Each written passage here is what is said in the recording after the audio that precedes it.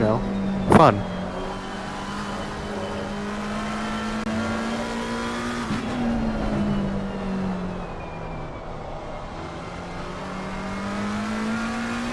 Are we back? Okay.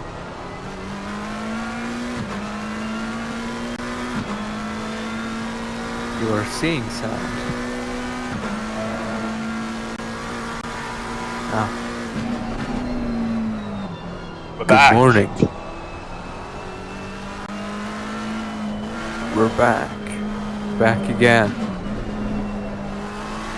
Yeah, a few technical issues. Just waiting for the stream to come back up. We'll return some pictures to you. But yeah, Glenn, as I said before, doing his best to keep everything running all at once. And sometimes one of the balls drops, either out of his control or not. He's doing very well to pick them all back up again and get them back in the air.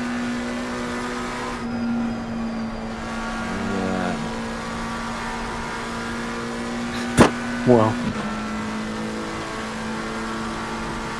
Still don't have a stream, Glenn. If you've got any pictures for us, we need something that we can talk about. I'm watching the YouTube stream. Currently we're on board Steve and Ty, I think. We might be. Oh, there we go. Nice one. Yep, on board Steve and Ty as he goes, where are we? Going down to Vauxhall. 5th, 6th gear easily. Braking, you're gonna brake at the sign, probably. I don't know now if he's P16 or 17. I'm seeing 17 on the standings, but 16 on the thing. Ah, there it goes, it updated. So yeah, 17, so yeah. Going very well from last to first attempt. Last to 17s, currently. Yeah, we know the ACC timing board is a bit wonky at the best of times, but I saw something before that I've never seen before. It was actually Scott Rockford who pointed it out. There was 2 cars on the leaderboard who were both in position 30 at the same time. On completely opposite sides of the track, one was on a different lap, and they were both P30, while at the same time there was no P32 anywhere, and then it went to P33. I don't think I've ever seen that. Oh yeah, I actually have seen that before. It happens when the server shits its pants, basically.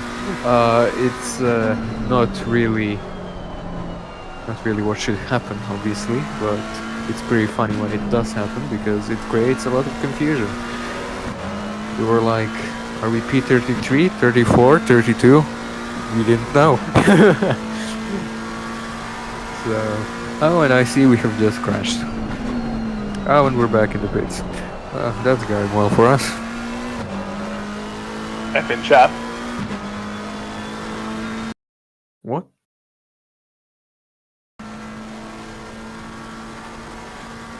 Carlo's team has crashed. He's watching ACC, I would suggest, and he's talking about he's viewing his own car. So, no, I mean I lost there, but that's okay. I saw it on the track map. we were just yellow. We were just yellow for like 10 seconds and then dead. Oh well. We're talking about it does happen. We're talking about fan favourites before, and while technically not a driver, I think I have the biggest fan favourite in all of OOR, and JC, you'll be well and truly on board with me for this one. I don't know if she's still listening. Jan Tully, shout out to Jan in chat. I know she was around earlier. Definitely one of OOR's favourite people. Hello, Mrs. Tully. She's been a little bit absent recently with Gibbo not doing the sprint series. Gibbo was saying that he actually had to text her and remind her that this one was on. But she's still done the good thing, come in and said hello, and yeah, we all hope she's well.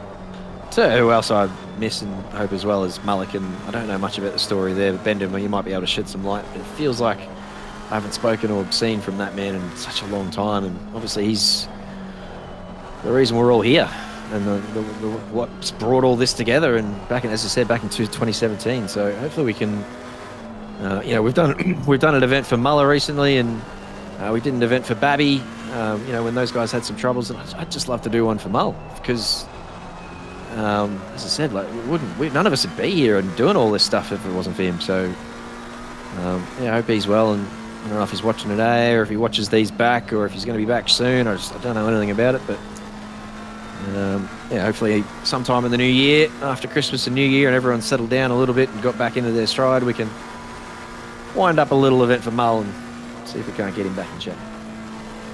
Yeah, it would be nice to.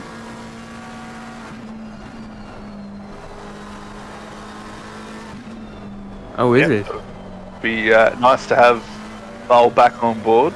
Not sure if we'll mention that now. Perhaps the voice in my ear will let me know. But yeah, he's been battling recently.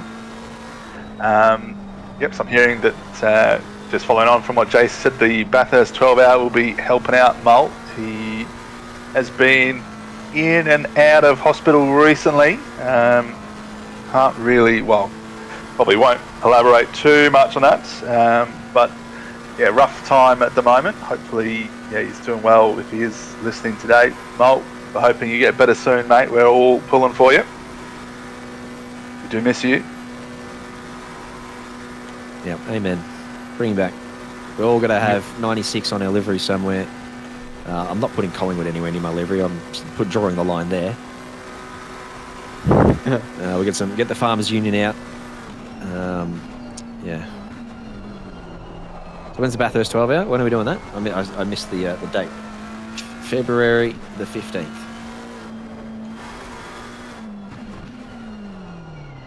So absolutely locking that one in the diaries, February the 15th. And of course, everyone loves Bathurst too. All of OOR especially loves Bathurst and always turns out in great numbers for that one. So yeah, we should have a full grid, 48 cars or whatever it is that's getting handled by the pit boxes there at Bathurst, and that'll be a massive, massive event there. In February. Oh, what's happening? Maybe tight, reversing in the pit lane because he missed his pit box. Oh no! Oh no! Oh. Yeah, I didn't know it was a technical issue or what. No, you're right. He's just completely whiffed that. Yeah. And here we are on board Jack Steele again in the Aston running P2. Still, nowhere near the 89 car. The gap about 2 minutes from what I see. Still.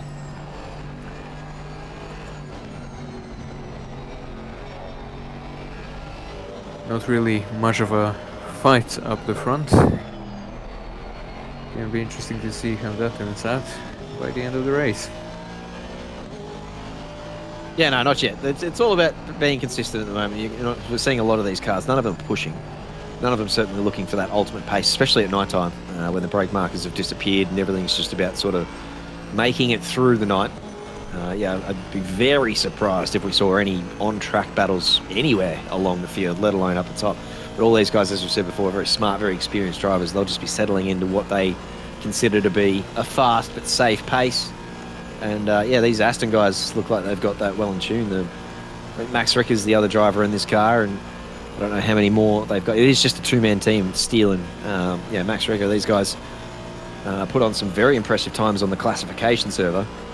I don't think they'll be getting anywhere near those. Sorry, Bender. Huge effort, two-man team.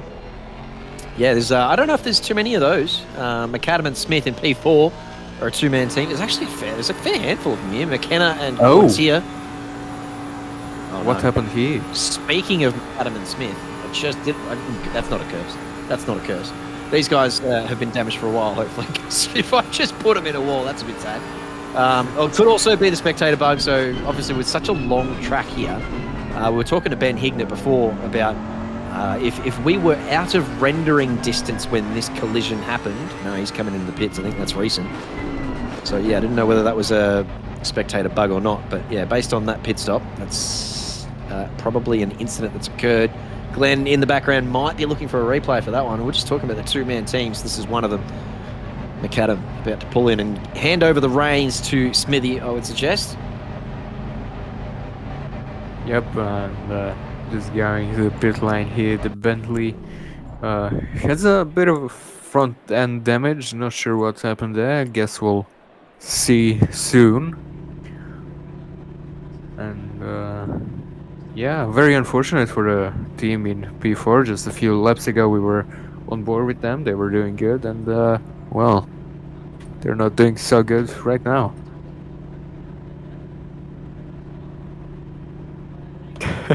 Sorry everybody. It's your fault. It almost always is, honestly.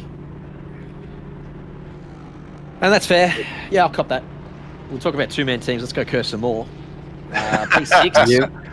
It's on you, JC, not me. McKenna and Courtier having an absolute cracking race. They're doing really well there in P6, and the McLaren, really well. Really good stuff from them. Really impressive.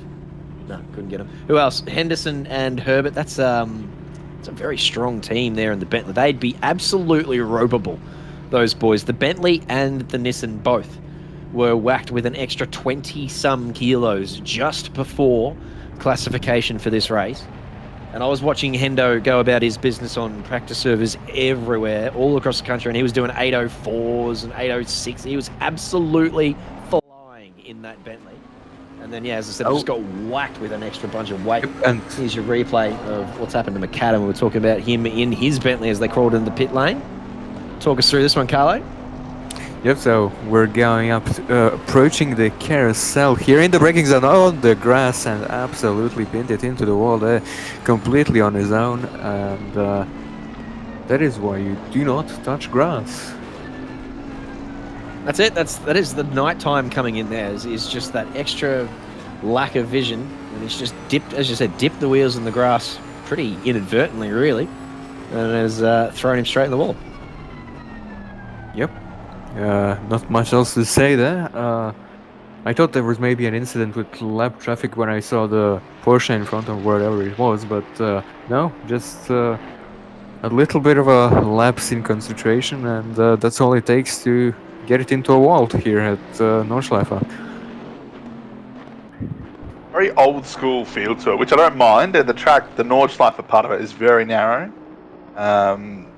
Barely, I guess, 3 cars wide on the track. Maybe a car width either side of that, so maybe 5 car width wide. Whereas, your favourite track, JC, Paul Ricard, you've got 20 acres of runoff area before you even see a barrier somewhere. Yes. So I do like the old school feel. It is punishing. Yeah, you make a mistake and you're in the fence. Usually back in the pits in pretty short order. But I just, I know it's for safety in real life, but I do miss the old school tracks. The old school feel. Yeah, this is certainly one of the tracks that has the old school feel. If anybody has ever driven here in sim or real life, they would see how just narrow and fast it is. This is a perfect example here, going down into Foxhole. Very narrow, flat out part of the track. I have to say, in the middle of the road. If you touch the curb, you're probably dead. If you touch the grass, you're definitely dead. If you turn in a bit early here, you're dead. Yeah, just about if you do something wrong, you're dead. So it's just that old school feel that the tracks have, and well, I can certainly see why not many more tracks have that feel nowadays. Certainly, I think maybe Bathurst is one of the few that can compare. And yeah, not much else to say about that. You were talking before about Paul Ricard, like 2 completely different experiences. Paul Ricard is obviously the greatest track in the world for racing and for side-by-side racing. And as you said, there's plenty of outside runoff. If 2 cars want to go side-by-side through a corner, they can. And they will have a red-hot crack at that because there is much more room to make, mistakes between 2 drivers. But this is a much better hot-lapping track. If you ask me, if I was to sim race by myself without any competition for the rest of my life and just have to pick one track to hot lap, it'd be this one. I've never fallen in love with the track so fast. I'd never driven this track before ACC. Actually, I did it once on AC in an F1 car, that was a wild ride. But this is the first time I've probably driven this track competitively, and I fell in love with it instant. It's hooking. It's such a hook. It's such a intoxicating roller coaster of a thing. And I'm right with you, Bender. It feels like it's because you are so close to death at any moment. And I think it's such a glorious track. I really do. And I can't believe there's people out there who don't like it.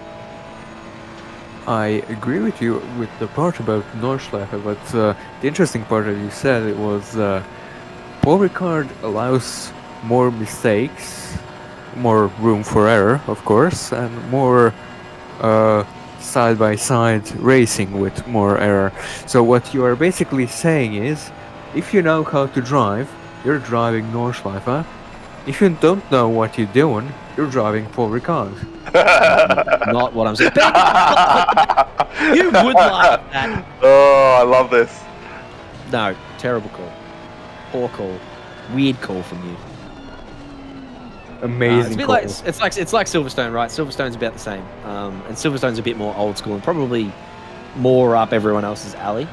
If you want to go into battle with someone, Silverstone's probably the place to do it. And Paul Ricard, even Spa to a certain extent, perhaps Spa probably still a little bit narrow and not as many overtaking opportunities, but those sort of big, wide, open tracks. Ashland's such a Monza fan. He's in my chat saying Monza is the GOAT.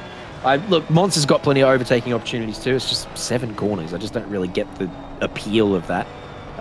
But yeah, like in terms of hot lapping, and if you're just going to be out here driving by yourself, the driving experience at this track, I actually like Zolder.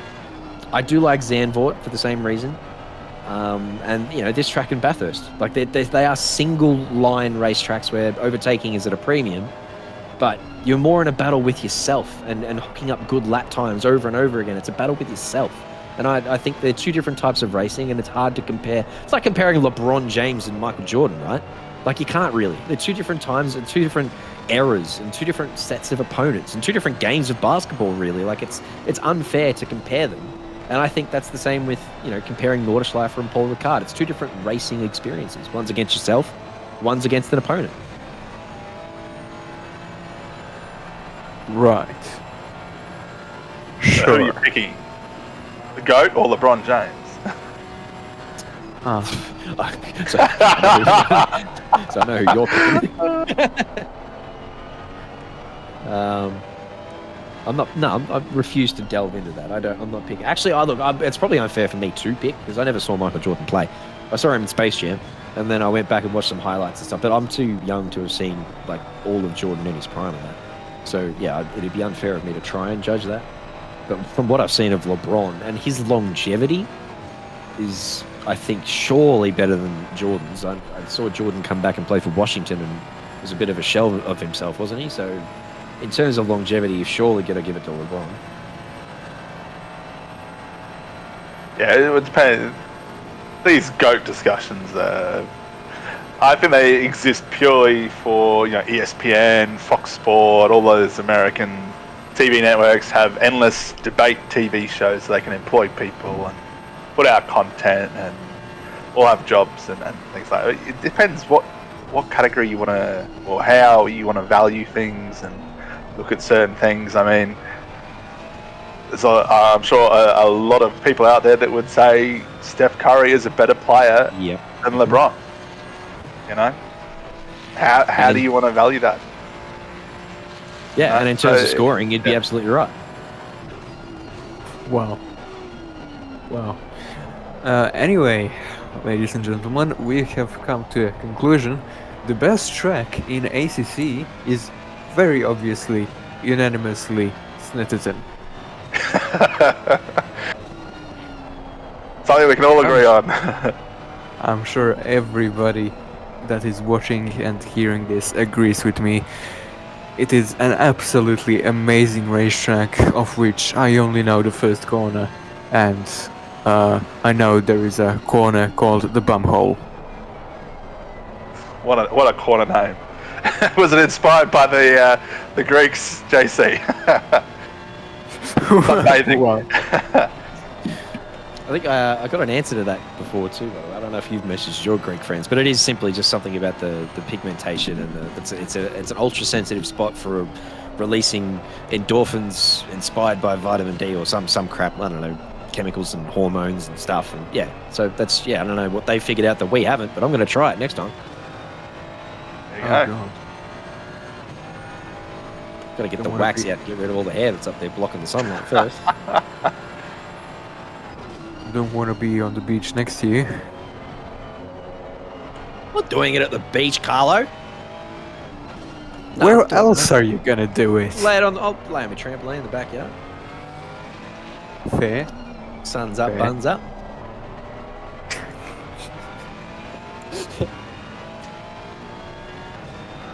A couple of days recently that were pretty good for it. I don't know what it was like in Adelaide over there, Bender, but it's been bloody cooking here most of this week. Not particularly great weather. It's been, I think, 25 to 30 degrees and rainy. So it's been muggy, humid, overcast. Not very nice. Right, okay. No, we've had hot stuff. We've had sort of mid-30s. We've had the same thing, though. It's been muggy. It's just properly sticky, which is it's coming into summer at that point. And then, yeah, today it's cooled off a bit. It's only 21 or 22 today, which is nice for a 12-hour. I think it's the same most of the way across the country, too. It's pretty moist in Canberra, I know that much. I think Sydney's pretty wet. Queensland was having storms only yesterday, so it must be pretty wet up there, too. Do you remember a decade and a half ago when we were talking about a drought, we'd never ever see rain ever again? What happened to that? Wouldn't Do know. remember hearing about that. Yeah, not sure. I mean, I guess climate change, if you like. Remember all the water restrictions we had? And we were at level 3 water restrictions and all the dams were empty and we were like, this is it. This is the end of the world. Like, we're never going to see water ever again. I think I was in high school and then it just started raining one day. Everyone was like, And then oh you my God, never rain. Couldn't water your front lawn or anything. Yeah. Yeah. It was like a lifetime ago. What's this we got up on the leaderboard here? We've gone away from the ACC Drive leaderboard here. And we've gone back to the ACC leaderboard, and some of these are blue. So there's a Yeah, I different think doing the relative positions on track compared to what we're Compared viewing to- Daniel Webb at the moment. So the gaps will be the next car in front, and if they're blue, they're obviously a lap car. They're white, and they're on the same lap. Nice. That's an underutilized piece of data. I reckon that I like that little board there, right there. That's exactly what it is. This is we're watching Webb, and these are all the cars around Webb and where they are relative to his position. I like that. Nicely done in the background by Glenn, putting that one up. Yeah, very nice. We get a bit of a feel how it actually feels to drive these races. As you can see, Webb has a car 6 seconds in front of him, but that car is left. And the nearest car that he's racing in front is right about 35 seconds in front. Behind, we have a 4-second gap to Smith in the 183 Bentley. And behind them, we have a train of P21 to P23 cars, spread from -14 to -37 seconds behind Webb here. And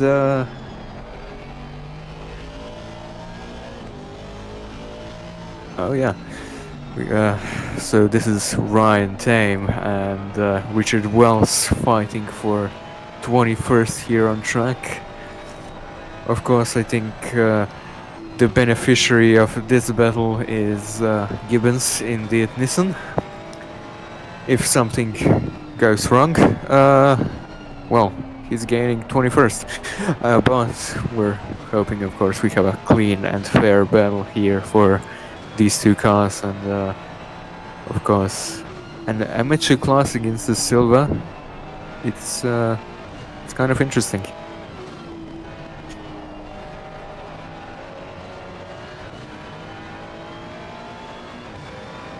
I don't know how I feel about these guys being AM, though.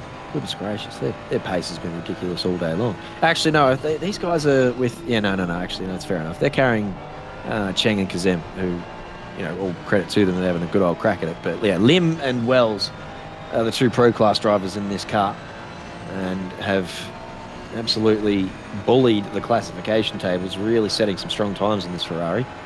And then, yeah, Ocean Cheng and Kazem. I don't know much about Kazem, but Ocean Cheng's in our F1 series and is pretty quick in the F1 cars, but maybe just hasn't quite acclimatised to ACC as quickly as she may have hoped. So she kind of struggled a bit in classification, and then had a few issues before as well. Got into an incident with who was it? I can't remember who it was. Picked up a stop-go 20 for that one, which sort of set them back a fair bit. So as you said, they're back here in P22 now. So they're AM class, probably only by the skin of their teeth, I reckon, with 2 pros in that team. But yeah, no, it's probably very fair for them to be fighting where they are, because they've got the very lucky to be AM class David McNulty car. I don't know how they managed to sandbag into AM, because they got some very fast drivers in there, and they're currently up PV 14, Bender. We mean sandbag into AM class. That's where we live, mate. The old blokes who come around once every couple of months, chuck a few laps in, don't get involved in any incidents, and then pass all the people that crash. That's all we do.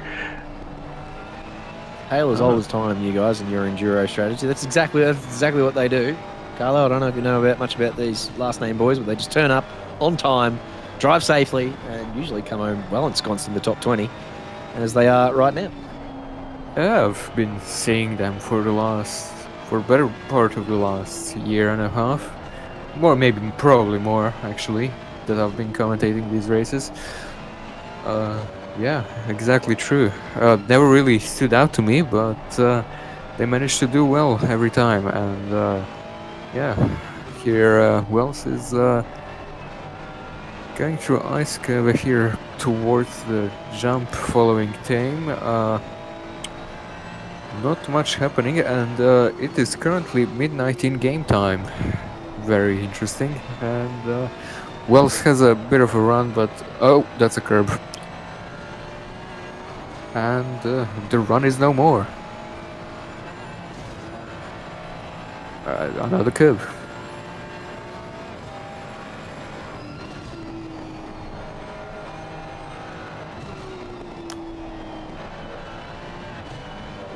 What are you doing for Christmas? What's your plans? Can we talk about Christmas yet? Or is it too early? No, absolutely, we can talk about it. As soon as Halloween's passed, Christmas is fair game, in my opinion. No, don't do that. You're as bad as my missus. She tries to get the tree up earlier every friggin' year. Nah, mate, I'm a big lover of Christmas decorations and Christmas in general. Just, it's the happiest time of year. People are happy. The weather's good. Just embrace it, man. If the tree's coming up November 3rd, just get it out. She's happy. Happy wife, happy life. You'll be fine. She's just in behind me like I've summoned her. Rightly so. You will pay for your sins. No, it should be good. My brother, who moved to Europe early this year for study, is coming back home, so he'll get back in a couple of weeks. So it'll be good to catch up with him, spend some time catching up. Yeah, just hanging out with the family, so that'll be nice. Yeah. Meanwhile, Richard Wells has made the pass on the Dottinger Strait for P21. Very, very good effort from the Monjet Racing driver. And he's currently dropping Tame. 2 seconds already.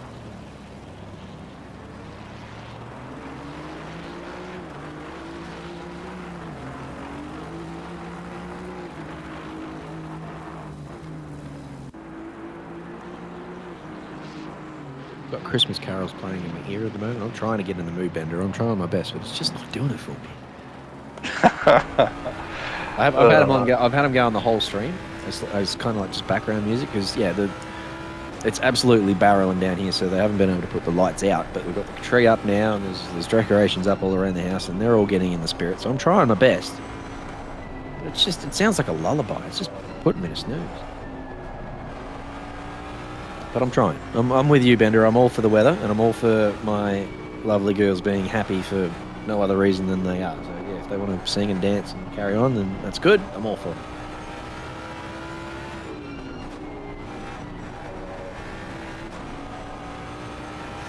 Yeah, speaking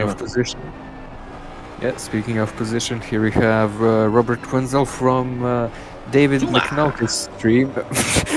Big feed, Soma, get him. Suma! Come on, get up. Yeah, chasing King in the 90 Aston Martin. Going up to the jump here, having a little bit of a run, getting just that little bit closer when Zell, of course, having the power of the Mustang behind him.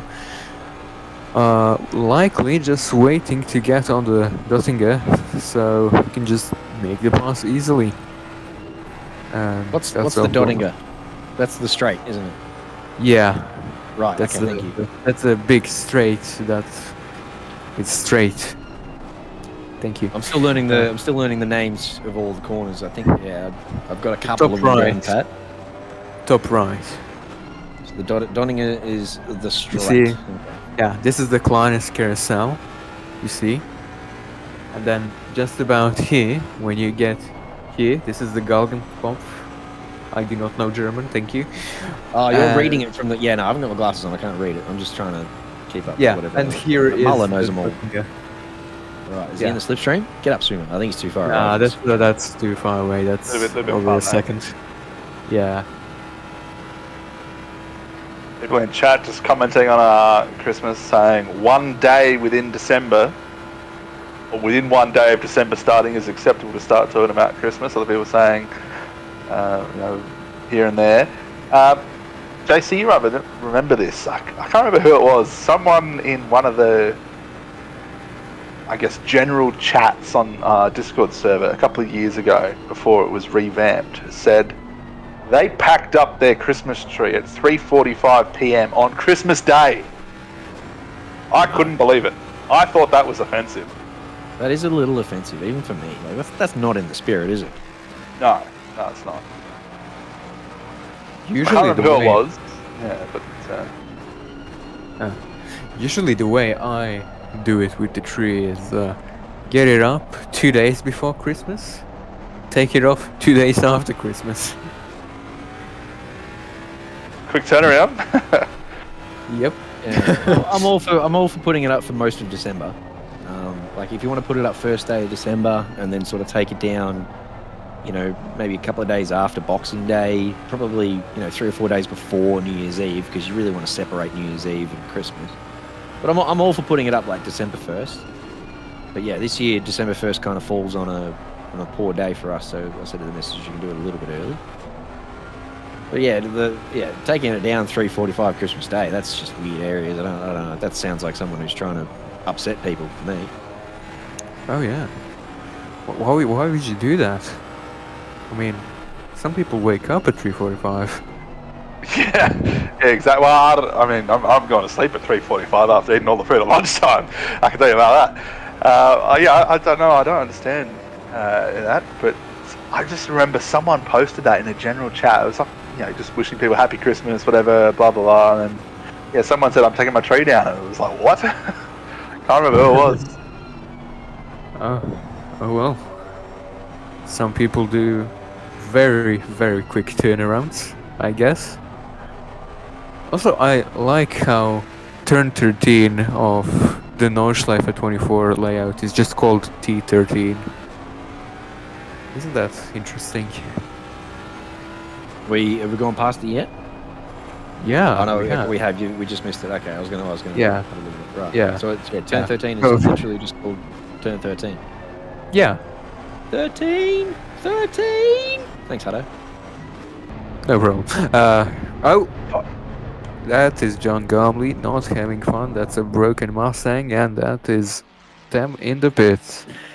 Very unfortunate. Battle for P19, Glenn. While you're there, battle for P19 is going to hot up pretty shortly. So if you've got nothing else to watch, I'd be flicking it over there. Oh yeah. Here we have Kafil Slade following Cricky, who drives blasphemy of a BMW. I do not know why he is not driving the fridge this time around, but yeah. We just wanted to try something different. We did consider the GTR. We had the Honda on the table originally, and our other driver, Scott Rockford, drives the Honda in the Sprint Series, and he said, let's give the Honda a go. But then we all took it around here, and whilst it's pretty fast, even Scott Rockford, who, as I said, drives it in the Sprint, even he was like, no, we're not driving this for 12 hours. It is an absolute death machine. So yeah, very, very fast, but just impossible to drive consistently. So then it was a toss-up between the Aston, the BMW, and the GTR. Cricky and I obviously drive the GTR religiously in the Sprint Series, and we said we kind of want to drive something different. So then it was down to the Aston and the BMW, and we just landed on the BMW. Oh, there goes Slade alongside always going to happen. Right before Tiergarten. Is he going to back out? He backs out. No walls. So that is P19 for Slade. Without much of a fight from Cricky, surprisingly. Unfortunately. Business decision right there. Yeah, absolutely. I was really hoping there would be a side-by-side moment there, but yeah, taking it safe rather than risking something. Still, 6 hours to go, nearly halfway through the race. So, yeah, still a long way until the end, and yeah, no need to risk anything just yet.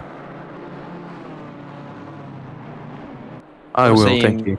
Tuck in behind Slade here and just settle himself in. He's got a quick driver in front of him now, Cricky, and Cricky tends to do well when he's chasing another car around.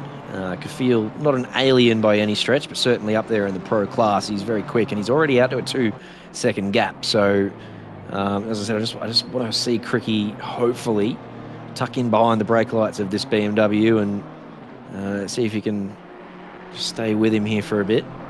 But yeah, Kafil already through this GP circuit's really put on a nice gap. It's at 2.5 seconds since I started talking. So Kafil, I think, was just waiting patiently there behind Cricky, and as you said, got it done pretty comfortably on the Dottinger. Cricky didn't fight too hard, knowing that Kafil's pro class and probably just a little bit out of his own range. But yeah, now he's really put the boots down, has Kafil, and he's out to nearly 3 seconds before we get onto the Nordschleife. Yep, and through the advantage, the launch chicane, whatever it's called, and we get to the famous turn 13 that I was mentioning just a few minutes before. Show me. There it is. There it is. There it is.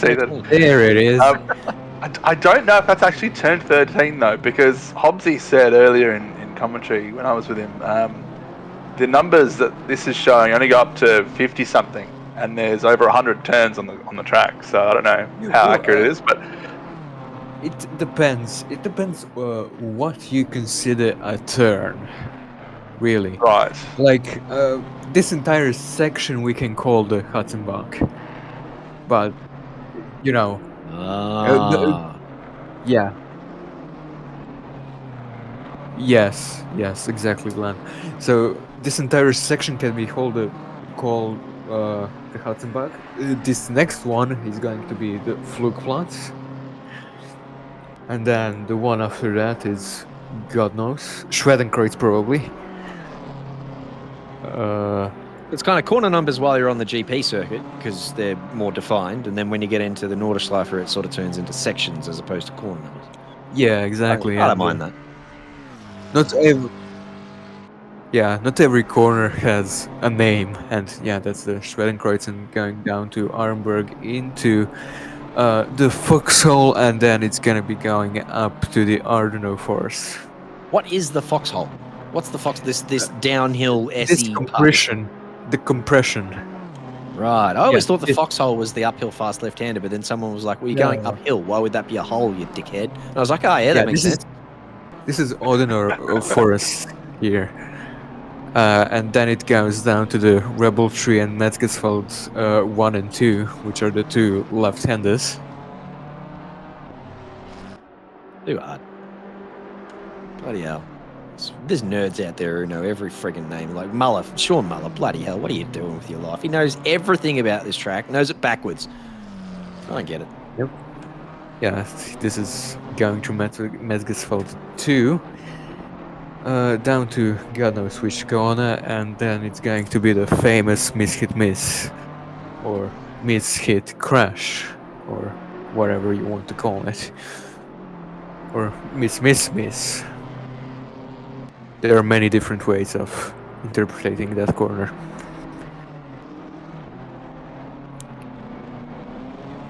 And technically, there are 3 corners, but, you know. We are at the halfway mark, still a long way to go. Oh, there we go. We've just seen the general race control message. We have just ticked over halfway Nordschleife 12 hour from Permobil, knocked in online racing. Because we did a stream change earlier, perhaps Glenn will be able to let me know, but I don't think we'll be doing a stream change. Half distance, no? No, I think we've had... Yeah. What is the maximum because- for YouTube? 12 hours 12 is the hours. maximum, so yep, Okay, because so we just did one a earlier. cheeky one.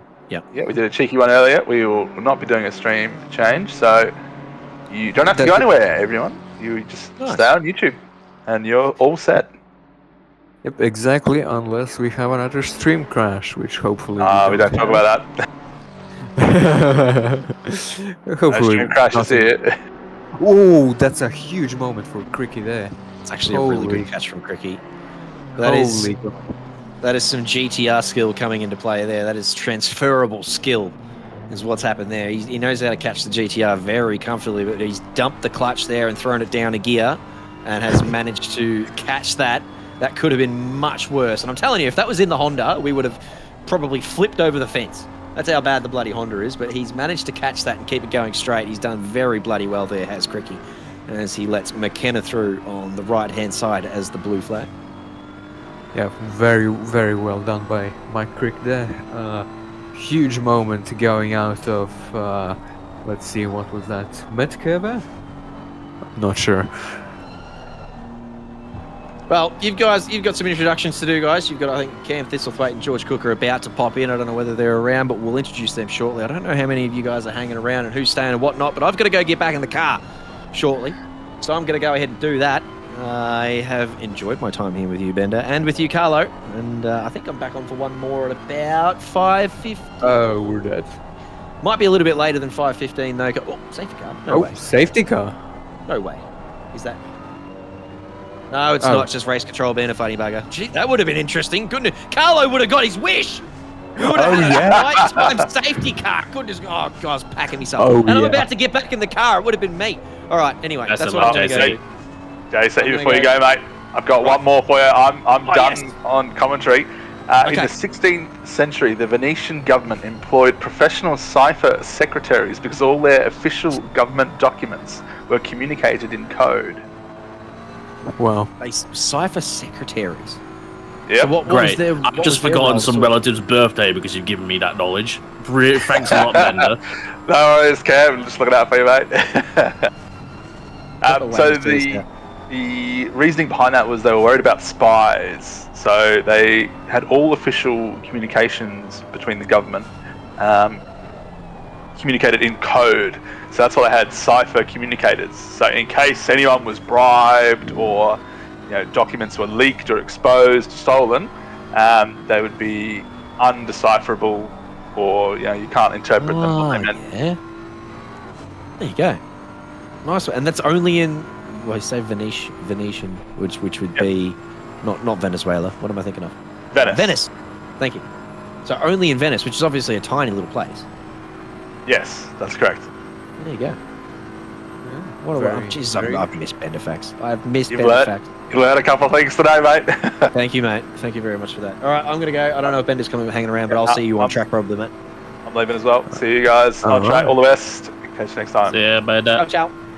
So yeah, with JC and Bender out of the comms box, joining me here is George Cook and Cameron Thistlethwaite.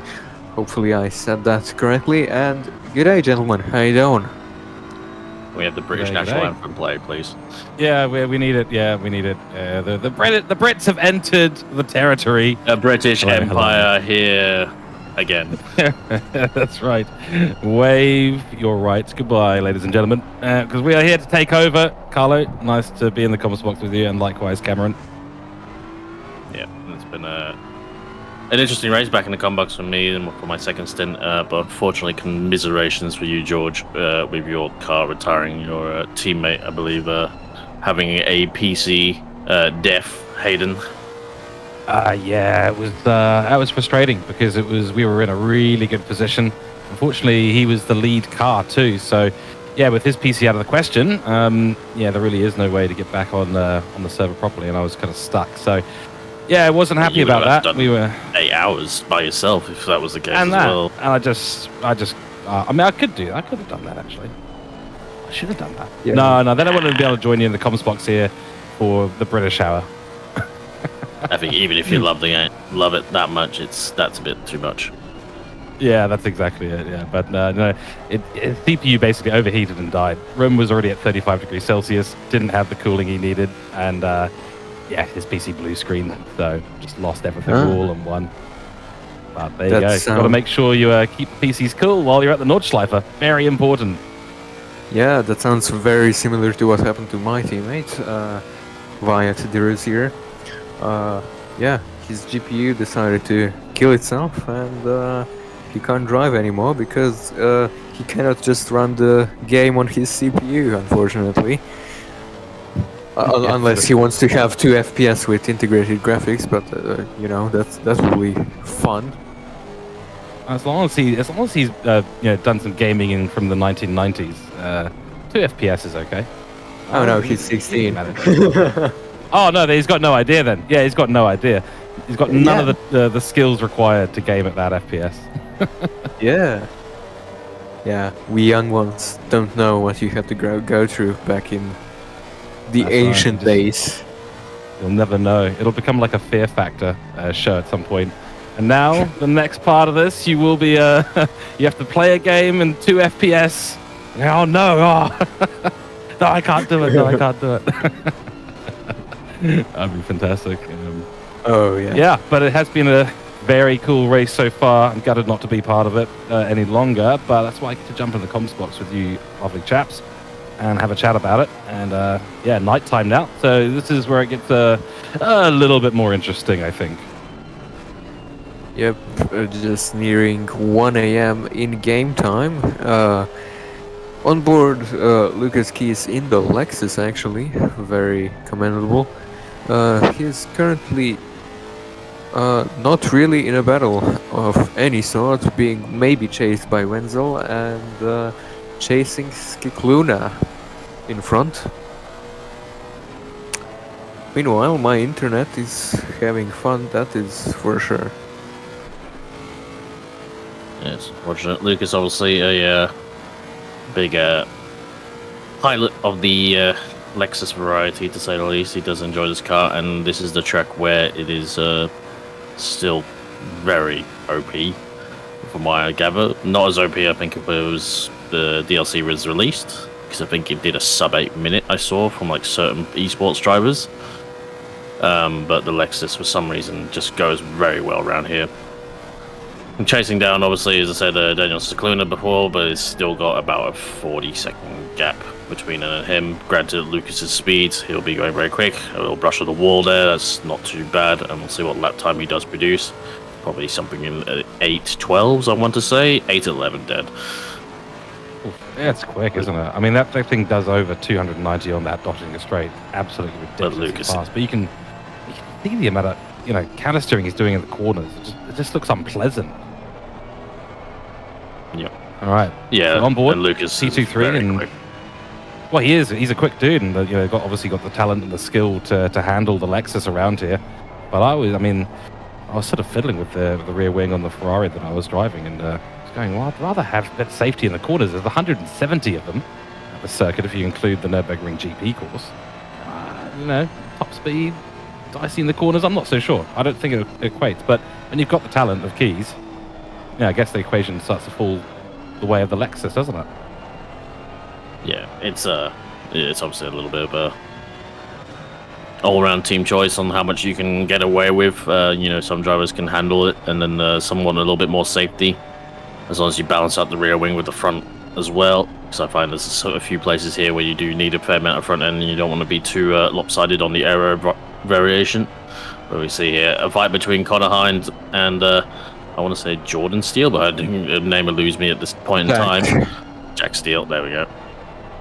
But yeah, two-man team for Jack Steele and Max Ricker, and Aston Martin doing a very, very good job, very stable job so far, but under pressure now from Connor Hines. Be interested to see how these cars pair out when it comes to the straight.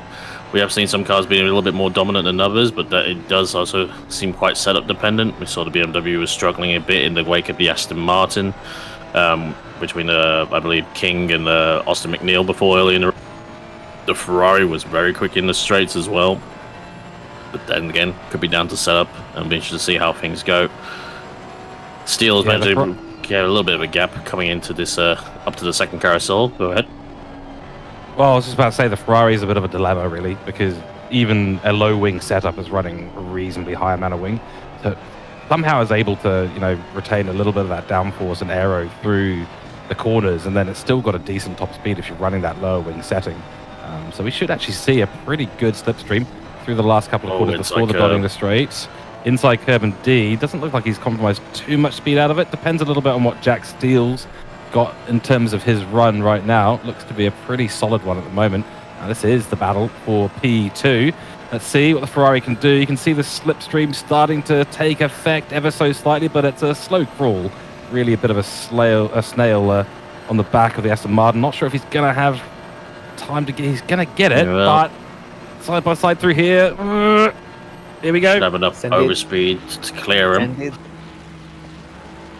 Absolutely, does. Beautiful.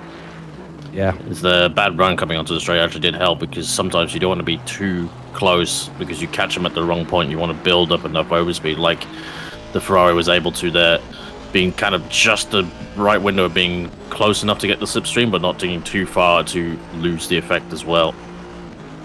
Yeah, that's right. That You was can a get great caught out pass. quite easily with that. Yeah, it was very, very clean there from Connor Hind, and the number 69 car moves up into the second place position. Of course, Jack Steele on 17. That's the Race on Oz car. There's a few leagues that have decided to enter cars. I think Race on Oz is one, Sector 1 as well. There's a couple of cars that they've entered too.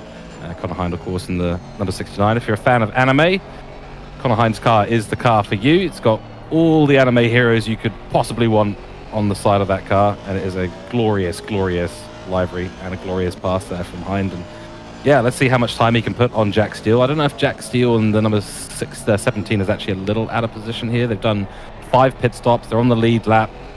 5 pit stops for Connor Hind too. So it looks like that was a proper fair dinkum pass. Yeah, it's Very ideal nice. as you want things on the straight as well.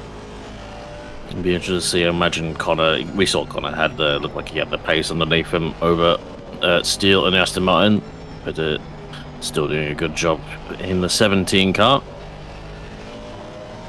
Looks like, I'm not too sure if the numbers are correct, but it looks like the battle between P4 and 5 between Naim and Webb in the Ferraris is closed down to about a 3-second gap. We'll see if that's actually reflected. It looks like it is, as they are just up ahead, and it's going to be undone anyway, because we're going to come into the box and no battle for us. Yeah, that's right. 4 pit stops for Daniel Webb and the 623 car, so they needed to get in there, get that one done. I think they'll still be leading silver class even after that pit stop. I'm not quite sure which the next car in their category, but it seems like a fair way down. So they've done a great job so far in the 623. Not sure if Daniel Webb might continue, might be double stinting. There's a cost to benefit ratio of double stinting, isn't there, at Nürburgring? I feel like a 1 hour stint or 70-minute stint, depending on the car, does feel like it goes quite fast, but I think it's more exhausting than you realise. By the end of it, you go, oh, that was hell. 2 of them in a row. That's really difficult. Yeah, there is Oh, a mental fatigue element. Yeah, you get in the car, you're like, oh yeah, this is good, and this is nice, and you get by the end of the stint, you're like, I can do more. But you get out of the car and then you realize, oh, good that I didn't do more, because I would be dead. That's it. Yeah. Yeah, I started to go a little bit sideways at the end of my stint, because I think it lulls you into a false sense of security. You got low fuel in the car's feeling good for the first time in 60 minutes. You're going, yeah, sweet, time for me to go for it. And certainly this happened to me, and I started to see the delta, the green mist or the green light there ticking down, and I was then all of a sudden you're going, oh shit, slightly wide at that one, slightly wider at that one, missed an apex there, and then I was in the wall, but not hard, luckily. But it's one of those ones where it lulls you into a false sense of security, and then it bites you. Yeah, exactly what happened to me on my last stint.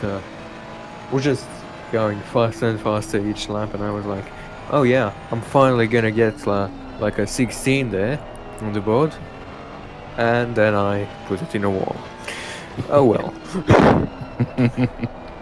Yeah, so the limit of grip at a track like this. This is what, in my opinion, makes Nordschleife just such an amazing track. It's the fact that you're dancing on the limit. Doesn't matter how fast your overall or ultimate pace is. No matter how you drive this track, you're absolutely on your own limit. And I think that's part of what makes it so much fun. True. Yeah. Yeah. Nonetheless, Connor Hind is doing a great job. We're on board with him at the moment. In we go down the hill. Love this section of track. And up. Get a little dab of the brakes there. Upshift. Make sure you run a bit wide so you can get it early on the throttle.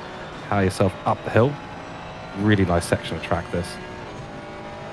Oh yeah, beautiful. But yeah, what you were saying, you really have to be on the limit here, because if you drive the car below the limit, it's going to feel worse than if you just do it on the limit or a bit over the limit. You really cannot afford to get complacent at this track. Because Yep, and everyone's had that. it is going to cause you issues, and the amount of issues you're gonna have depends on on you. On your confidence, on concentration, and your car setup and knowledge of the track, of course. But what I'm noticing here with many of these drivers, they have incredible confidence in their cars and the setups. It's really lovely to see. It's really it really shows how much time and effort these teams put into practice and work for these races. Yeah, it's a big effort, it's a big undertaking, and especially when you've got a mix of drivers, driver skills or driver comfortability with a track like this. I mean, we've got to remember that ACC has only just recently had this track included in the track list. So there's probably a few ACC drivers out there that haven't really had a lot of experience at a circuit like this, whereas on other platforms, thinking like GT7 or something like that, they've had the track for a little bit, so there's a sort of a different amount of skill that can be had at a track like this. Then you take into account just overall general driver skill. Tricky to set up a car to account for all that. Little moment there from Henderson, heading up, get ready to say hi to YouTube. Got a nice line through the remaining part of that. It's a really tricky zone to get right. Just as you come up to the top of the hill, downshift, cut over the blind apex. Then you need to be in the right line, brake, a couple more downshifts, and then pray that you've let enough speed off. Going off again there. Oh, distracted by the rave lights and the party happening off track, maybe. Yeah, that's a bit of grass there on entry we saw earlier. I don't know who it was anymore. That had an off, just getting on the grass and completely shunting it into a wall. It's really, really dangerous, especially considering that currently there is 10C track and ambient temperature on the track currently, 1 a.m. in game time. It's really quite something, and getting on the grass, especially braking on the grass, it's almost a guaranteed death. Almost. Yeah. And Henderson here. I was going to say, Yeah, we'll Henderson. just run through our top 10 right now. So it's been a little while. It's still being headed up by the 89 car of BS Plus competition right now, which is Makita, Lamb, and Burrs, with Burrs still at the wheel. The second place, obviously, is the Connor Hind for Arena Open Sports, who still quite close with Jackson Steele. Jackson Steele. I keep saying Jackson Steele. He's from Cars 3, isn't he?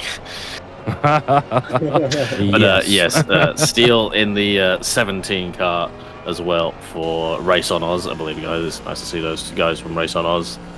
And Naeem in the 711 car. We seen Naeem do quite a few stints so far for that car, so it'll be interesting when the things have changed over. Maybe Taufik, Reyes, or Fahad will get in. And then Smith, along with McAdam for the Bentley, and McKenna in the 473 McLaren for Pub Cup / Shirakan. Go McLaren. Let's go. Ellis. It's nice to see McLaren up there as well. There's a couple of them. We still got the Castrol one. And Bruno Ellis in the 499, which is headed up by is Oz Team Racing as well. Followed by Nathan Henderson. Nope, sorry, Jay Wills in the 623. Followed by Nathan Henderson in the 422. Bentley for Pit Viper. And then Austin McNeil makes up MRT's number 10 for the 700 car in the BMW. So, you just get rid of a few Ferraris. It'd be a nice mix of cars. Oh, I agree with that. Absolutely. Probably good that the CPU overheated on my car. It's one less Ferrari on the grid, isn't it? I just like seeing McLarens. Nice to see Stephen Ty down there and P16 at the moment making his way through the grid. I think there's been a few chats about their progress in the 111 car because they've been starting, I think it was right at the back of the grid. So Rocket Evolved, of course, and great livery, great team, great drivers in there as well. They've got a lot of work to do if they're going to get back up in the top 10. Also nice to see a couple of silver category cars up there in the top 10. So Austin McNeil, who wouldn't usually be associated with a silver category car, but we know they've got a mix of drivers in that team. So yeah, the same applies for the 222 Lexus of Lucas Keys. Like, Lucas is definitely not a silver driver anymore. He's not a silver driver anymore, that's right. It's a mix across all the teammates that make up the class positions, as obviously it's sorted out by the organizational team, such as Matt Powell and co. I think it's one of the nice things about an endurance event like this. Just bringing in a lot of drivers from different categories, different skill levels, and bringing that all together. I think it provides some really good engineering challenges on the setup too. I think I was saying that a little while back, but it's I think it is really, really good to see. Now I think 623 P8 cars had a moment at the second carousel. Oh dear, that's a scary place to have an incident. I was going to say they had Henderson right behind him, and now they've dropped back. They've dropped back behind Austin McNeil, as you can see the yellow and white BMW up ahead, and I think that's bent steering as well on the nope, never mind, it's still okay. Definitely been an incident for Justin Wills. Yeah, that second carousel was vicious. Maybe just a spin. Well, you just hope that it's just gone a little bit sideways and he's just gotten it going again, because the carousel, you go in on the inside of that, and then as soon as you hit that bump on the exit and you put the power down, because you have to get the power down a little bit before that bump, it just launched the rear. And as soon as that rear is launched, well, you're not really in control of it anymore. You see drivers all the time just get bumped out to the outside. Suddenly the barrier's there, and suddenly you got off a real problem with your steering and inputs. And Wills doesn't look like he's in any kind of trouble. We'll see if he comes into the pits now. Obviously, it's been a slow lap. You can see on the dashboard 940, 950. Probably by the time he comes across the line here, so it's cost him a lot of time, but must have rejoined relatively safely. I think that must have been maybe an outlap as well. For that car, I was going to say, because 950 is very long. Yeah, that's like 2 minutes. Have been sitting for a minute. Yeah. I think that's an outlap as well. Surely tacked on. It definitely is. Yeah, it is. Yeah, it's just coming from the pit, so 9 minutes on the stint so far. Yep. Yeah. Not the best way to start your stint, but hopefully it can only go up from here. Exactly. It can only go faster. You can also crash the car. Just saying. Well, it's true. It's part of sim racing, as we do like to say. I guess it is that dilemma. It's 10 degrees Celsius track conditions out there, so tires are, they're not going to get into a really good window anytime soon. I mean, even around a track this long, you've got to kind of take your time a little bit, really. Like come out of the pits, and the outlap really is. It's not even an outlap; it's a warm-up lap. Then you've got your outlap. Then you can start to go a bit faster. Yeah, exactly. And the thing that at least my team, and I'm sure many other teams are doing, is overpressuring their tires to get them in some kind of a window. And here's the replay. We're going forward here for the Klein Carousel. The right-hander, fourth gear. It's not even tires. Yeah, it was on the grass on entry. As I was saying earlier. Hopefully you wait for the car to cars, the car coming, and thankfully they slowed down. Yeah, he got to the right position there on the left-hand side soon enough, so not too much of a problem there. As long as he knew that he could get there in time and didn't realise there was a car coming because... and just hoping it's intentional. Yeah. Well, you know, the cars do come around that section pretty quickly. I mean, you've got the headlights you can sort of just see coming around before the apex, but yeah, looking down the hill there, it's not like you've got a clear vision of the cars coming through. Yeah. Especially if you don't have teammates to tell you, you often don't look before you do a silly thing and go across the entire road, and yeah, silly things can happen.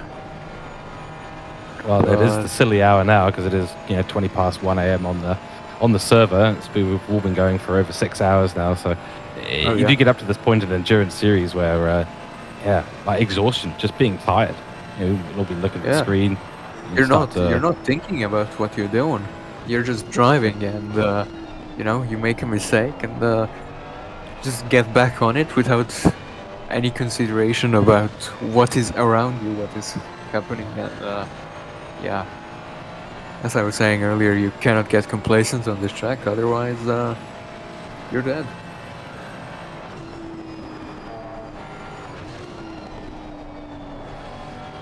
And your Forest, nice entry through there. Get it slowed down as we get an apex on the inside line. Not quite, but that's still a good line to take. Widens out the exit. Yeah, nice corner there by Wills. Doesn't look like he's having any additional problems now. Tyres will be well within the window. 5.5 seconds-ish to Austin McNeil. And Wills currently P9. Looks like the 499 is a fair way back, though. 30-second gap there back to Rob's in that Porsche, but it is the lead Porsche. So well done, I suppose. Congratulations are in order for that. Yeah, starting to see a few pit stops now as well. So some people maybe coming to the end of the stints. Just halfway through the hour, but you save a bit here, there, and everywhere on the current stints. That can easily, go 5 minutes longer on every hour, and next thing you know, you've saved half a stop. Definitely all pay dividends in the end. It's been interesting because one of the popular Nürburgring YouTube channels posted up their 2024 compilation, so I've been watching that before this race, and mainly stationed at Brunchen and Adenauer Forest, and it's amazing how little talent some people have for their cars. Wow. Really, really. Do like 5 miles an hour through Adenauer Forest and still manage to fly off the track. Happens. Well, you do hate to see it, but it is highly entertaining content. It is. If your car starts to understeer, don't just completely lift off the throttle and countersteer into the car. Yeah, I think that's probably one of the lesser known things about car control. Well, probably not lesser known, but it's definitely one of the key things about car control is balance in the car. Where is the weight sitting? How are you affecting the weight balance? Is it going, you putting the weight forward, are you putting it to the rear, putting it to the left, putting it to the right? I think, flip moment there. Yep. Oh, Will, that was close. I don't think he'll have any major damage from that at all, but scary when you do that. I mean, you do need to open up that corner quite a bit, but yeah, it's scary. What we'll say is that, I think this track of all tracks teaches you about how to balance your car and the effect that your inputs are having on the balance of the car, because it is so critical. I mean, we talk about the jump, even the carousels here. You go in here hard on the brakes, and you can cause that rear end to start to do some really funky things, and go in there too hot, and or accelerate it all at the wrong amount or wrong time, to launch it to the side of it. And I think the Nordschleife is the best place to learn about how to use the balance and manage the grip of the car. Well, I was gonna suggest maybe go to a track that has some more runoff if you don't know how your car's gonna react when it starts to slide. Don't go to the Nordschleife for crying out loud. I know. I think we recommend it. This is if you're ever going to learn ACC, ladies and gentlemen, load up the Nordschleife first. 1,000 hours here, you'll be right. You're right as rain. Definitely come a long way in the many years of track quality and simulation. It's will never replace the real thing, but it's definitely a lot more useful as a tool than how realistic it is. Coming down to the S curve, and coming down to the famous jump as well. But it's not really much of a jump, it's more just sort of a dip where you go there's a yellow flag up ahead, and hopefully that's been acknowledged. I'm not too sure what that was for, whether they had already passed it. It's already gone. Yellow is a Tiergarten. Yeah, it was Mike Crick, it looks like, so... I don't think that would have been in the same sector though, that's the thing. I've noticed some problems with that. I feel like I get yellows from all sorts of sectors, but I'm nowhere near on track. Yeah, I'm not too certain if they actually pull out yellow. The side track marshals actually put out yellows for the entire sector, which the problem is when there's 3 sectors across a 26-kilometer track, they just yellow half the track. Ideal. I mean, I once got yellow when going through Foxhole, and the yellow was in turn 1. So, I've seen it before. Caught me out first time because I think, okay, immediately it's going to be the next corner. All right, so I sort of lift off the throttle a little bit more, sort of starting to look around, and someone was saying, "Oh no, it was at turn 1." Going, what? Okay, back to full speed. Here we go. So I don't want to say that I started to ignore the yellow flags, but I definitely didn't lift off as much initially before I checked the track map. We do have a battle going on for P15, I believe, at the moment, of Internet and Struick. So we might get Glenn to switch us over to that as well. But it's been good time on board with with Wills. Here we go. So this is the 552 car, Pro-M category. 2 Aston Martins going to be battling it out. Struick here, and I believe that's one of the Sector 1 racing team cars. Currently in P16, and of course Vinternet and the number 90 silver class just ahead. So these two are going to be battling it out. Did see as we were just briefly on board with Vintner, I think that they did have a very damaged windscreen, but I think that spectator damage, judging by the speed he's carrying through these corners, because he would not have the front aero if his windscreen was damaged, because of how much damage you need to get the windscreen destroyed, to say the least. But I think he's okay. I think that's just spectator bug. It is a close fight between the two Astons. Both Aston Martin, it seems it has been quite I think it's always been heralded as like one of the strongest, easiest cars to drive. It's always been very strong as well when the boppers favoured it. It's it's easy to drive, it's very compliant, it's very predictable, it's got decent power underneath it, it has good top end when it wants to as well, good in the rain, hence it was the reason why it was a car of choice for a lot of the esports enduro leagues back in the years. Yeah, it's got quite the malleable setup as well. You can really change the characteristics of the car quite dramatically. I think that definitely makes it a bit of a favourite, or certainly has a somewhat of an advantage as a result of that. And it was very OP for a while as well, which was really frustrating. It was so easy to drive, but really quick as well. In the 2021 times, I remember it was I was not a fan, to say the least. I thought it was very boring, and that's not how to do the carousel for Stuart. Yeah, no, that's always a tricky one to tell, but I think that was just a little bit too much pace coming in. Sometimes the tyres don't bite as much as they need to as you drop in, but it does depend on whether you're under brakes or not. Yeah, you just got it all wrong there. We're going to go on board for a replay. Let's have a little look, see what's happened here to Mike Crick. This is just can we down? See what's coming at the happened. end of the straight, so past the Bilstein Bridge into Tiergarten. That's right. And just a bit too much speed, and the car just the rears weren't on board, to say the least, and it's unfortunately got to do a 3-pointer. Yeah, awkward braking zones there. Yeah, just a little. Let's see how he rejoins the track. He's being very cautious there, but yeah, that was just a brief yellow flag at the end of the track. It's a tricky place to get into the braking zone because you've got that sort of double braking zone almost, really, don't you? And if your car gets unsettled through the bump just before the entry into that last couple of corners, boy oh boy, it can go wrong. Carry a little bit too much speed. You're already turning in because you've got about 1 millimeter between the point where you're hitting the brakes and where you're turning in, and carry a bit too much speed there, and the car will just loop on you. I'm very envious of the cars that can take that drop there that we just went through, because some cars really don't like it.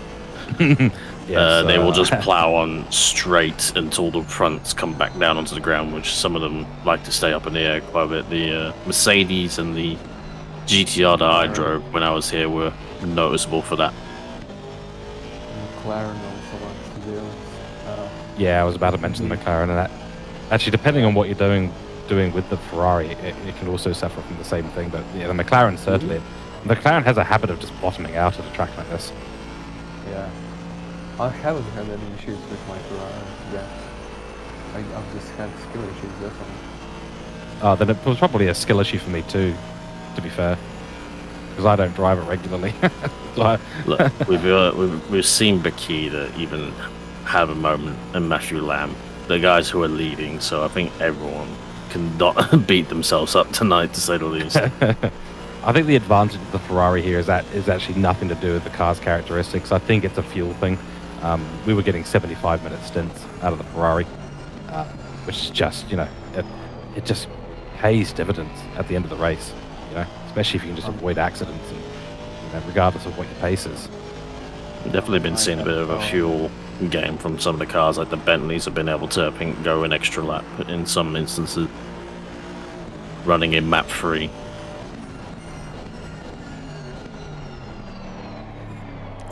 Hello. There we go. Fix the volume. Excellent. Now we'll be able to hear you a little bit better now, Cutler. Yeah, what I said was... actually, I forgot what I was going to say, so... yeah, that's quite something. Strick here. Going through the GP circuit. Yeah, just fell off a little bit from the number 90 Aston. Not really on for a fight just yet. Yeah, We'll see they're on 7 pit stops at the moment. They've had a drive-through penalty, the 552, so I do wonder if maybe it was Vincent that came on through some of it earlier on. But yeah, 8:17.7. They've got some pace in that car at the moment. That's going pretty quick. I think Vincent might have just been on an out lap there. Yeah, so that might have even been overtaking the pits there for Vincent. I'll say it once and I'll say it again. Shout out again to Glenn on the broadcast, because we get to chop in and out, have a nice to relax and chill out, and Glenn is just here filling up the mason jars all 12 hours and plus for organising the event. Definitely didn't start on the hour, I can imagine, for organising this one. So yeah, shout out to Glenn. And, yeah, appreciate it. Everyone in chat who is around for tonight as well. It's a long race. We've passed the halfway mark, and it's we're going to be seeing sun fairly soon. I think around 4 a.m. Well, not so soon, but in an hour or two's time, the sun will rise. It will get in people's eyes for sure, and much like in the real life event, there'll be a few people who are either still partying or will be slowly getting a rude awakening. Yeah, that's right. The rave will continued from the green flag all the way to the checkered flag in the right place. Just got to know the right people when you go to the Nürburgring. But One yeah, of the no, big best thanks quotes. to. Sorry, go on. You Yeah. could- No, you go ahead. I was going to say, one of the best quotes is from the Porsche Endurance documentaries when Matt Campbell was describing what this place was like. It's like you drive around and it's just like you can see the smoke, the fireworks, the lights, everything. He said you can literally smell the sausages from the barbecues as he drives around this place. It's insane. That would be that would be the worst thing ever. Especially if you're just that little bit hungry or towards the end of the stint, going, oh, smells great. I think actually he said that it was the smoke from the barbecues that he could sting his eyes actually while driving. Oh, no.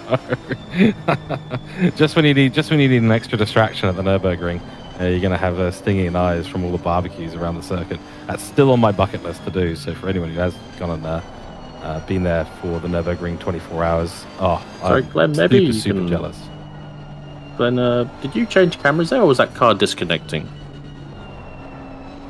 Just see if we can confirm that. Because I saw the wheel just like went straight. Yeah.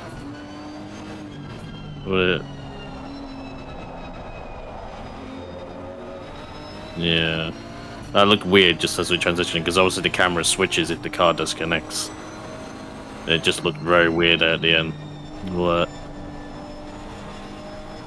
Thank you for confirming that one. Hopefully, it's nothing too bad for that car, and it may be just a blip and they got back in, but we shall find out. That is the worst feeling, and it always feels like it's going to happen to someone else, and then suddenly it happens to you, and then your car's gone, and it's absolutely horrible. So, yeah, it's one of those nasty things that does occasionally happen. It's the equivalent of a like an actual physical engine failure or something like that, or a crash that takes you out of the race in real life motorsport, and yeah, we do get afflicted by those things as well. Hopefully, they're able to jump back in. We've apparently got a bit of a David and Goliath battle between Wenzel and Bell in the Mustang versus the Porsche. We do indeed, yeah. Leela Bell, 987 and P14 right now. And the number 13 placed car, the number 2. That's Robert Wenzel. This is going to be good. They're right on each other's tail. And Bell, silver class driver, that was a bit close. Wenzel is fighting the Ford right now to keep it on track. It's a scary section to run offline. Yeah, as a case of, I think, the front lifting a little bit. Try to get all your turning done before the corner. But Bell's got to be close. I was going to say Wenzel's a little bit out of the tracks there. Same with Layla a little bit, but got off a little bit lighter. And they're coming now into a Galgenkopf. And good speed there from the Porsche driver. Almost enough to give it a little bit of shove to the Wenzel, and has to back out a little bit. So none of them are really going to get the most optimum drive. But I think the Mustang is going to be in a stronger position here, surely.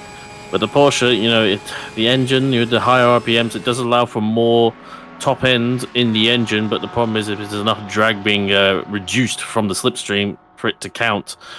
And whether the Mustang might be able to just hold off enough to draw alongside, it seems, for the Porsche, but it's going to hit a wall of aero. But that's it. It looks like they are drawing alongside, so it is the Porsche is going to be side by side with the Mustang.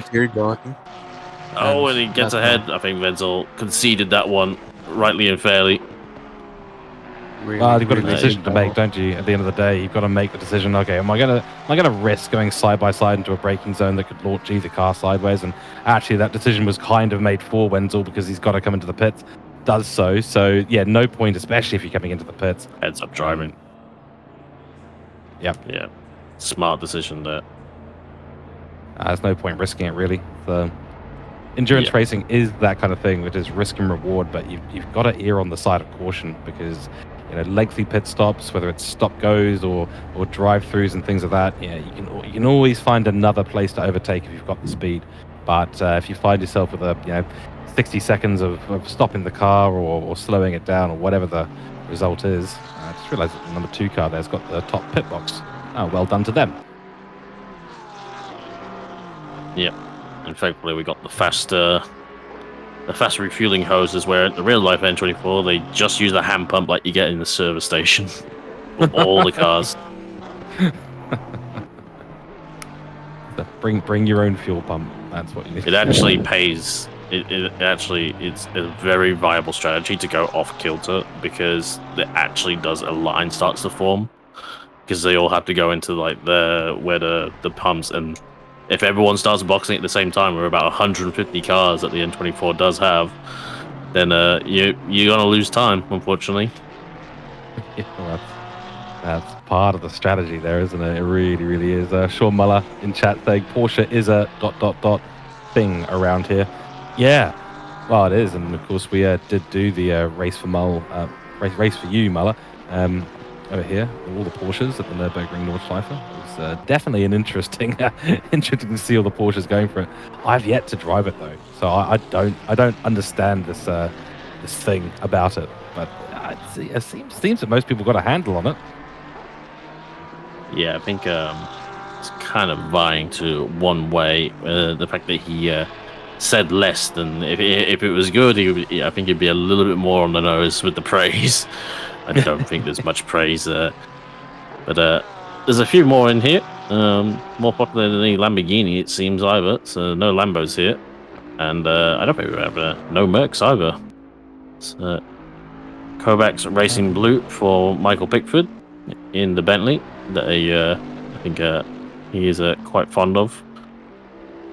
And his motion rig. Hopefully motion rig doesn't become emotion rig with an accident. I thought the motion rig was the chiropractor. Yeah, it's that's why you tell the wife it's it's for my back. This will reduce our monthly bills. Yes. The therapeutic machine, that's what it is. Yeah. I still love the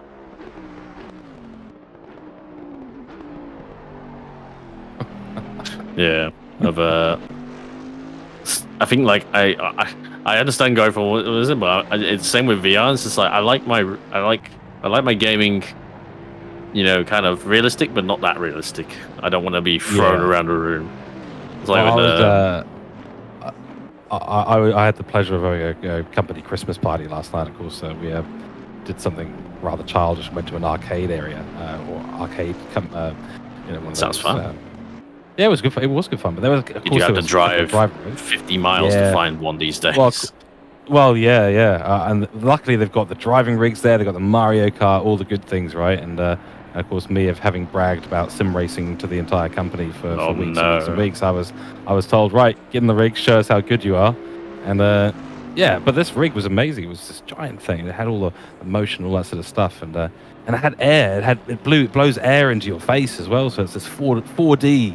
4D sim racing experience, and it was something wild. But it was all the motion was totally disconnected from what the car was doing.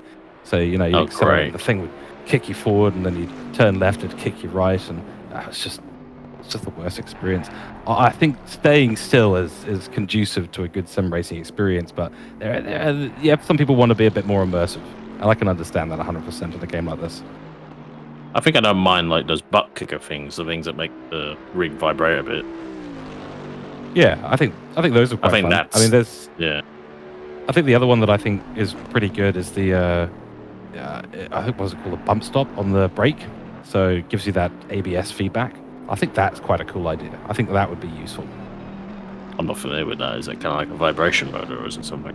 Yeah, so I think it's when on the brake pedal, when the ABS starts to engage, the little hydraulic on it starts to sort of kick, so you start to feel the slip in the brake, and the ABS sort of doing its work. So I feel like that could potentially be useful, but I don't know. I've sort of ignored ABS, if I'm completely honest with you. Just hit the brake. Yeah. Slow down. There's an art to it. Take any brake right now. Well, it seems that mine just broke. Oh dear. Okay. Not ideal. No, not that. Not fan. It was actually, I'm not too sure what's worse, whether the throttle or the braking, because the issue with the brake, if it was because it was a load cell, it just, I think when it doesn't get a signal, it just automatically goes to 100 by default. Oh. I think that's how things are coded. So it was like someone just pulled the handbrake as I was going through corners at Brands Hatch when we were at sprints. I think that is worse. If your throttle's not doing 100%, I was going to say, it's lucky it wasn't the throttle. It just automatically goes to 100% instead. I think I'd rather have the brake instead. It'd be running maximum TC just to control the thing.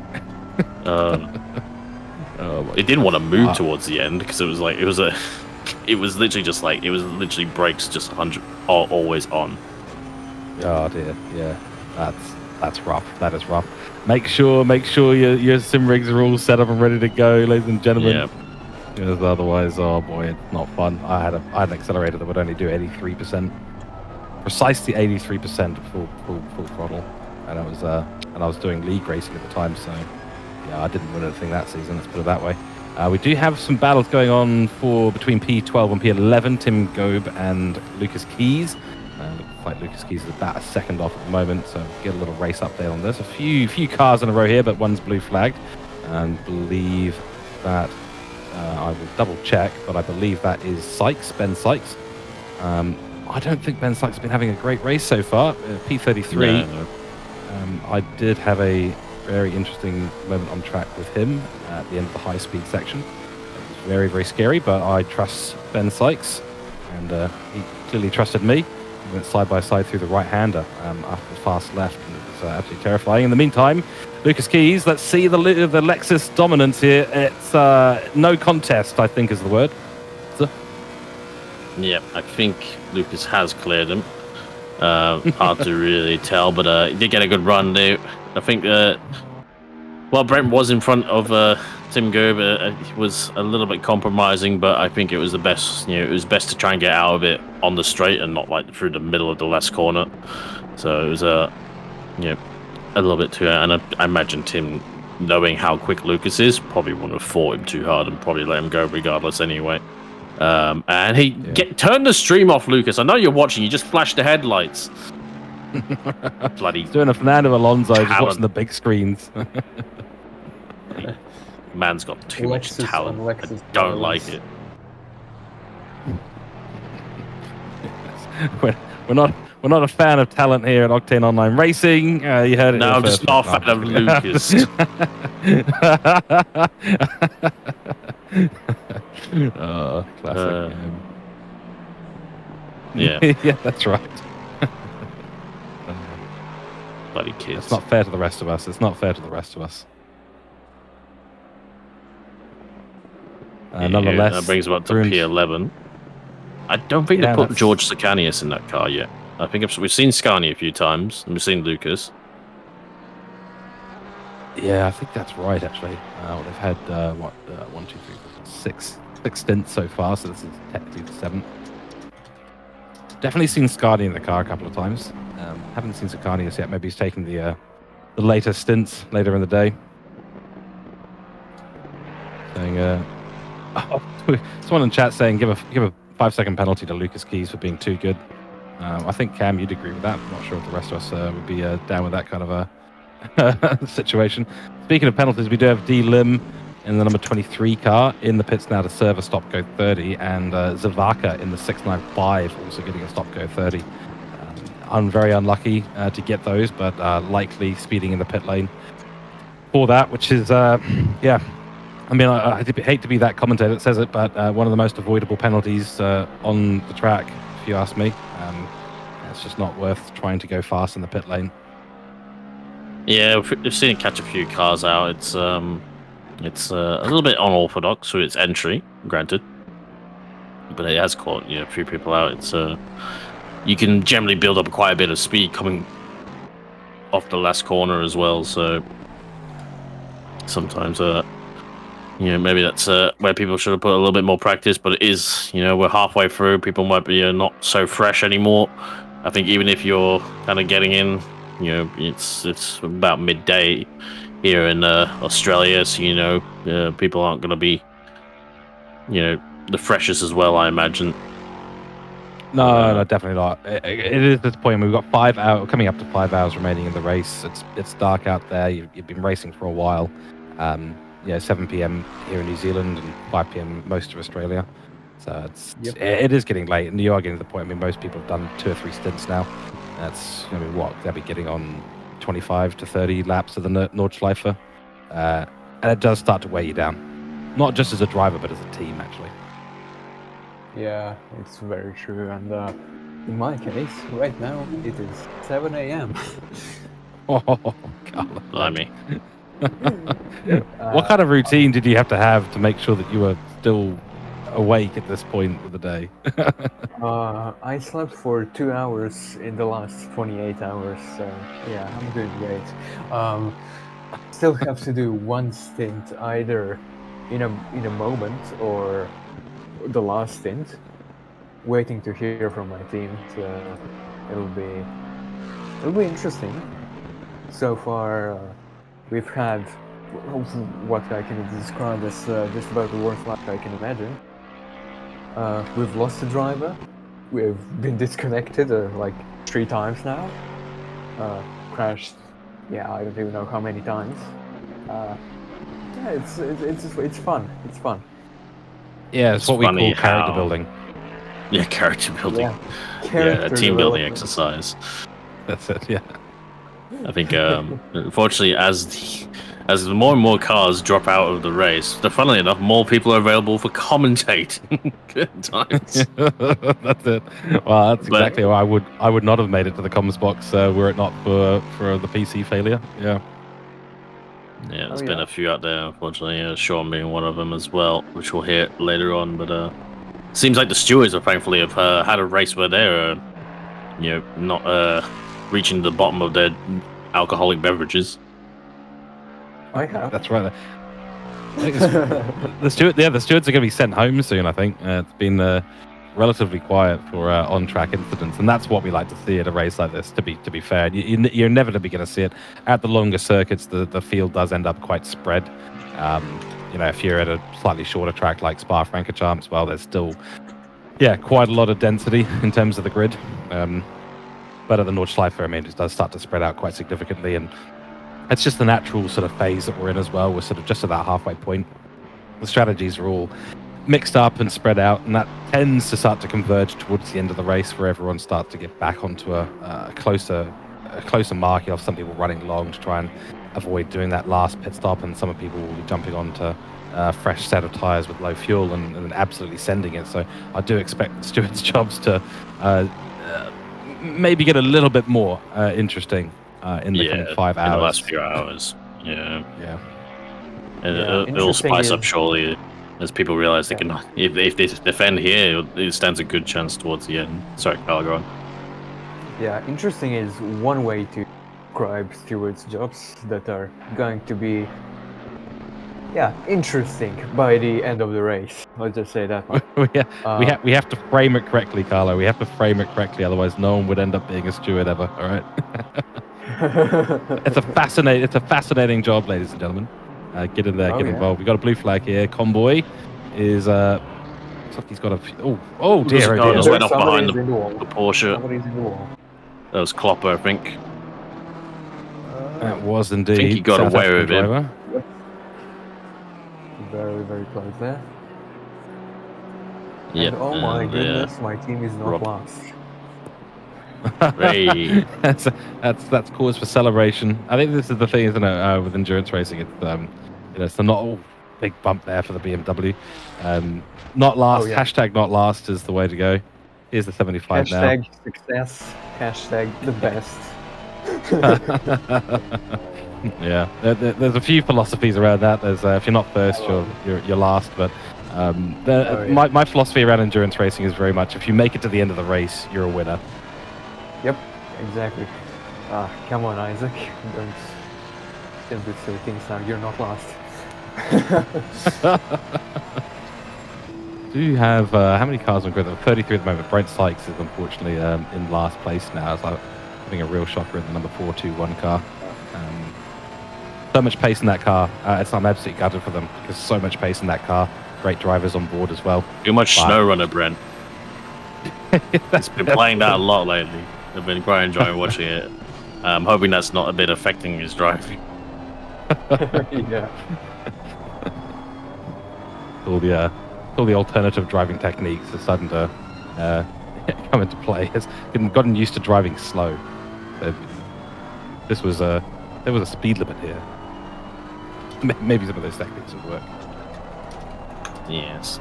I can't really do the thing that I last did with multiplayer steering on it, and it's just my mate had the most OP vehicle in the game, and I literally just tethered myself to the back of it and left myself with the handbrake on, and it still had the pulling power to drag me along. Can't do that in ACC. Can't just tether yourself to the back of someone else and let them do all the hard work. The only way to do that is to be slightly more insidious and join a team. And then, sorry, I'm not available for my stint. Yeah, fuel consumption was affected, I will say. Oh yeah, that's fair. That's understandable. Something like 40 litres a minute, I think it was, under the pulling power that they had.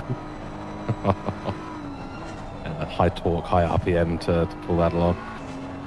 On board with Sykes at the moment. Dead last, unfortunately, in the BMW. Goes like the clappers once he's in a bit of clean air, which he does have for now. I think he's got Monks ahead of him, a few seconds up the road, and I'm sure Sykes will start to claw his way back into this race. Still got 5 hours to go, so plenty of time. There is a yellow flag out on track. It's the 422 car. Not quite sure what's happened there. I think that's one of our top 10. No, it's... it is indeed. Yeah. It is indeed. It's Regan Herbert in might be Gamma. 422. Oh, I'm seeing Is a that bit a of front steering wheel? windscreen. Front windscreen, steering wheel's okay. Well, maybe we'll queue up a replay of what's happened in that Bentley, but yeah, they were stopped on track. On it's a little bit flappy. Yeah, Yeah, I don't think that front is particularly happy, is it? No, there we go. That's a Could be bonus spectator event bug here. still, but seeing as it's just had a moment, I think the Yeah, verdict's see the in. bonnet. See the bonnet flapping there, so something's clearly happened to them, unfortunately. Let's see how they go. I was going to say, Dom Smith, I think, in the other Bentley, lose me what number it is, 183, yep. And that's also in the top 10, said driving around with 12 seconds damage on the rear of the Bentley was no fun, and I can't imagine this is going to be any more fun. They have fallen out behind Nippers, like you said. Well, the Bentley's a surprise, at least from what I've been able to tell from my limited amount of time driving it. It's very aero sensitive. Surprisingly so. I thought it wouldn't be as sensitive to that damage, but yeah, you get some damage on the rear. It can generate a half decent amount of error. It's a little bit, yeah, as I said, it's you wouldn't expect it, but it's yeah, it can generate good error. But I will say, especially when I found out at Zambor, you feel that error wash. So when it gets damaged or disrupted, like if you have damage, or if you're behind another car, you do feel that arrow stops working at a point. Exactly. I think we can kind of see the effect of that at the moment for Herbert. It just doesn't look very comfortable in the car at all. Body language is looking rather awkward. A lot of counter steering. That's probably a bit of a natural tendency for the Bentleys, but doesn't look a comfortable ride at the moment. Let's take a look at the replay.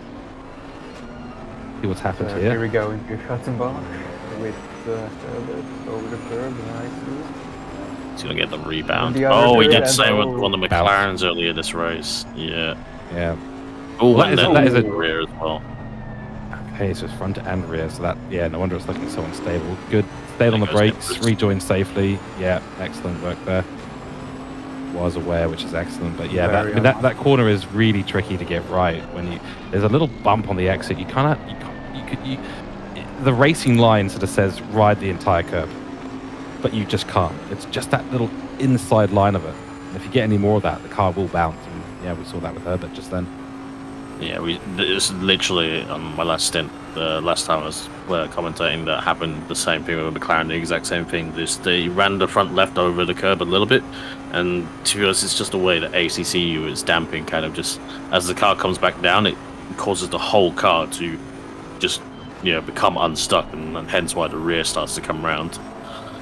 Yeah, And, it's sort of like when the rear suspension just sort of gives out, the whole car just has a four-wheel bounce.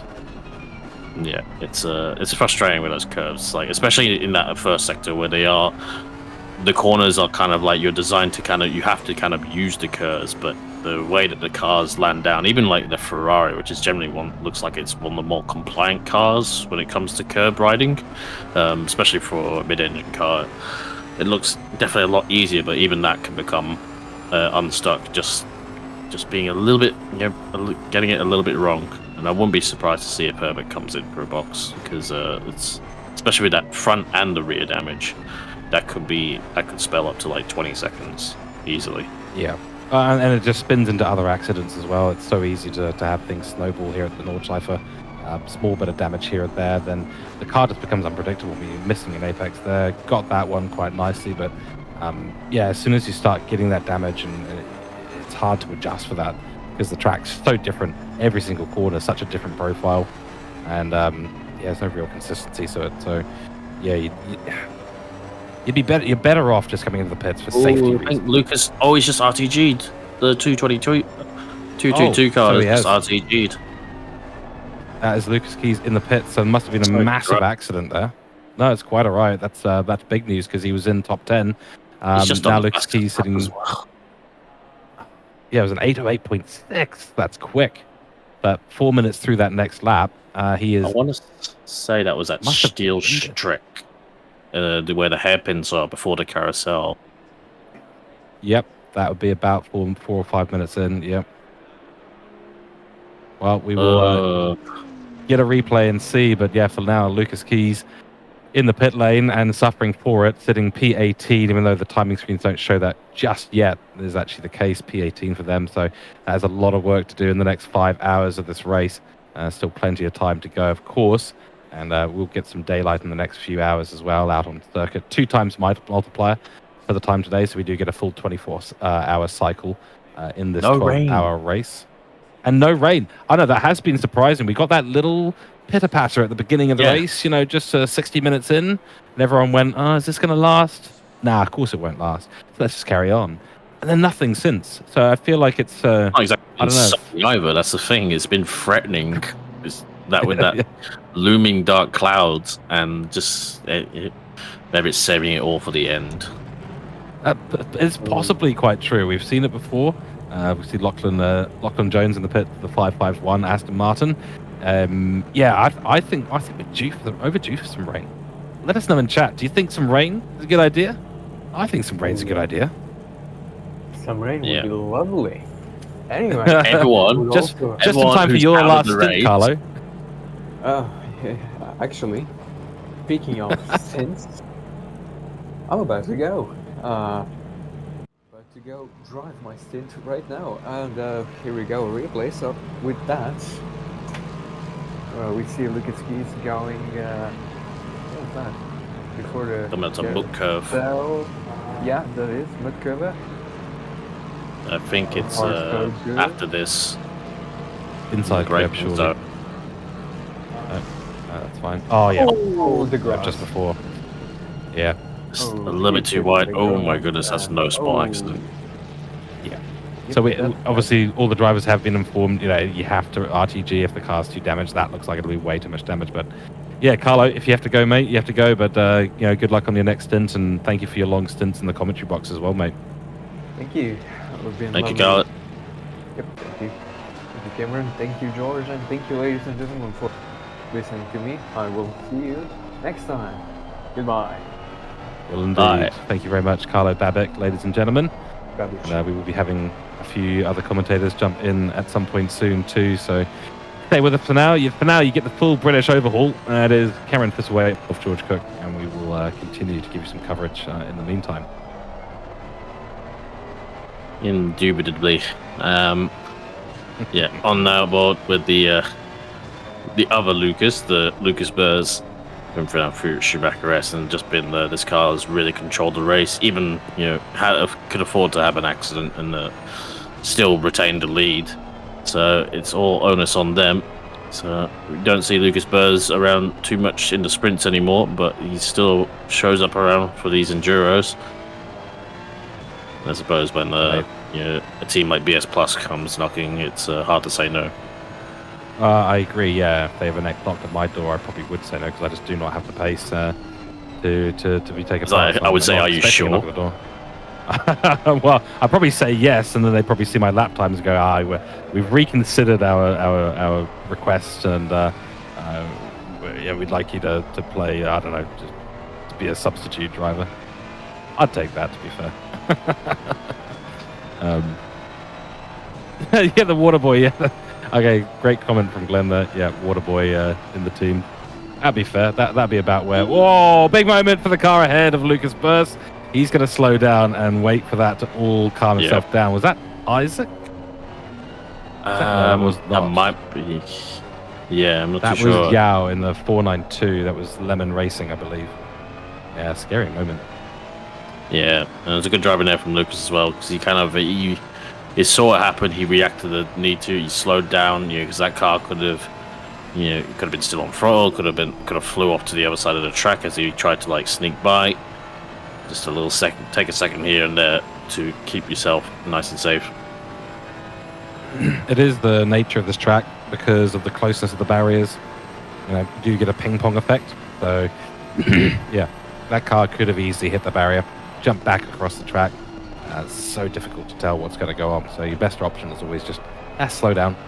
There's no rush here, and certainly Burrs in the number 89, they are in no rush at the moment.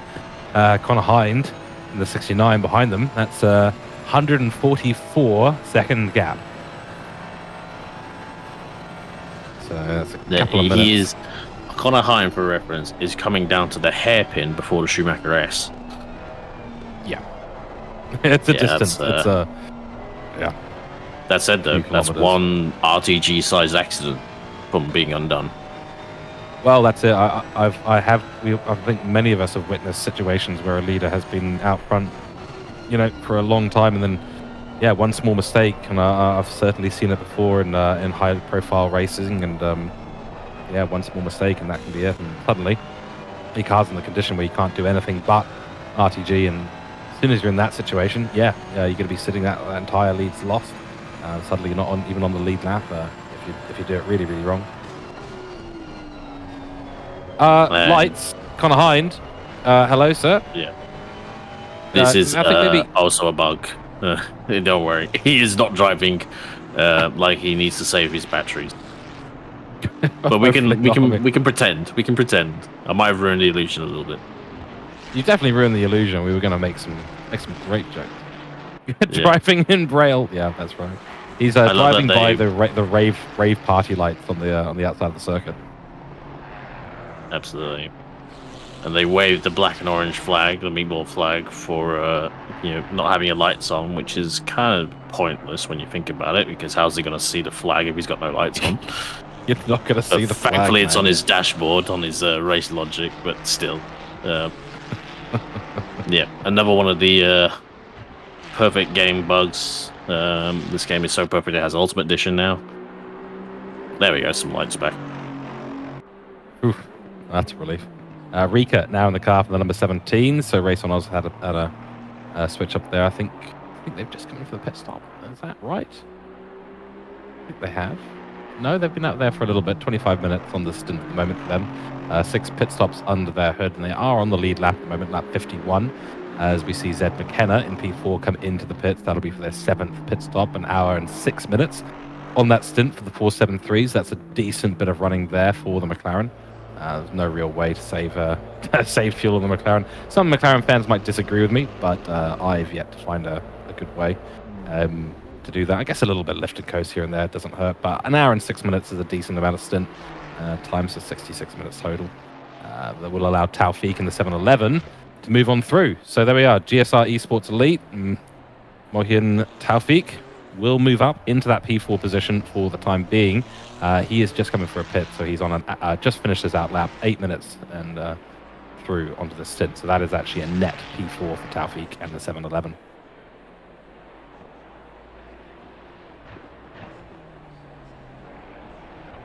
Indeed. And looks like Megan Herbert is still going out there in the Bentley, pending its damage. So this still makes up our top 10. And Rob's there in the 499 for Porsche P9. So it's still all a bit quite close to call, because P11 and P12 are right there as well. Layla Bell and Tim Goob, which are actually stuck together like 2 coats of paints, according to the Delta. Yeah, it's interesting to see how Layla goes. I thought we saw Lady Bell get through, but maybe not. No, I think that was a different car, wasn't it? It was the other Lexus they got on through. Yeah, that was Lucas Keys. The other Lexus, which is still in the race, is back out there, now down in P20 though. So just do a few more 809s, Lucas. Yeah, it's Bell. This is quite a lot of people do love this last part of the Nordschleife. It is even more single line than the rest of the track, if such thing was possible, but it definitely is. But it's really nice when you hooked up, obviously coming up to this corner, which everyone calls YouTube corner, to the annoyance of some people out there, because the real name is Brunchen. It was. And it's like one of 3 YouTube corners, isn't it? Yeah, there's quite a few scary. now. Oh, be careful! Oh, a bit of a touch.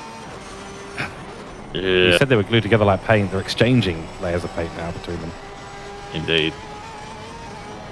Oh, that's a lot That's a lot of entry of curb. Layla. Oh, on the go. Oh, I'm very lucky to keep the car straight there. That's might need to temper things a little bit. Just gonna say, It's a fun unfortunately, section, less- but a lot of it's blind though. A lot of it's blind. Yeah. So you've got to be so on point when you've got a car right in front of you. And boy, that's very offline for the Lexus. He has pulled it back in gee, yeah, going inside line there, not fun either. This is actually turning out to be a great battle. Oh, bit of curve there too. Leader Bell on the edge in that Porsche at the moment. Yeah, Porsche is not a car that I'd like to make a mistake in because it can be not the longest of wheelbases, quite short and quite stubby. Doesn't mean it's likes to pendulum its weight around a little bit and being rearward mounted for the 3.6 4 litre flat six. Yep. Still naturally aspirated, still about 500 horsepower, and the 9,000 RPM red line.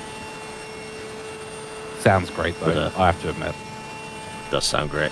And so you've got a drive-through penalty for car 28, which I believe is going to be the KA Motorsports of Slade, Klopper, and Jensen.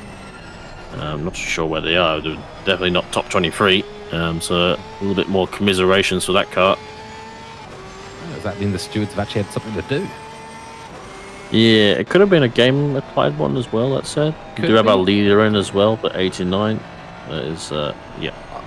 I've actually don't think I've seen a track on a drive-through ever given in a Nordschleife. I was going to say we've been very proficient on stop goes for speeding, but drive-throughs not so much. And whether that could be track limit, it could also be because I know the speeding is relative to how much speeding into the pit lane is relative to how much you go over by. Yeah, that is. And sometimes you get a drive-through. I've definitely gone drive-throughs, so I imagine the same applies to this track. If you obviously go over too much, so you get a stop go 30 as well. Yeah, I'll be honest. I've never gotten a penalty in the pit lane for speeding too little. It's always been by quite a margin. Yeah. Whenever I speed in the pit lane, I speed a lot in the pit lane. I've been saved by many times that the fact that it registers you're in the pit lane halfway through the car, like so.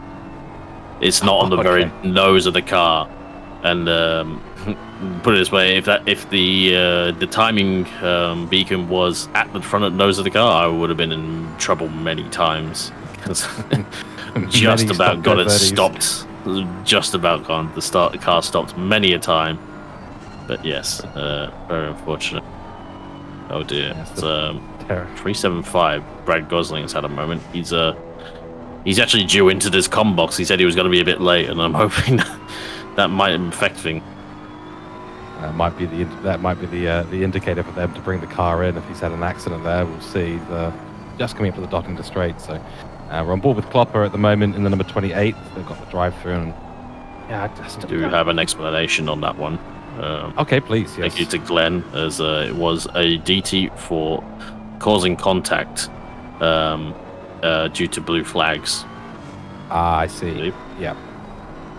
Oh yeah, there we go. Yeah, seen it in chat as well. Car 499, lap 47. So a little while ago. The stewards have been sleeping on that just a little bit, but yeah, well, that's unlucky. The blue flag thing is a difficult one. I mean, we've had instruction from the race directors and the admins on exactly how to deal with that, but it doesn't make it any simpler, really.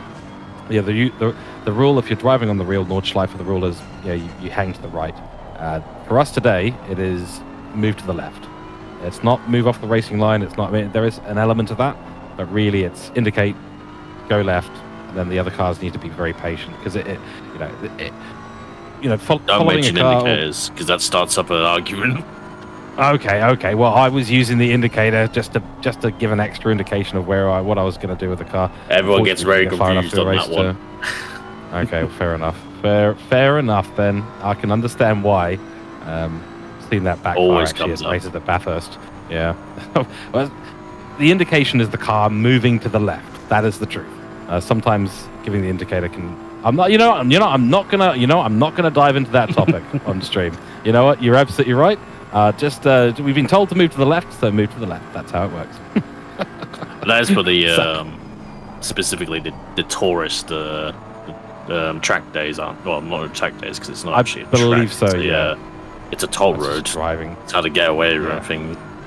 But yes, that's the you don't pass on the right. pass on, you only pass on the left, and not on the right. sorry, the left is the place to pass. Oh, big bumpy entry for the If you're going to BMW. indicate, no, I'm not going to do it either. Fair enough. I think we are told to use the indicator as well on those tourist days, but yeah. At the end of the day, the indication is the car actually moving offline. That is the truth. Yeah. Yeah. I can imagine the same for you, but it's like obviously never driven on the Nordschleife, but it looks so wild. Like you must just always have to have your wits about you. Just even on especially on those track, tourist days. Like because anything can show up behind you.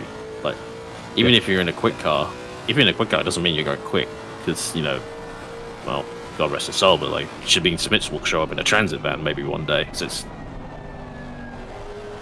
Well, that's it. You'd have someone doing a track lap, they've paid for it, and someone's going, 200 kilometers, 250 kilometers around there in some sort of Mercedes beast. It does happen, and you've got to be really aware of that. I think that's the trouble with it, isn't it? Because, in terms of us being trained drivers, we've got a license, but let's be honest, a track license and super license is all that. I mean, whatever you think about them, they're a different category. And being aware on a racetrack very difficult, especially when you're trying to keep the car on the track.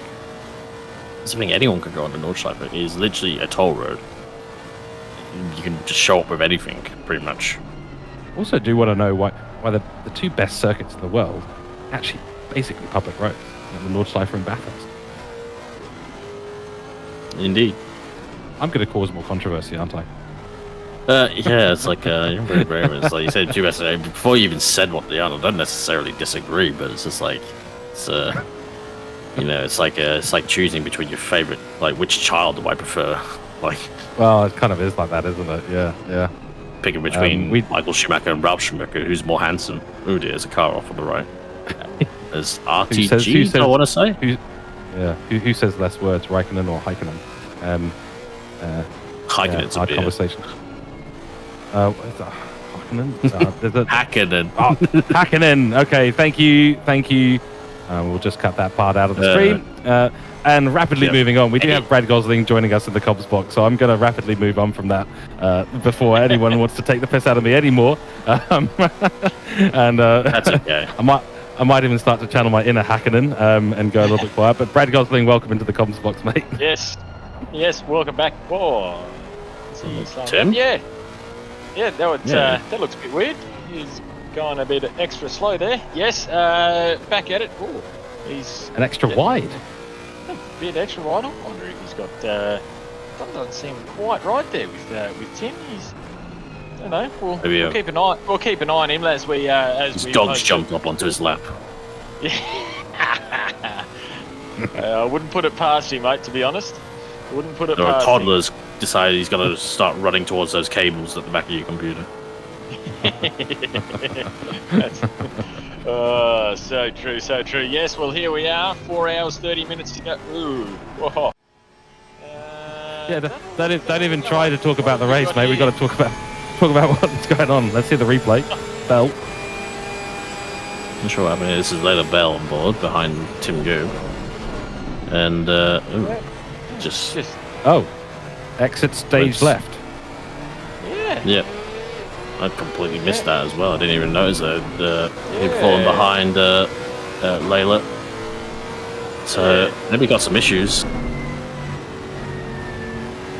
Yeah, he's had a few strange ones so far this lap as well. So maybe he's hoping his pit stop comes up sooner than later.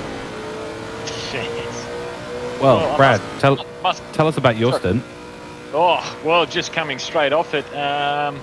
One of the probably half scary parts is going along, and I think it was Lucas Keys come past me, and it's just like seeing it in the timing trees, like he's coming, and I'm like, where is he? And then all of a sudden he had no headlights, and he's just going flying past, and it's just like, oh. So that was definitely one of the exciting parts of my last little stint there. But I was only saying to the lads I'm driving with, I'm like, it's amazing how much in the dark you just have to rely on your instincts for all of the corners, because there's so many little visual cues that you normally allow for that you just can't see. And so it's like, oh, I just got to know that this is when I normally power out of a corner or something like that. And it's like, yep, no, it's okay. But it's definitely a lot more nerve-wracking when you're going in and your field of view gets decreased by about 80%. So, yes, plenty of hot, sweat, flushy moments there. Missing apexes and running wide and missing braking markers and all that while you're trying to find your groove. Those, exciting times, definitely. For sure. I think that's a really good point there. Actually, you're almost driving based on mental imagery, really, aren't you? And timing. It is. It really is, George. There's a couple of corners just past where McAdam is gone through there, and there's 2 or 3 kind of blind. They're like a double apex. Those couple of double apex corners where you're turning back on yourself. And normally when it's through the day, you can keep your eye out on the side of your, like out of the side of your car, and you're like, okay, I know where I'm turning into, but it's just black, and you're just going, okay, I think I normally would turn in now, and then you just got to wait for the curb to kind of come into the side of the headlights. It's it takes. I reckon it probably took me almost half that last stint to actually start to feel reasonably comfortable in just turning, basically, well, case in point, turning in the dark, like with your eyes shut, almost. That's it. Yeah, that's it. Man, there's so many blind corners. It's just, it is difficult, and then all the braking zones just completely invisible. And then you're battling other cars if you're around other people as well, and then suddenly blinded by the lights, whether it's behind or ahead, and yeah, that's it. I love it, if I'm honest, but it is sweat-inducing. Absolutely, and I wouldn't say I prefer night over day, but at the same time, there's certainly a lot of aspects of driving at night which I really do like, and it's just when I don't know if it's just that more intense. Like, not that this track needs to be any more intense than it already is, but it's just like, it just adds that next layer to it. And I won't mention the other one that comes out of the sky at all, so we'll keep that one tight lipped here, but looking like a reasonably dry track, and right through to sunrise in the next, call it hour and a half, before we start seeing a little bit on the outside of the peripherals. Yeah, that's right. And then everyone gets another problem, which is you're going to be truly blinded by the sun in a lot of corners. Yep.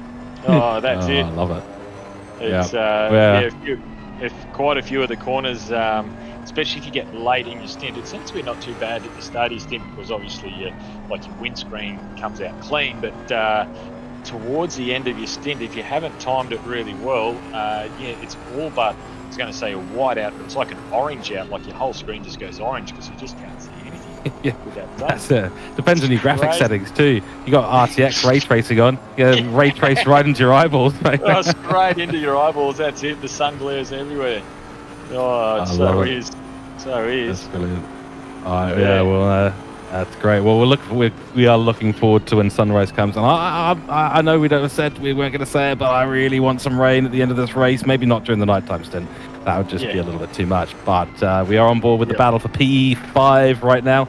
And it is Courtier in the 473 McLaren ahead of McAdam, who is chasing him down rapidly in that Bentley, which is turning out to be a bit of a machine here at Nordschleife, I have to admit. Yeah, it's like the little... almost a quiet achiever, because there's obviously only a few guys that have taken it. It didn't seem to be quite the car that had the legs along the straight here. Although saying that, as he pulls out from Courtier there alongside, and there you go, ships astern really, but it just kind of hits that that 278, 279 mark, and unfortunately, exactly what happened there tends to be what happens. It just kind of hits that point, and then it's just game over. It's 6 gears, a little bit short. Why you're kind of really on the rubber. Same happens at Bathurst, really, as well. Yep, that's it. Yeah, get used to the ba ba ba ba ba sound pretty quickly. Almost become tone deaf from it. But, I think the yeah, real it's thing great. better after than that 12 thing hours. up ahead. I don't care what George says. Oh, no It's comment. sounds like about a box of wasps. Okay, no, I will admit the McLaren is not the best sounding car on the grid. Yeah, I will admit that. It sounded but, like it did in real life. It would be a lot better, at least. Well, it would be a lot better, and I still love it with a fierce bias. So yeah, probably best not to get me started on that. I will say that noise, that rev limiting noise, and actually even all the corner noise of the RPMs of the car that you're driving. Everyone going to bed tonight, just let us know in the morning how your dreams were. Because I've gone to bed a number of times after driving with a Nordschleife or any long endurance race, and I can wake up and I can hear where I got to on the lap in my dream. Oh yeah, that was turn 15. Yeah. Yeah. That's it. It's definitely not far off it. It gets well and truly indented in your head, in your psyche. Is he gonna push hard? He's leaving him a little bit of room. I thought that was quite gentlemanly, actually. There, of course. Yeah, it was quite gentleman. I didn't think he was going to. He's hard on the power early on, and he's probably lost that momentum. He is on the inside for the chicane coming up here, but who's going to break last? Oh, you can't do that through there, too wide. Wow. That's very good driving from both of them.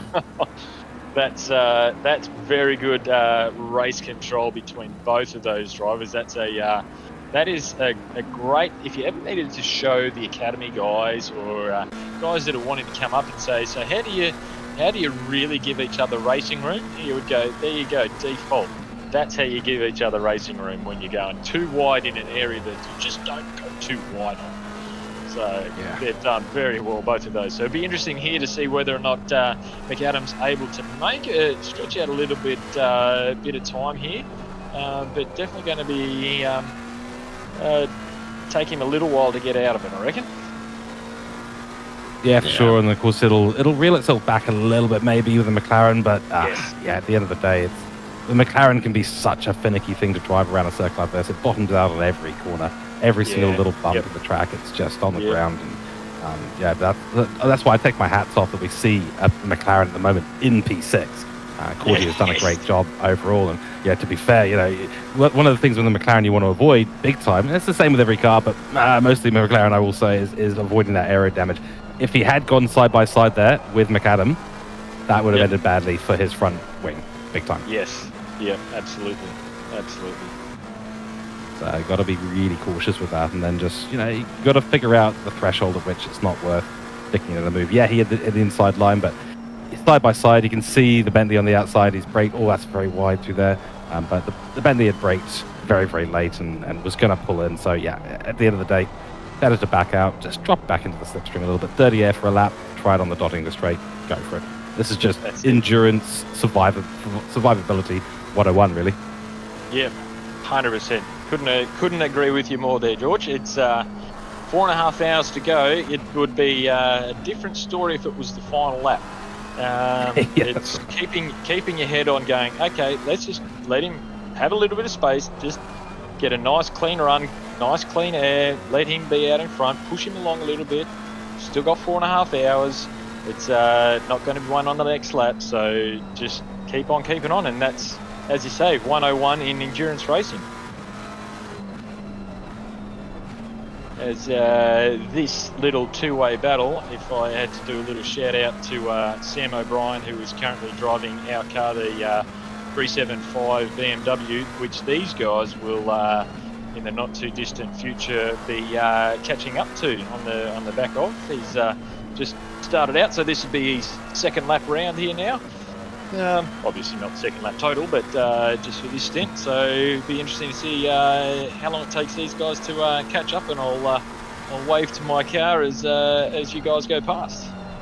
That's right. Yeah, we've done a decent outlap. It's a little bit of a long outlap, but we'll keep an eye on the pace. 5 minutes through the lap at the moment on lap 49 for Sam O'Brien and the 375. So it's good, and it's not last as well. So you can always take that. Do you see Carlo Babbitt now in the car on the 75? There's a little bit of damage on the Brad. He does have a look. Well, probably won't take too long to catch up at all by the look of that one. That might be spectator bug, just judging by It could the be speed. spectator bug, yeah. The speed he just took through Colostral was quite a lot for someone who can probably barely see out the screen. A lot of front end damage. Is probably not going to be going that quick. So I was going to say there was a bit of a fight developing between Nippers and the Porsche of I believe Tyson Robs as well. As it was getting very close, so you might be able to see what's happening there. Yeah, P78. Not that we don't want to have a look at your BMW. No, that's mate. There's I've been separated by a blue flag a bit. Oh yes. There we go. There's a bit of breathing space there for Robs. Well, sorry, for Nippers more than Robs, I should say. It's one good thing I must say over the length of the track is that compared to a lot of the shorter ones, it's nice, and again coming from P30 where we're currently sitting. Not when you're going this far through a race that you can actually get still a few decent clean laps in, so it's quite nice. Even being a few seconds off the pace and a few laps down from the fast guys, it's nice to know that even a lot of times the quick guys have been very respectful. They'll catch right up on your butt, and then it's like, okay, nothing's going to happen here for the next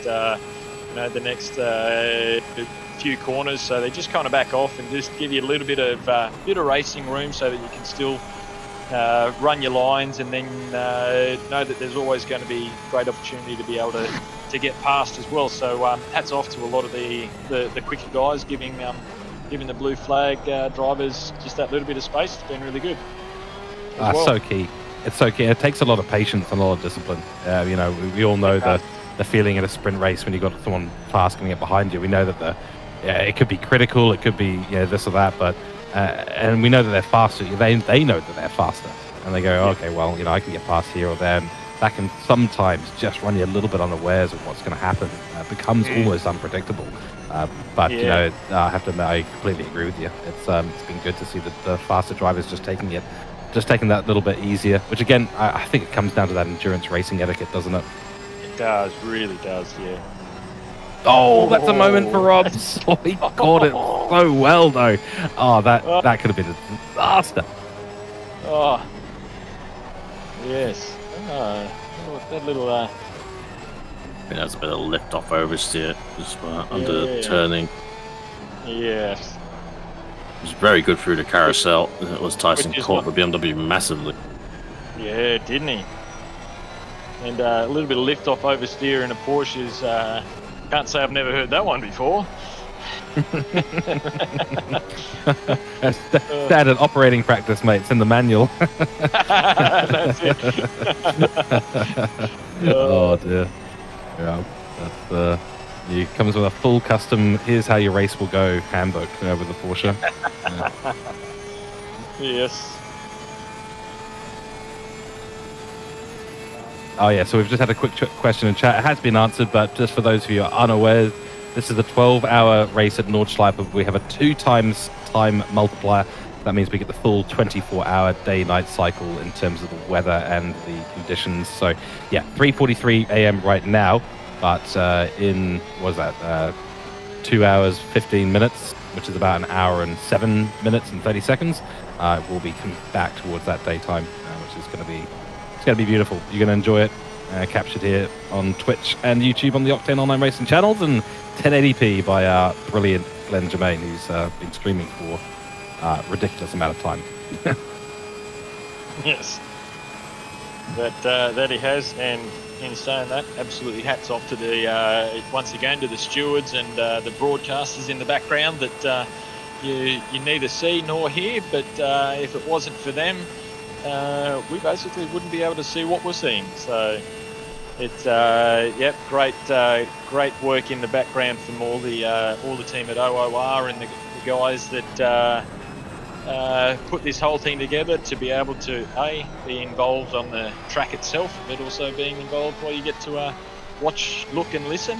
And there we go, Nipris is now into pits, giving Robs a nice bit of fresh air.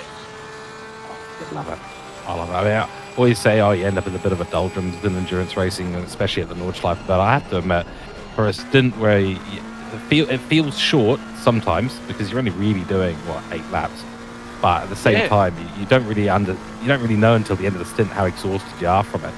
So having that clean air and just being able to go, okay, it's 4 or 5 laps on the trot, no cars around, just get to get my head down, focus on the 170 corners that I'm navigating in the dark. I was like, oh, sort of almost like a sigh of relief. So he breathes in the clean air and goes, yep, okay, now I can just focus.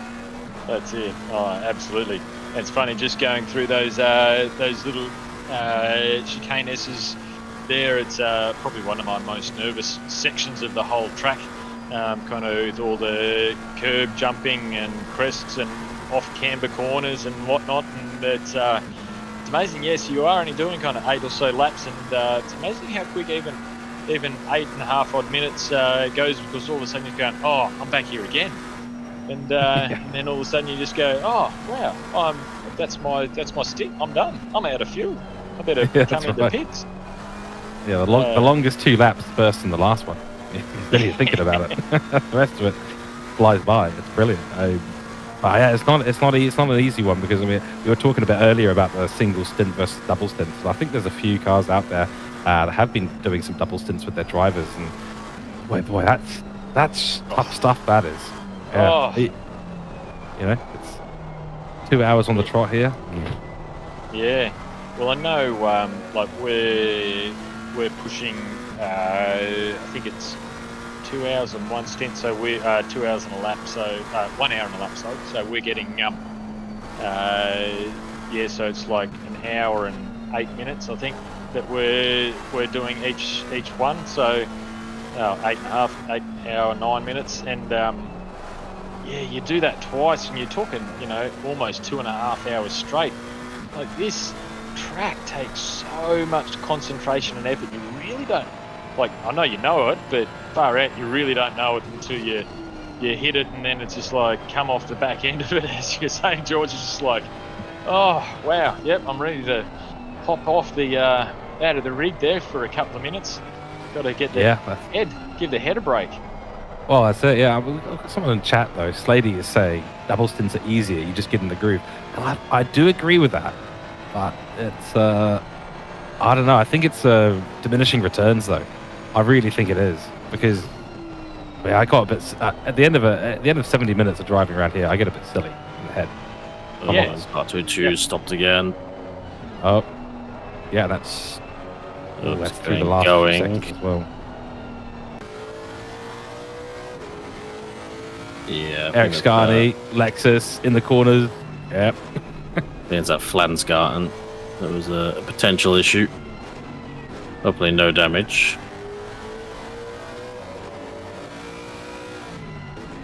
But yeah, just to add on to your points, just bear in mind, there was a couple of years, I think it might have been just the 1 year, but it was back in 2019. They had the 24 hours that some drivers did for the Porsche team, did the 24 hours of Le Mans 1 week after it, 24 hours of Nürburgring, and then the week after, 24 hours of Spa. 3 back-to-back weeks of 24s. Wow. That's impressive stuff. That really is. I think the one that I've seen that impressed me the most was if people try and do solo 12-hour races. That just I don't understand how you do that. No.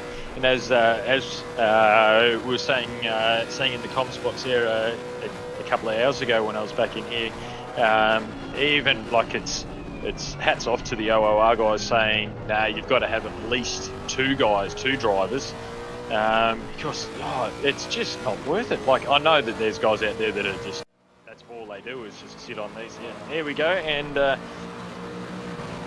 back to the lights. Yep. There's that front lift that you get.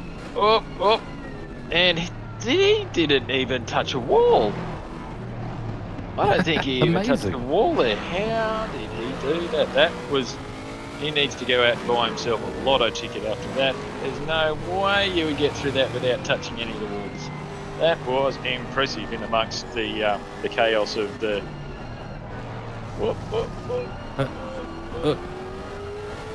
No, he hasn't. He's not touched the wall at all. That's amazing. Oh, I think we can all imagine what Eric Scardy's face is doing after that. He's going. Oh. Yep. That's impressive stuff. Well done, Scardy. Good on you, mate. Yeah. You really binned it there, but you survived. That's the important thing.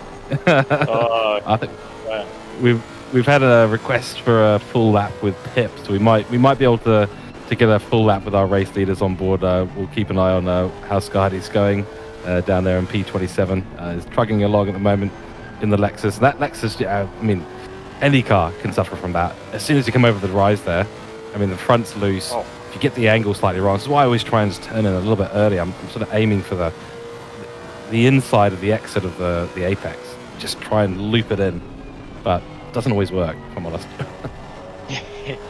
Oh, that's it. And it's a game of inches. You a track that's like 17 kilometers long, and 1 inch can make or break everything in your drive. Because if you're an inch too far to the left or to the far to the right, and you hit a curb or you hit the grass, and then all of a sudden, fortunately for Scani, he was able to come out unscathed, but outside of probably a little bit of personal pride in that one, but that or his... He'll clip it. He'll clip it. It'll be on his Twitch channel. Go viral. That's the one. Yeah, that's it. I know we just 422. Yeah. I know, but we just had... Yeah. They were dead at Arenberg as well. I don't think that's the first time that car's been there as well. I'm not sure if that's Herbert or Henderson. 422. Yeah, 422. I think they're gone. Yeah. Oh, they're gone. They've gone from the server, have they? I think they're gone from the server. I can't see them on there anymore. They were pulled over and stopped at the I think it was Ford Curve on the GP course. It was no, it wasn't. It was no, it was Arenberg. It was Arenberg. You're absolutely right. Yeah. I cannot see them on the server right now. That's the 422. Not looking good. That's just two drivers. Yeah. Well, they were top 10 easily. Yep. Oh, it's a big domino to fall if they're not come back, and I'm worried that they return to garage and then disconnect, then left. So it was a conscious decision. I think we just heard that they are coming back in. Okay. Oh, yep. Yeah, I just there saw we the go. car's number reappear. Phew. Yep. I don't think they're Yep, going to be there we top 10 anymore at the very least. No, they're in the pits and stopped, of course, in P18 at the moment. So that's going to cost them, a mandatory wait period once you rejoin the server, which I think is, 3 minutes, isn't it? Yeah, I'm not too sure. Like, what's the min wait time here? 2.5, I think it has been. So Still for us, painful. Oh, very painful. Very, very painful. Yep. Yep. Looks like Regan Herbert. I'm not too... Was he the one driving before the incident? I'm not too certain on that one. I know they were. Okay. Yes, it was, yeah. Okay, good. So at least I was worried the car was going to come back, or whether it was a disconnect or something like that earlier or something, coming back without the driver who was in the car. You know how ACC doesn't like that.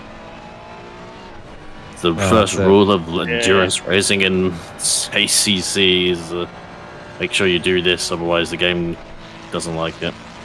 Yep. Yeah. 809.7. Endurance racing isn't about surviving, it's about knowing the features that Kunos have introduced into the game. Yeah. Honestly, I remember this game in the early days, and I was kind of part of a community, and there was good friends with the dev, one of the devs, basically the dev who did all the multiplayer stuff, and it was just like, judge me by things like, because it was just kind of when we were implementing the driver swapping, because it wasn't in the game from the start, and I feel like I want to say it was something that was never actually really planned. It just the game blew up over the obviously COVID sort of Yep. like everything did. And it's just like this game really wasn't built for these kind of numbers. Yeah, I know, unfortunately, in the Can't claim that Italian- one for ACE though, so they got no excuse for next time. Yes, we had the unfortunate one of our team cars in at Imola in the Italian job Enduro series. Unfortunately, had a disconnect, and driver number one had done all his stints, and he was out. He had to go, and wasn't able to get back to the server, and and obviously then the other two drivers couldn't get back on because driver number one couldn't get back into the server to get the other two guys out. So unfortunately, about 4.5 hours in, the guys ended up having to abandon because the driver one was not available after that, had to go out. Oh, that's so painful, isn't it? Yeah. Yeah, it is. So hopefully, all you QNOS people out there, we're going to shout out through the Wi-Fi frequencies and say, hey, see if you can make a fix for that one come ACE Evo. Would be nice. Yeah. But, I think this is the great thing about the way that Assetto Corsa has worked over time. I know that people get frustrated, and I know that it's frustrating, some of the little quirks, but I think they're on an upward trend, and ACE Evo obviously presents us with an opportunity to see a lot of those things changed, and we've heard from their developers as well. They say that they're focused on getting a really good, clean experience for the game, and obviously we have hopes that that'll include the multiplayer aspect, which is, I think, at the moment, we can all safely say that sim racing online at the moment has become so accessible in the last few years, like so much more than it has been previously. So any game that doesn't do the multiplayer side well is not going to do well, generally speaking. So it's something they've got to have some focus on. I'm sure they'll be aware of that. But yeah, it's also considering Assetto Corsa is one of the most jank multiplayer games to use, I would say. I still feel like it's an upward trend, but you're right. It is still an upward trend. I'm just hoping everyone tempers their expectations, because sort of hype can unfortunately mislead a person. I think it's also another thing with for those of you out there that do know what it's like to program a networked environment, a network software. There's so many factors that go into it. There really, really is. It's very, very complicated, and there's so many variables involved as well. People's internet connections, their speeds. We know the physics engine for this game pulls at a very high rate on PC as well. So getting all that data transmitted to all the different places at the right time, and then getting the server to do what it needs to do without being overloaded, and it's a complicated operating environment, especially when it's not maybe 100% designed with a lot of what's ended up happening on the platform. So you got to take into account this is not these are not easy problems to solve, and the fact that we have a game that's this operational is in some ways something that should be kept in mind, I think. Absolutely. Yep. Couldn't have said it better. The sky is turning a slow shade of blue. Huzzah! Here we go. Yes, this is the fun zone. Why does it get light so quick, but it takes about 15 years to get dark in ACC? Headlights don't do anything until like midnight. And then come 4 o'clock in the morning. Look at that. That's all done. That's dark for Germany. For Germany. Well, in summertime, that's dark for Germany. Yeah. It's night time. All done. As one of the guys in chat said earlier, it's just like, well, clearly QNOS have done this in summertime and not winter, because it would be pitch black by 5 p.m. So it would be a 80% dark race if it was winter.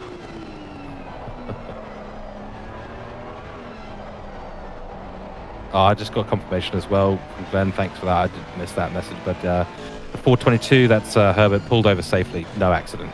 So just confirming that for everyone, it was a safe exit of the track there for the 422. And they are going again in P19. So Regan Herbert is going again with the Pit Viper Gamma team. So good on them. Really happy that wasn't a terminal issue for them today. Maybe that was a hardware issue, hence why he had to disconnect from the server, because... Yeah, it's possible, yeah. I'm not sure if it is... It actually may not be ACC, but I know, like, with Fanatec gear, you have to make sure the game is closed. Like, you know, if your wheel like has a blip and it cycles, you lose feedback, and you have to make sure the game is closed if you start it up. I don't know of a wheel that doesn't do that. Mine does that. Okay, so the ACC thing is okay. Yeah. Yeah. Wasn't sure if it was an ACC thing or a Fanatec thing. Because I think it's they're pretty finicky, all the wheels. It's just somehow with I don't know if it's software on the device or not or whatever it is, but I think ACC does a lot of that recognition of the device at load time of the game. So if it disconnects and then the wheel reconnects, it'll have like a different device ID or something on the PC. I don't get it because it will still register all the inputs. It'll just have no force feedback. So it's just like, who knows? Yeah, that one might be a combination. Yeah. Just see, AC Evo is slated for a January release, an early access release. So probably don't expect too much at the start. Just hoping everyone tempers their expectations. It won't be the Shitoku everything drifts league, do everything playground that it is very much these days. But hopefully it's a good basis.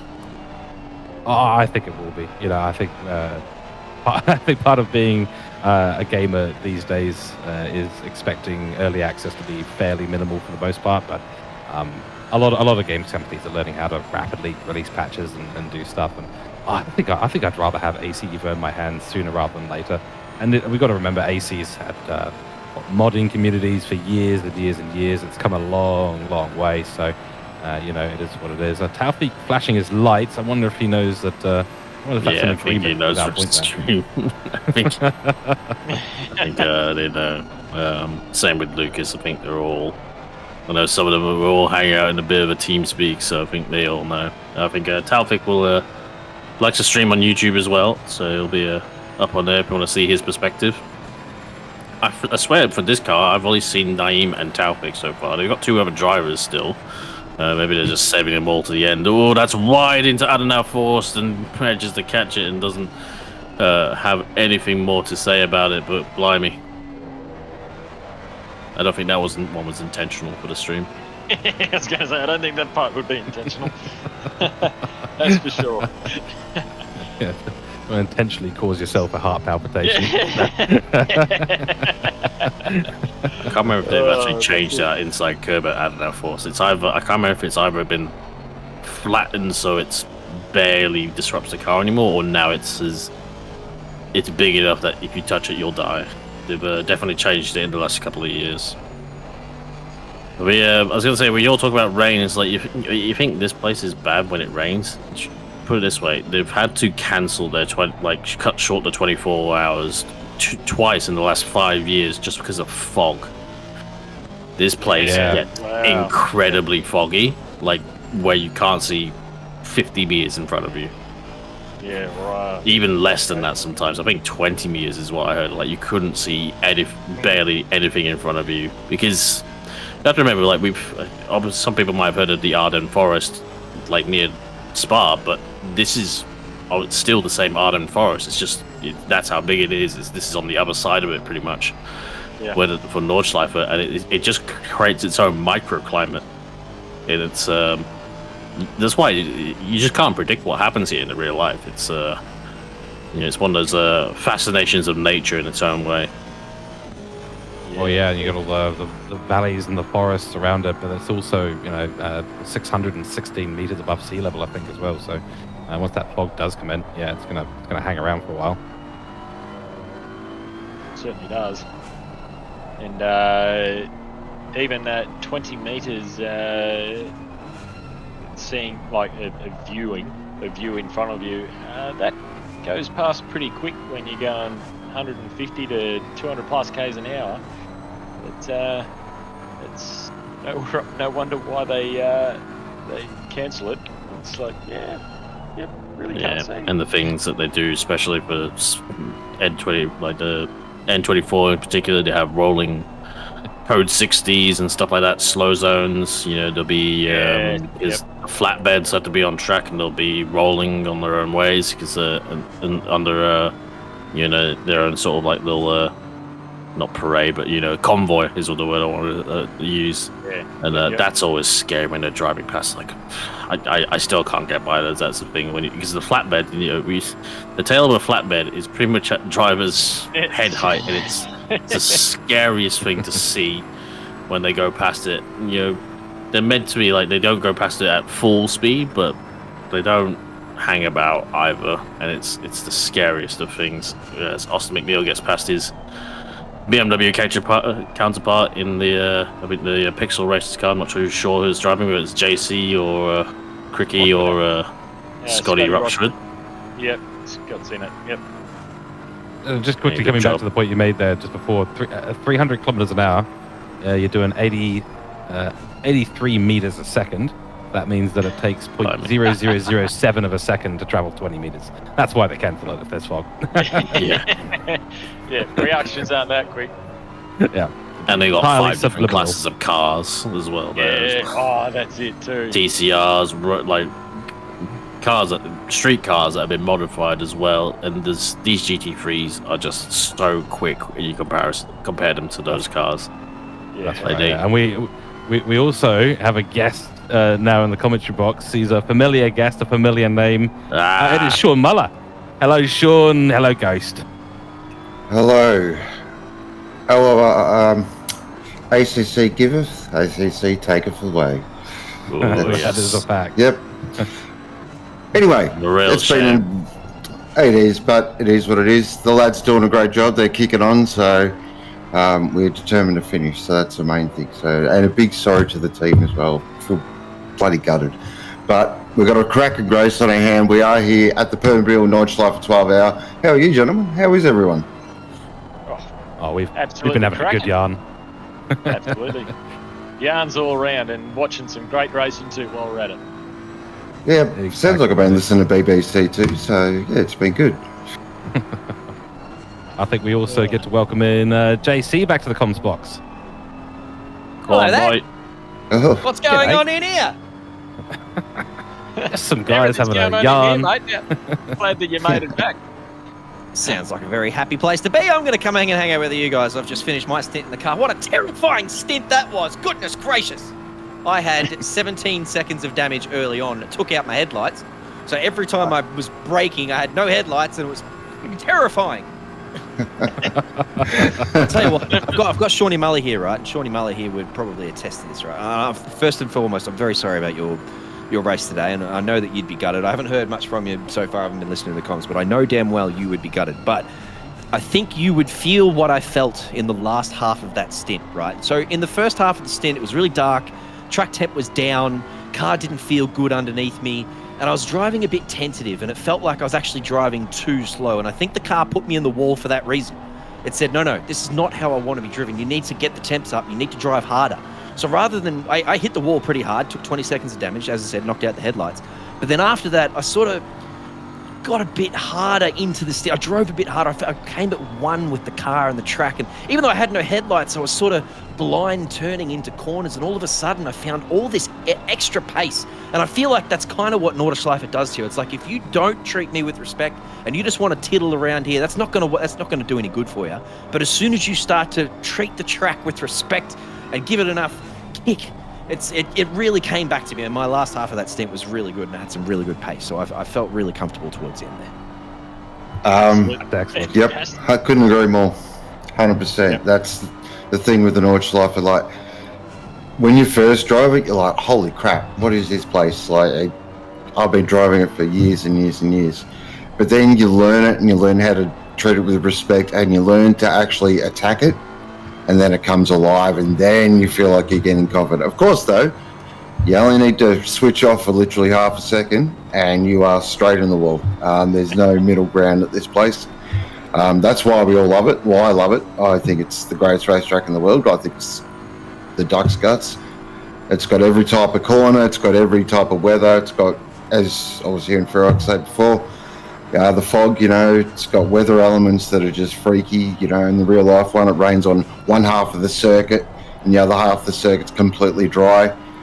It has weather that rolls in literally 20 minutes and then all of a sudden it changes again. It's a crazy place. And yep, I'm just glad we're doing a race around here. Mine sucks, but that's all. You get that. But we've got plenty of time left. We've got a tick under 4 hours to go. It's 4:35 a.m. in the morning. It is happy hour, also known as endurance racing, when the sun is rising. It's the best time to drive, and we are on board with Austin Bingham currently in 9th place at the moment. He's actually having a really good battle here with Burton in the 499 Porsche. So they head down the Dottingham hole now.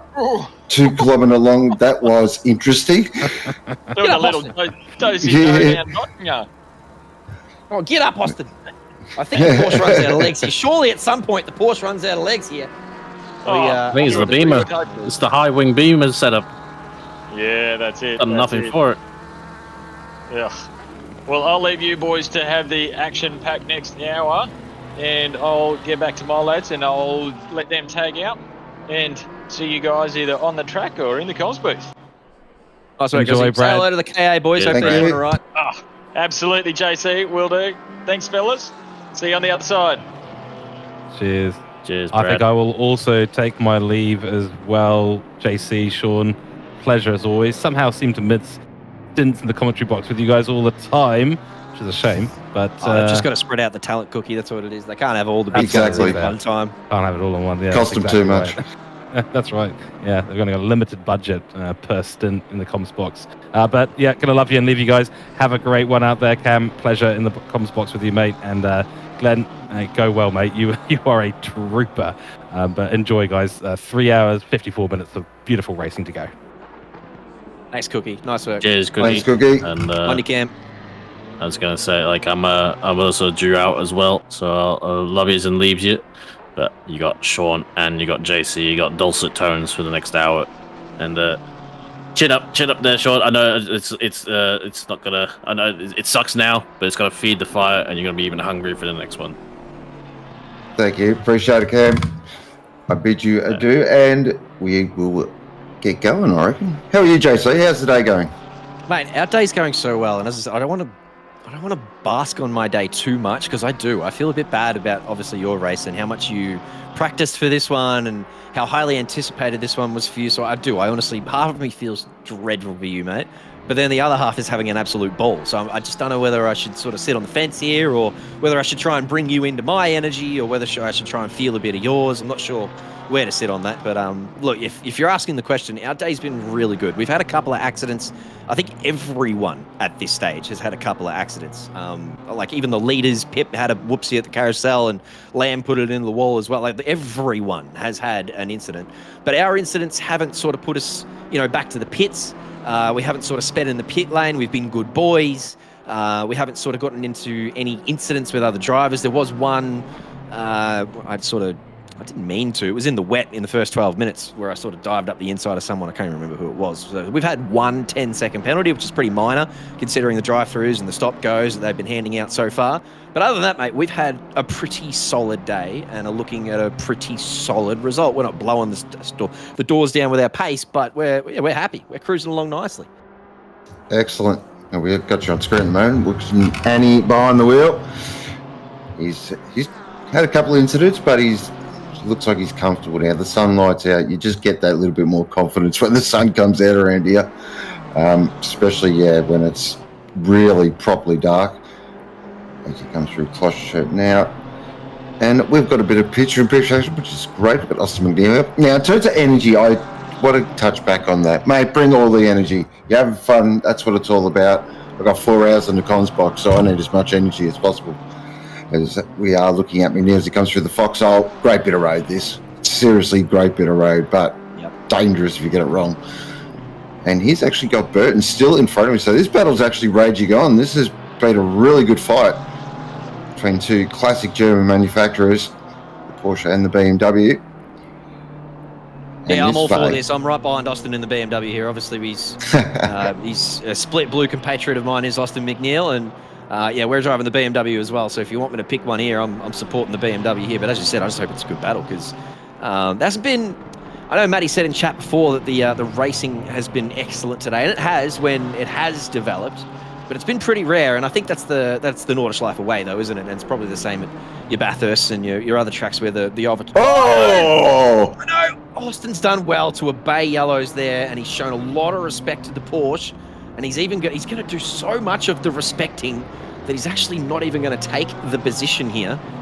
And if I were that Porsche, I'd be thanking that BMW just by letting him through there, I reckon. That's interesting.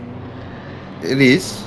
I think it's great sportsmanship, definitely. Yes. And he saw it coming, so you kind of do see that with the Porsche. Once you see it start bouncing, you know, like, well, hang on, we're going to have a moment here. And that's normally what happens. And in fact, you got your car coming up behind him as well, so this is a good little three-way fight. Oh, geez, he's pushing that BMW, bloody hell. That was sideways. Yeah, if I'm Burton there after having a bit of a spin and then praying to the Lord that the BMW doesn't ram into me, like that's quality driving from Austin McNeil. There's no luck involved in that whatsoever. That is Austin McNeil being a high quality individual and a great driver. So for mine, I'm probably just letting him sneak on through there because any other driver probably tries to run it on the grass and potentially makes a bigger accident out of it or gains a position. So, but yeah, no, look, I'm glad both drivers get out of that pretty much scot-free. A bit of damage for potentially both of them, but nothing more than a bit of paintwork. Exactly, and 3 hours 49 to go, plenty of time. This is sort of a little joust before we get into the real stuff. If you buy a ticket basically to that last hour, we say it in every endurance race, but it is true, except for our leader, of course, who is BSS Plus competition Ferrari, which has absolutely dominated this race. But everyone has had an incident, and that's the thing with the Nordschleife. It even catches out the very best, as we are looking here at Filippo Paqueta, who's setting 8:07 race laps or something ridiculous like that. I saw. Yeah, I know, disgusting. But being dominant, still getting used to seeing Pip in a Ferrari. That kind of does my head in a little bit. She goes through the Flans Garden. That's a scary bit of road. That, geez, even in real life, you just see them get off the deck, and some of them, as they just touch the brake as they turn in, you can drift the whole corner. It's a crazy part of the road. Yeah, I see cars, run over that gap. Like I was watching Cricky do it, and Annie, both of them actually. Cricky and Annie both go over that flat. And I'm like, is that how you're supposed to do it? Because I don't get anywhere near that. I actually get on the brakes just to dabble before I go over it, because it sort of sets me up for the next couple of corners, which are flat.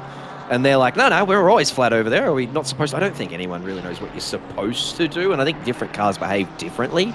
But yeah, I've got the balls to go over there flat. Tell you that. Yeah, you're right with different cars, 100%. In the Porsche, yep, I'm flat the whole way if I survive to that part of the track. In the Aston, slight lift just before. In the Ferrari, I'm flat. What else have I driven? The BMW, I'm flat. So yeah, different cars, the way it goes through the air as well, the balance. Really, yeah, crucial part of the track, and definitely feel it when you land wrong, 100%. Austin's all over him here. Sorry, I'm just going to jump. No, you're right. Austin's going to have a little dip up the inside, and in fact, he is. It is a nice move. He'd been putting that on for a couple of corners there. He'd just been all over the back of Burton, and I wondered if he was going to be patient and leave it for the Doniger, but I think Burton probably just comes off the gas there a little bit and understands. I don't know how much damage Burton has, but it feels like he just kind of left the door open enough for Austin to sneak on through there. So a nice two-man move there sees Austin McNeil, and the MRT boys move up to P. I can't see, I haven't got my glasses on. P8 they are. I've got it on. Yeah, nice one. So there's another little battle developing behind this too. Scott Rockford currently in P18, just directly behind these two cars. You can see him coming a picture there. There's Scott Rockford, and behind him, only 6 seconds back, is Regan Herbert. Those guys have returned to garage for some reason, Herbert and Henderson in the Bentley. They are extremely quick. I think they're up as high as P3 at some point. And then, return to garage. I don't know if it was a disconnect or something. You might shed more light for me, but they're back in P19 now. Well, I've just joined, but yeah, I noticed that as well. I was keeping an eye on the race counter, and don't know what's happened there, but they've definitely returned to garage. But Henderson, yeah, they're setting like 3rd or 4th quickest times or something. He's an absolute rocket in that Bentley. Should have seen him before they slapped the 25 kilos. Yeah. He was doing wicked laps. Bit of a setup guru as well. He loves setup, so he's been talking to me about it. I'm like, I am the wrong person to talk to about this stuff, mate. absolutely know nothing as we are looking at the Polygon Racer BMW, currently rocking around in 17th position at the moment. Before you go and Regan. pump Hendo up as to set up Giroud too hard, before you go and pump him up too hard, I was watching him do a Kyle Army race the other day in the Nissan, and he had absolutely no rake and 2 wing. So if that's... yeah, and I showed it to Lucas, obviously, and he and I have been driving the GTR, so I showed it to Lucas, and we were just like, what is going on here? Kailami 2 wing in the Nissan with no rake, like none whatsoever. It was just completely what are we doing, Hendo?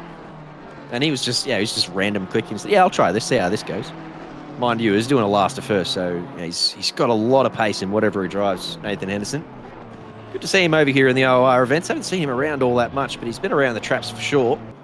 And obviously a lot of ACC driving in other leagues, so really starting to show his wares in OOR now. I think he's joined the Sprint Series as well. It is good to see different drivers sort of... I've been here a little while now. You've been here, of course, a lot longer, and it's just good to see new drivers come in, and then they become sort of part of OOR and they're quick, and yeah, it's a great thing. But we also cross all the classes as well. It's the best thing about this place. And also the racing's really good as well. We're at the best racetrack of the world. So it is 4:58, getting on to a 5 o'clock in the morning race time at the Nordschleife as we're watching Scotty Rochford come through the Schmieden Sprint Curve, of course, named after the Queen of the Nürburgring, who we tragically lost a couple of years ago. If you ever got time on YouTube, go watch her around here. It is bloody scary. Very, very accomplished race car driver. And where's rain? Yeah, 100%. Well, I reckon we do need a few drops. So, Bender, if you are listening, get out there and do your dance, because that will definitely spice up this race a little bit. It's still been a very good race. Lots of different strategies. There is, of course, you're racing the track really more than you are racing cars. You do race cars a little bit, as we are looking at Bender right now on screen. Here he is. Is he dancing in there? Can't see. He'd have to be. How long's he been in the car? He said he was doing a night stint, so we're out the other side of the night now. Is he double stinted here or something? He has. Yeah, he's definitely been in for a little bit. Just checking on the pit score there. Come on in 15th position. Geez, that drove well. What bloody hell! That is a great drive. And they're quite quick as well. Bender said himself before that it's him and Corey who are going to kind of anchor this team towards the end of the race. Robert Wenzel and Peter Papiano have been in the car for most of the first half of the race, and those two are the quicker of the two drivers. So their paces looked good up until now, but as I said, it was Bender's own words. He said, once, Corey and I get in the car, you'll see the car's pace sort of even out a little bit. But if they, as you said, if Bender can be strong here and Corey can put in any semblance of a strong performance, these guys are going to absolutely smash the M-Class, that's for sure. And, smash a lot of the Silvers and Pro-Ams down here as well. So... very strong performance so far from this very experienced, long-time OOR team. That's the trick with how they're doing it. You just got to truck along. Doesn't matter about your pace. It's just keep it out of that wall. You keep it out of that wall, and you're going to get a good result here. All about survival. This comes through YouTube Corner, or Brunchen, as it's more affectionately known to us Nords nerds. Actually, the Mustang looks pretty good here. It is actually not bad to drive around here, the Mustang. It's quite fun. So, favourite part of the track, JC? Got you in the box, so I need to know your favourite part of the circuit. I want to know. So this is going to suck. I was actually going to ask you the same question and try and steal some of your answers, because I don't know any of the fucking names. So, I know the foxhole, right? You were talking about the foxhole before, that downhill. It's obviously flat, but it's so fast. It feels like corners. It's downhill. Some of it's blind. That foxhole is incredibly fun. And then I find myself holding my breath every lap when... So we were talking before about the jump, right? And how Annie and Cricky are flat over the jump and I'm not flat. It's the right-hander after that, and then the left, and then the downhill, like it's a massive downhill drop, and then it's almost like foxhole where it's a bit wiggly there. That set of corners there. So after the jump up to basically the second carousel, that whole section there is so much fun. Like I find myself holding my breath all the way through there, and then once I get to the second carousel, I feel like I just exhale, and everything just sort of relaxes a little bit, because I feel like I've made it through. I feel like I've made it through one more lap. All I got to do now is the straight and, you know, the last couple of corners, and I've made it through one more lap at the Nordschleife. So, yeah, that and the Foxhole are probably my two favorite sections. But the whole track, mate, honestly, is so good. I reckon I could lap. I was talking to the guys before. I haven't done much of this track ever in any other game, and it's I've instantly fallen in love with it. It is so, and I don't understand how Babby and Peach, and there's a few others who don't like it. I just do not understand how you cannot enjoy this track. It makes no sense to me. Yep, spot on, 100%. It is, it gets under your skin, definitely. So where you're talking about, that's actually Flants Garden 2, the big drop-off, and then you go down through the Ballafesses, that section there, yeah, fantastic bit of road. My favourite section is, wow, it's probably going to have to be, it is hard, but for me, it has to be Vifferman, the fast. So you come out of the carousel, you got the quick left, right, and then you go right. That fast section where you're in third, fourth gear, and you just flick it left, flick it right, and then flick it left again. Magnificent. You get that right, and you just feel like a driving god. Very easy to get wrong as well. Punishes you if you do get it wrong. Oh, just like that. A car never feels settled through there. Always feels like it's going to skip sideways. The part of the track that you're talking about is the part of the track where I put it in the wall in my in my most recent stint. So I've only had one accident today, and it was the night stint that I just came out of. And as I said, I got a lot of front end damage that smashed the headlights. It was that exact part of the track, and it feels like, as you said, like I didn't feel like I did anything wrong in there, but it's such a punishing. It's so fast, and it's such a left right. It's such a sudden left right. And yeah, I guess I hit the curbs wrong, and it did put me in the wall. But yeah, I think that'd be right up there in my top 3 favorite parts of the track too. It is very, very rewarding. Here we go, Liam K actually coming through Vifferman now. Look at that. That's the one. That's yeah, just, exactly this one. Yep. Yep. What a bit of ride that is. Seriously. Yep. Yeah, I agree with you. That's right up there in my top 3. As you said, the whole circuit. There's a couple of corners though I don't like. There's one of those. There are a few. I'm actually not a fan of the carousel. I think it's stupid. This left-hander we're coming up to right here. This Ferrari is about to hit this left-hander, and then this curb here, and this whole left-right thing can fuck right off.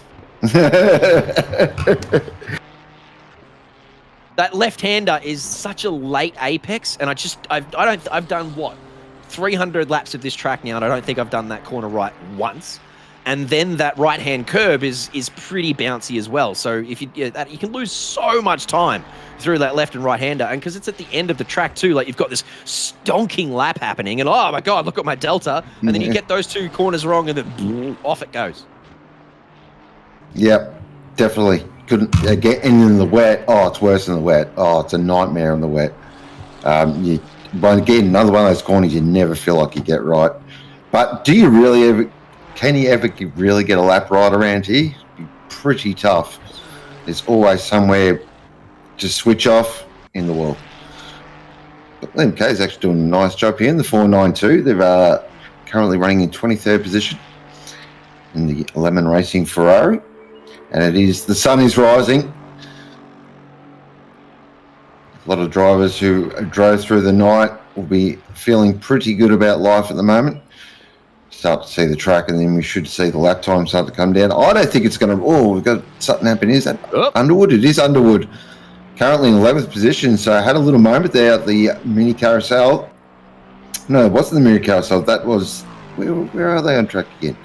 Through Cullenhead. Second carousel. That's what I call it. It is, yeah, mini carousel. I nearly confused myself. Is that a bloody AE86 Indigo tribute lyric? Looks like it is. Oh, no, you've lost me. The initial drift, it is an initial decar. There you go. I don't know what that is. Is that an anime? Okay. That's the thing that Annie was talking about. There was an anime. He was talking about some Japanese drift thing. Is that it? That's it. And Annie was talking about it. I was like, if Annie knows what it is and I don't, Jesus Christ, how far behind am I?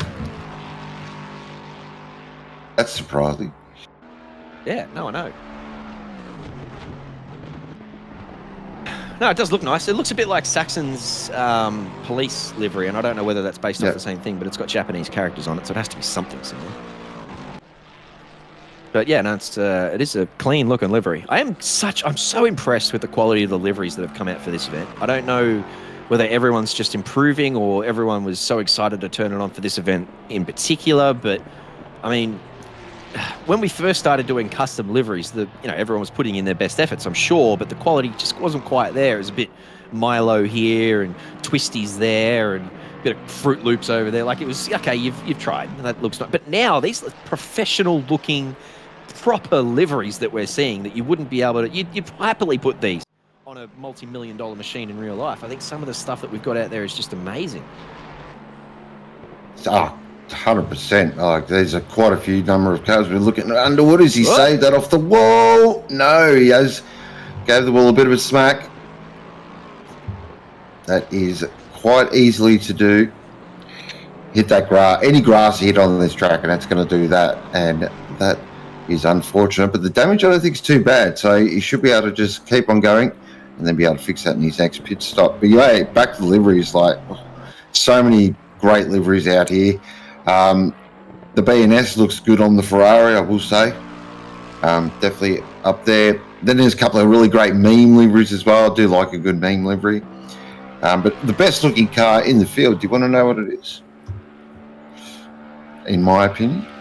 I mean, it's the 150. It's going to be the skill issue 150. Yeah, 100%. It is. It's no contest, it's no argument. I mean, I've looked at all the other. There it is. Look at that. I mean, seriously. That is ridiculously good. And what you don't see maybe in the broadcast is the level of detail on this. So it's got this like white dot effect on the black, and Crookie's done a stupendously good job.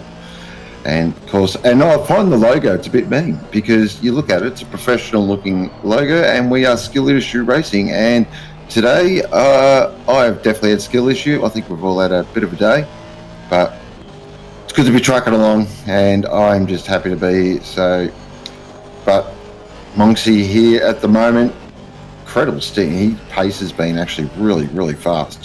So, what is he doing? What lap times is he doing? Got as low as the 20s, yeah. Yeah, nice. That is hot. Yeah.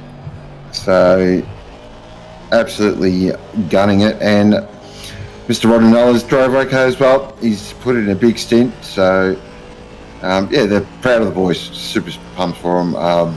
Yeah, unfortunate what happened, but that's racing.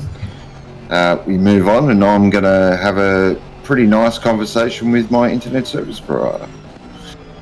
I should have put money on it. I knew Loopty wouldn't get near us. Doesn't matter. Doesn't matter why or how. Doesn't matter the circumstances. Yeah. So, but I should have 5 subs. 5 subs. Oof. Yeah, I paid up 5 subs when he did. What was it? Brands Hatch, 22 at Brands Hatch. Yep. Yeah, he was. I think it was his first time at the track. I said, if you grind a 22 this week, I'll put 5 subs on it, and he went and got it. And he had to grind the shit out of that track to get it, but he got it. Another of your favourite tracks. Oh my god, I'm just looking through. I'm just looking through the windshield of Scott Rockford's car at the moment, but obviously it'd be the same through anyone's windshield here. And the sunlight coming through the trees, the pink bouncing off the fence. This is just such a pretty game and such a beautiful track. And this is prime Cricky photo taking opportunity. He's going to have an absolute ball doing the photo album for this one. Yes, it's absolutely gorgeous. And in my opinion, this is the best iteration of the Nürburgring that I've driven. At night, it just comes to life with the lights, and it's a raw living thing. It's unbelievable. Kunos have done an incredible job with this. Like this part here where you can see the sun bouncing right there. Look at that. I mean, that's just gorgeous. Look at that coming down. Look at the sun poke. Look at that. Beautiful. Battle for P18, Glenn, while you're there. I know that we've got some beautiful shots there, but there's a red-hot ding-dong going for P18 here at the moment. Certainly is, and we are on board with the young Ryan team, as he's affectionately known as Goaty. And he is chasing Scotty Rochford there in the Pixel Racer as well. So, or Polygon, I always get used to mixed up. Either one. But, ooh, this is a good battle. This is turning a bit spicy here. Notice that JC has gone a little bit quiet, but that's okay. I'm not cursing anything. Yeah. We've actually been in battle with this car a couple of times today. So yeah, these guys have sort of been up and down the field a little bit. Yeah, I actually don't know either of their names. Apologies to Jones and Tame, but they are, yeah, clearly pretty quick. They're up here in silver class, so they must have classified pretty strong. Just a two-man team too, so at this point they're starting to get a little bit fatigued, but the Aston clearly doing them some favours. And yeah, Tame, Ryan's all over the back of Annie here. Annie's been very consistent all day long and hasn't put a foot wrong, but yeah, it's got the car in all the right places. I'm interested to see how they go through the second carousel here. And then on to the Donninger. What has the Aston got up its sleeve? You would assume that in the slipstream it probably gets it done, no? Yeah, 280 the Aston is tops out at. So I'm not too sure what the BMW does, but that is the Aston. It hits the wall at 280 as well. There's nothing Really? more to give. Okay, so we're 276 up the hill, but then we can get to 283, 284 down the hill. So if he gets us before the hill, you would assume he probably holds on to it because it gets very skinny after you go under the bridge over the hill. So he's going to get it done here out of the slipstream. Then he's going to hit the 280 wall. Annie only doing 274 up the hill at the moment, but watch for under the bridge and then down the hill. Has Annie got big enough balls to use the extra top speed that the BMW is going to have? I don't think he will because it just gets too skinny through here. So he's just going to have to tuck in behind and consider that move done. Nice work from Ryan Tame, who's put in the work over the last 8 minutes to get that Aston in position, and it makes it work to move himself up to P18. Very nice move there from Ryan, and very good drive from these. So they're actually PlayStation boys, Sector 1 lads. They're all on Gran Turismo, so a couple of them actually really haven't played ACC before, but they all jumped in and got some PCs. Wow. And yeah, decided to come race.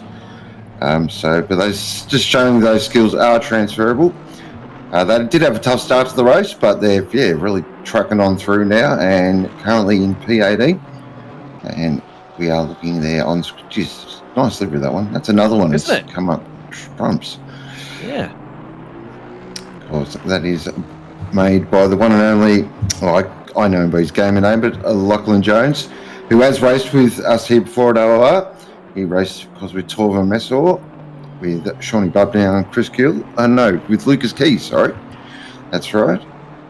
They got a good result, I think third in the last Enduro, so. But we've got 3 hours 28 remaining, 5:30 in the morning here at the Nordschleife. It's been a ripping day. Of course, you are watching the Permobil 12-hour. Big thank you to Permobil for their support as always. I am Sean Mullet. In the box with me is the one and only JC, and we're ticking down with still plenty to play out in this race. It is the BNS competition Ferrari with, I believe, Philippa Pips behind the wheel, currently in first position. They've controlled the race all day, qualified on pole, and really haven't been headed. But we've got a couple of really good battles up and down the field. Currently looking here at Ryan Tame for Sector 1 Red, currently in 18th position, who's just made a positional change over Scotty Rochford, and now is off after Regan Herbert, who is currently in 17th position. And we're getting a lot of calls for rain. It's been a consistent theme in the chat for at least the last 45 minutes. But I just don't think it's going to rain. Glenn, restart the server. Restart the server. 3 hours to go. Restart the server. Get some rain happening. Just do it. Full. We have control over whether we restart the server. We are God. Just do it. No, obviously we don't have control over the weather, but it's just obviously Bender's going to be. Don't worry about the uproar of everyone else. Me and Bender are more important. We have more weight than everyone else. Just put the rain on.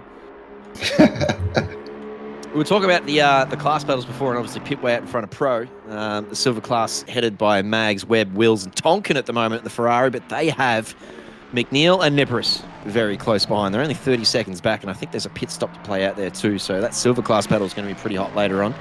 The Pro-Am battle currently led by Underwood and Gobby, who are 2 laps up, I think, based on the ACC timing board. Don't quote me on that one, but I think they're comfortably in the lead of that one in front of Brock Struick and Helton in the other Pro-Am car. And then the Am class battle is very interesting to me. We were talking before how McNulty Wenzel and Tui Papiano have been dominating the Am class all day long, right? And they're currently P16. But we had a good call out from Matty Powell before, and Craig Dale in chat as well. The car 959 who had I saw them in the pit lane on lap 1. I thought, oh, bugger, there goes their day. They have fought their way back to be P21 overall and P2 in AM class, and they are almost on the same lap now as McNulty, Wenzel, Tui, and Papiano. So with 3.5 hours to go, if Lewis and Wood and Dale and Brooker, if they can keep that kind of pace going and that kind of consistency, obviously can keep their nose clean, that AM class battle towards the end of this race could actually be the one to watch. What a battle that would be. Wow, that would be a good battle. That is an incredible drive back. That's fantastic. That's a long way back, but second in class, currently 21st. Steve Lewis currently behind the wheel in the moment in the Rudimate spin. Ferrari, long time enduro runner as well. So and there is a bender on the screen at the moment. So yes, I agree. I think that's going to come down to that last hour, especially if these boys can keep it clean and keep it. Watch this space, as they say. That Ferrari very strong too. I think Ferrari is winning every class at the moment. Silver, there's a Ferrari in the lead. Pro, so there's a Ferrari in the lead. Pro-Ams, not quite. There's a Lexus and an Aston up there. But yeah, the AM class as well. The Lewis, Wood, Dale and Brooker, these guys and their Ferrari. So the Ferrari very fast across the board regardless of what hands it's in. So yeah, I think these guys are a really good shout if they can keep powering their way up the board. And as you said, it could be a case of the last hour. Yeah, they've got their strategies right, and Sue's got that feel at the right time. And when you make that last stop as well, of course, you best thing around. It's actually quite surprising. Oh, look at that. Just one moment, please. Yes, please. Ferrari, full noise with the sun. Oh, does it get any better? Okay, it does. If it was a Porsche, but you know what I mean. Yeah, there's a lot of CPUs out there crying right now, but if your CPU can handle it, it's well worth it. Too many Ferraris. Shut up, Diabolsi. Diabolsi hates Ferrari. Absolutely hates Ferrari. I don't know why he's such a hate boner for Ferrari, but it's a very strong car here, that's for sure. Should all get SG30s for picking a shit. Wow, that is a strong hate. He's very strong on his hatred for Ferrari. I give you the tip. It's that Silverstone. The Ferrari at Silverstone. And we had to do that one day, and he had to do it, and he loved it, but he secretly, he's like, I love this, but he hates it. Don't tell anyone. Well, guess what? Everyone knows now. Wow. Yeah, that is weird. And it's not just this Ferrari, like an ACC Ferrari either. Like, he hates the all Ferrari cars. Oh, wow. Ferraris. Yeah. Okay, fair enough. Oh, Jan's back. Go, Gibbo. How's Gibbo going? Hello, Jan. Hope you're well. Gibbo, poor old Gibbo's been very grumpy today, actually. I've been in a call with him all day long, and he's been very grumpy today, poor old Gibbo. Because bloody Boxy and Witchell keep putting it in the wall. they're very apologetic, don't get me wrong. They're trying their hardest in there, but poor old bloody Gibbo's had to do a couple of stints in a row, like in that, Boxy would be out there for 3 or 4 laps, put it in the wall, and then just pit again. And like, all right, Gibbo, your turn. And Gibbo's hardly had a rest from his last stint. He's had to get back in the car. They've had a rough old time of it today, these buggers. And Gibbo's had enough of the Nissan. He said, no more GTRs in Enduros. And Cricky and I said, hang on. Let's not say things we can't take back. But no, he's we're all having fun, that's for sure. It's definitely a very positive call in there. It's that's good. Gibbo with his grumpy voice is quite fun. There is the man. They roll him out for Enduros. He's another like Nippers. They just keep him locked up and then Enduro. He's loving this GTR. Oh, I could see. He's driving it with real passion.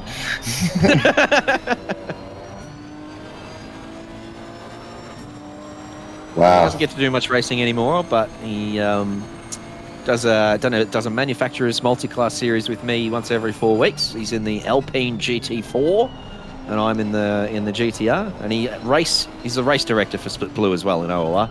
So he's definitely still around the traps, and obviously a moderator within the Discord as well, keeping everyone in line with his dad voice. So much loved occupant of OOR, as is his nan Jan Tully. So good to see you, Jan. Oh, who's messaging me? So I've got a DM here. I'm in trouble. Uh-oh. So, it's nice to... Here is our leader. I'll tell you what. See if we can get around the circuit and have a bit of a chat about it as well. Because I found some stuff on the internet. So, I feel like Jeremy Clarkson then. So, I went and looked on the internet. And I've got 24 facts about the 24 hours of the Nordschleife. But I've got other facts here as well. But so, of course, it is in the Eifel Mountains in Germany, near Nuremberg. Beautiful part of the world. If you ever are overseas and in Europe, highly recommend it.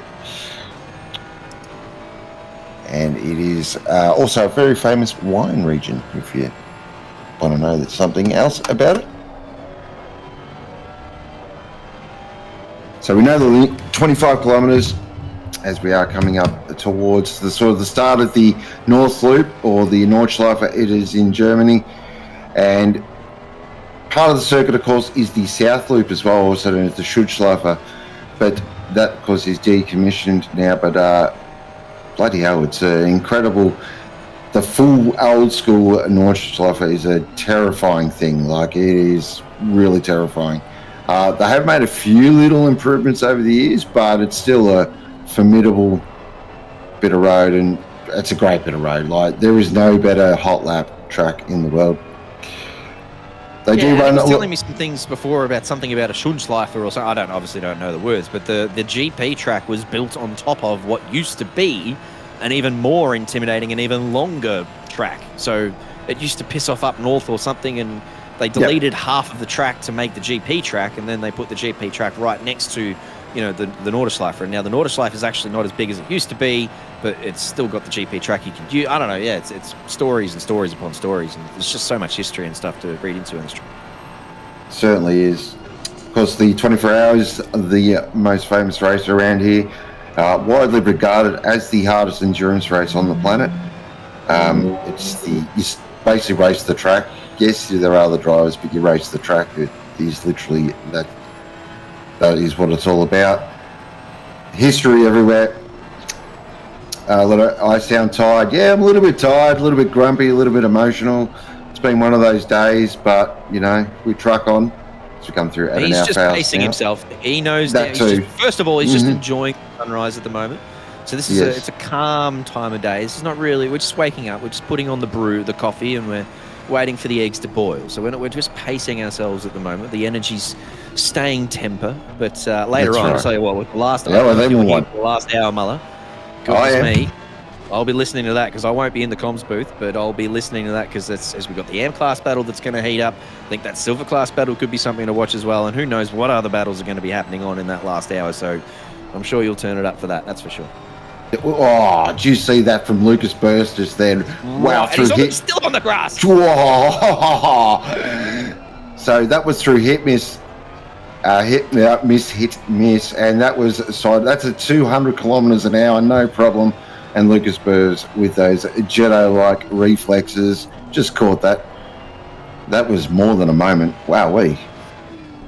Well, we haven't seen him have a mistake today. Like, obviously, we saw Pip at the carousel, and I think Lamb somewhere in the last sector. So both of those extremely fast, professional, and well ensconced in the top echelons of AP drivers have made their mistakes. I haven't seen Lucas make his mistake. I don't know if he has or not, but that was very close to it, wasn't it?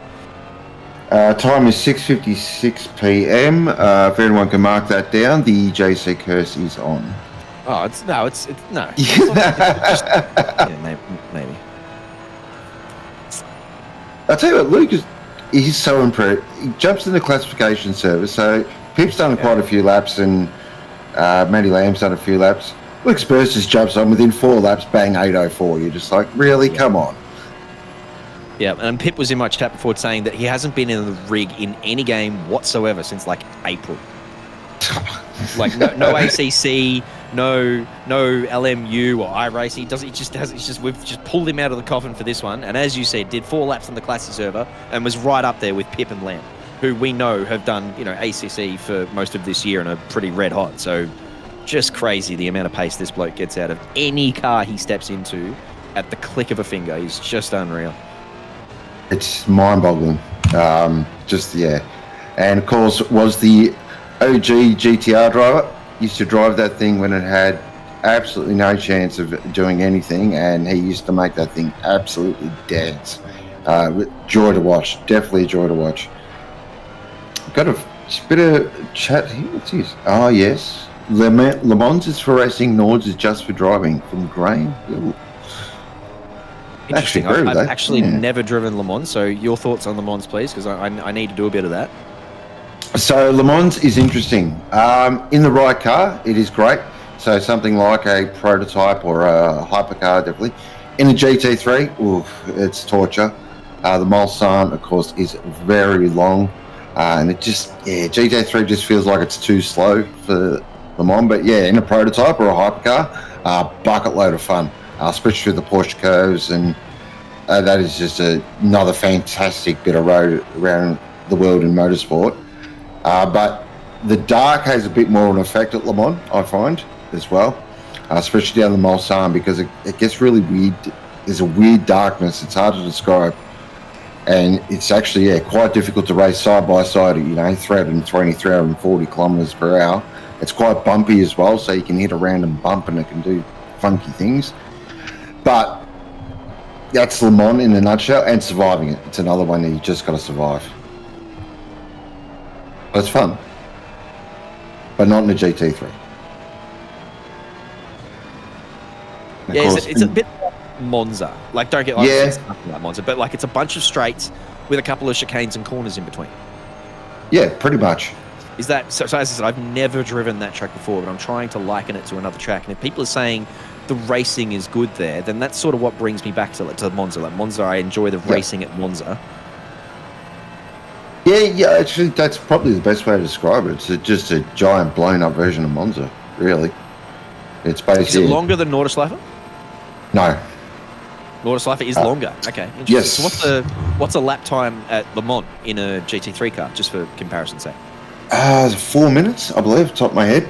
Oh, wow. Around that, 3 minutes 50, 4 minutes. I'm sure Ferox in the chat will be on that like a flash. But yeah, it's around that lap time, but it's the Mulsanne that just kills it in the GT3. You're just like, oh, give me more. And it's just nothing left to give. So, but yeah, 3 minutes and 55 seconds for a qualifying time in a GT3, according to Mark Bushell. There we go. Oh, well done, Sean. Clapping back. 8:07 from Burrs in the Ferrari up here. That's probably a new purple, or at least close to. That is absolutely wild. Crazy pace. Look, to be honest, this is primo driving. So the track temp's raised just a little bit. All your brake markers are back. You can see them all. And obviously the ambient temperature is still very low. So we're probably going to see the purple lap for this race around about this time. This is the primo lap. But, I mean, still.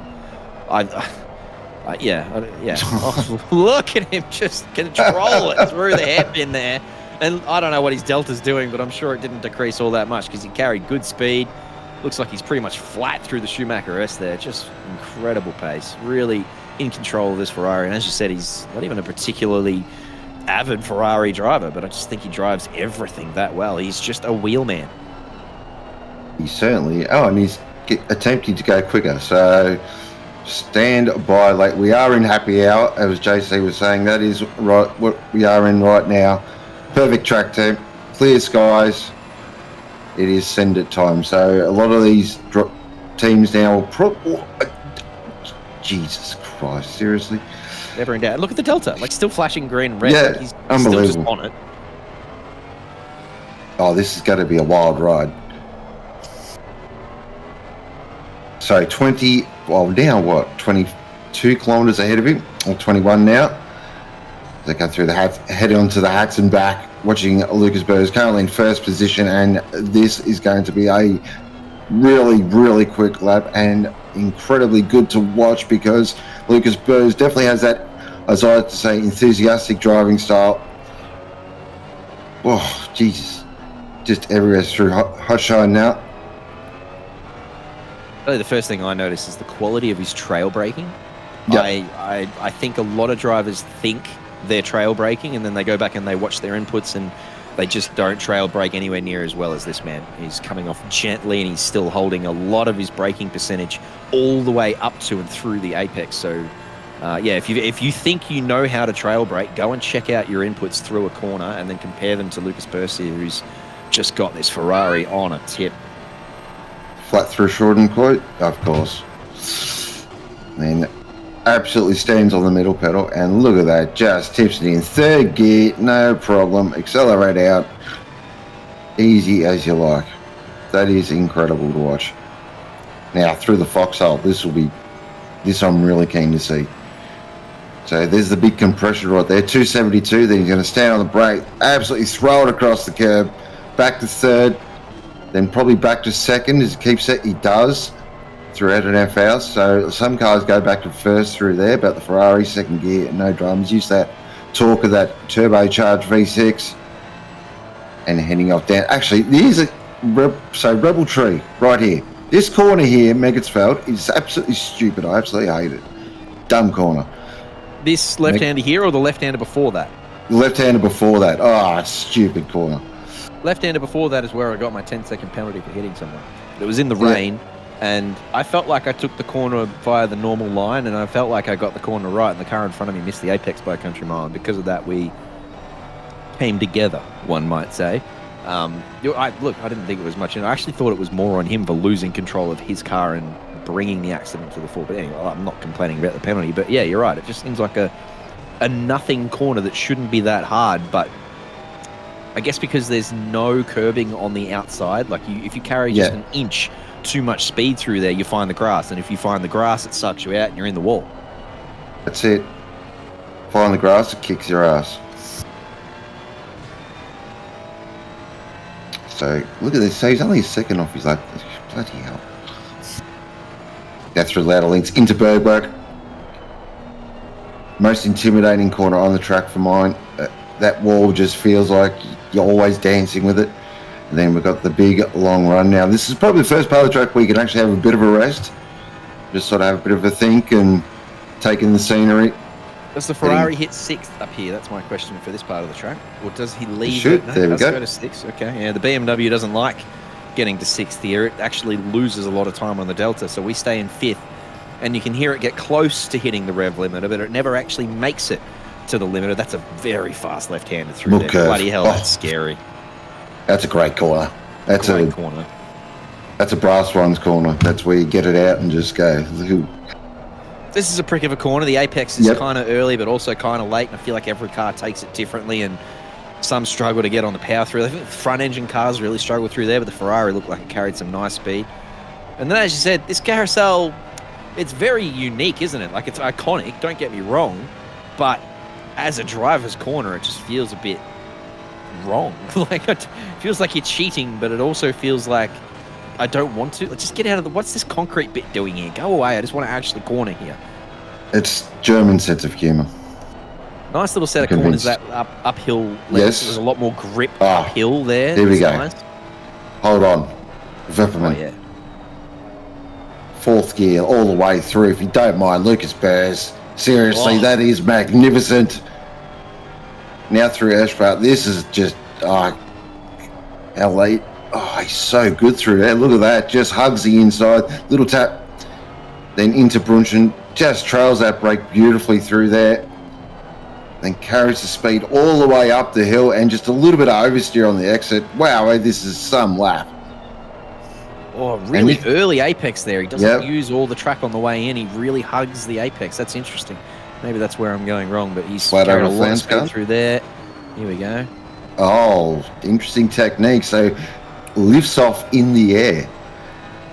So it's another... Well, I'm not going to knock it because he's absolutely flying. He's got the purple lap as well. Last lap, which was an 8:07.890. This is some stint here by Lucas Burrs. We are watching a master at work. Just running into some traffic here, which has knocked off the chance for a really good lap. But you can see why this car currently holds the purple lap. This Ferrari looks plenty hooked up. And it looks like they've got the setup well tuned, but you've got some really high quality drivers behind the wheel as well. So it's obviously going to be a mix for a really fast car, and these guys are absolutely on it as he rounds I don't know the names, Mully. You're going to have to help me out. We're coming onto the Dottinger. I know that. There you go. And it's hard, right? Because I know that Glenn's got the names up there in the top right-hand corner. I haven't got my glasses on, and I'm sitting back here in my rig, so all I can see is basically a steering wheel and some road. I can't read any of it. No, that's fair enough. It's one of those places that's when you love it, you learn it first, and then slowly you'll pick up the names. And as I believe, I can't remember, you were talking about it before, you were talking about sections of track. And that's kind of how I learnt it. I didn't learn every corner. I didn't say, look at this corner and just go, yep, I've got to learn that corner exactly. It's more, okay, I'm going to learn basically the hats and back first. That's the first part of Wiggly S's. Got that down, and then learned Flugparts and into Schroederskreuz, and then so on and so on and so on, and then slowly you put together a lap. Because I don't know if you're out on Gran Turismo, they used to have these license tests. And basically what it was is you do sections of track to pass the license test. And that's basically how I learnt the Nürburgring. And that was back on GT4 way back in the day when I was young and had all the free time in the world. And then, yeah, just fell in love with the place and been addicted ever since. I actually think that's why I rate this track so highly, is that it feels like you're not approaching each corner. There's not a lot of places on the track where you're approaching one corner and you're trying to get one corner right. It feels like, other than obviously the GP circuit, it feels like you're approaching parts of the track in sections, and that section is made up of 4 or 5 corners. And if you get, all 4 or 5 right, the difference between getting the whole section right and missing potentially one apex in that section can be huge, because the flow-on effect from missing the first or second apex is all the way through that section. So it's really important to set yourself up, which I find attractive to take each corner individually is less fun than approaching it as sections. So I think that's part of the reason I love it. It's a bloody good reason, and it's just cool. Hey, what Tully's been doing a bit of ACC, by the way. Don't know how I feel about that. Goodness gracious, if she gets into the sprint series and starts showing us all up. Oh, look out. Seeing Jan Tully on the podium, and what's your favourite car, Jan Tully, by the way? Did you try any particular cars? What's your favourite car? She gets up the podium in a Nissan. I'm going to lose my shit. That would be probably the most popular win, I reckon, going around. You'd have people lining up for days trying to make Jan Tully's livery for her, that's for sure. Club 50, hello. Yeah, good point. Good point. We do have a Club 50 on Monday nights, Jan Tully. Oh, God, what a cameo appearance that would be. We'd have the whole of OOR turning up supportive of that one. Someone get her registered. Yeah, for sure. Yeah, definitely. Full bells and whistles broadcast, 100%.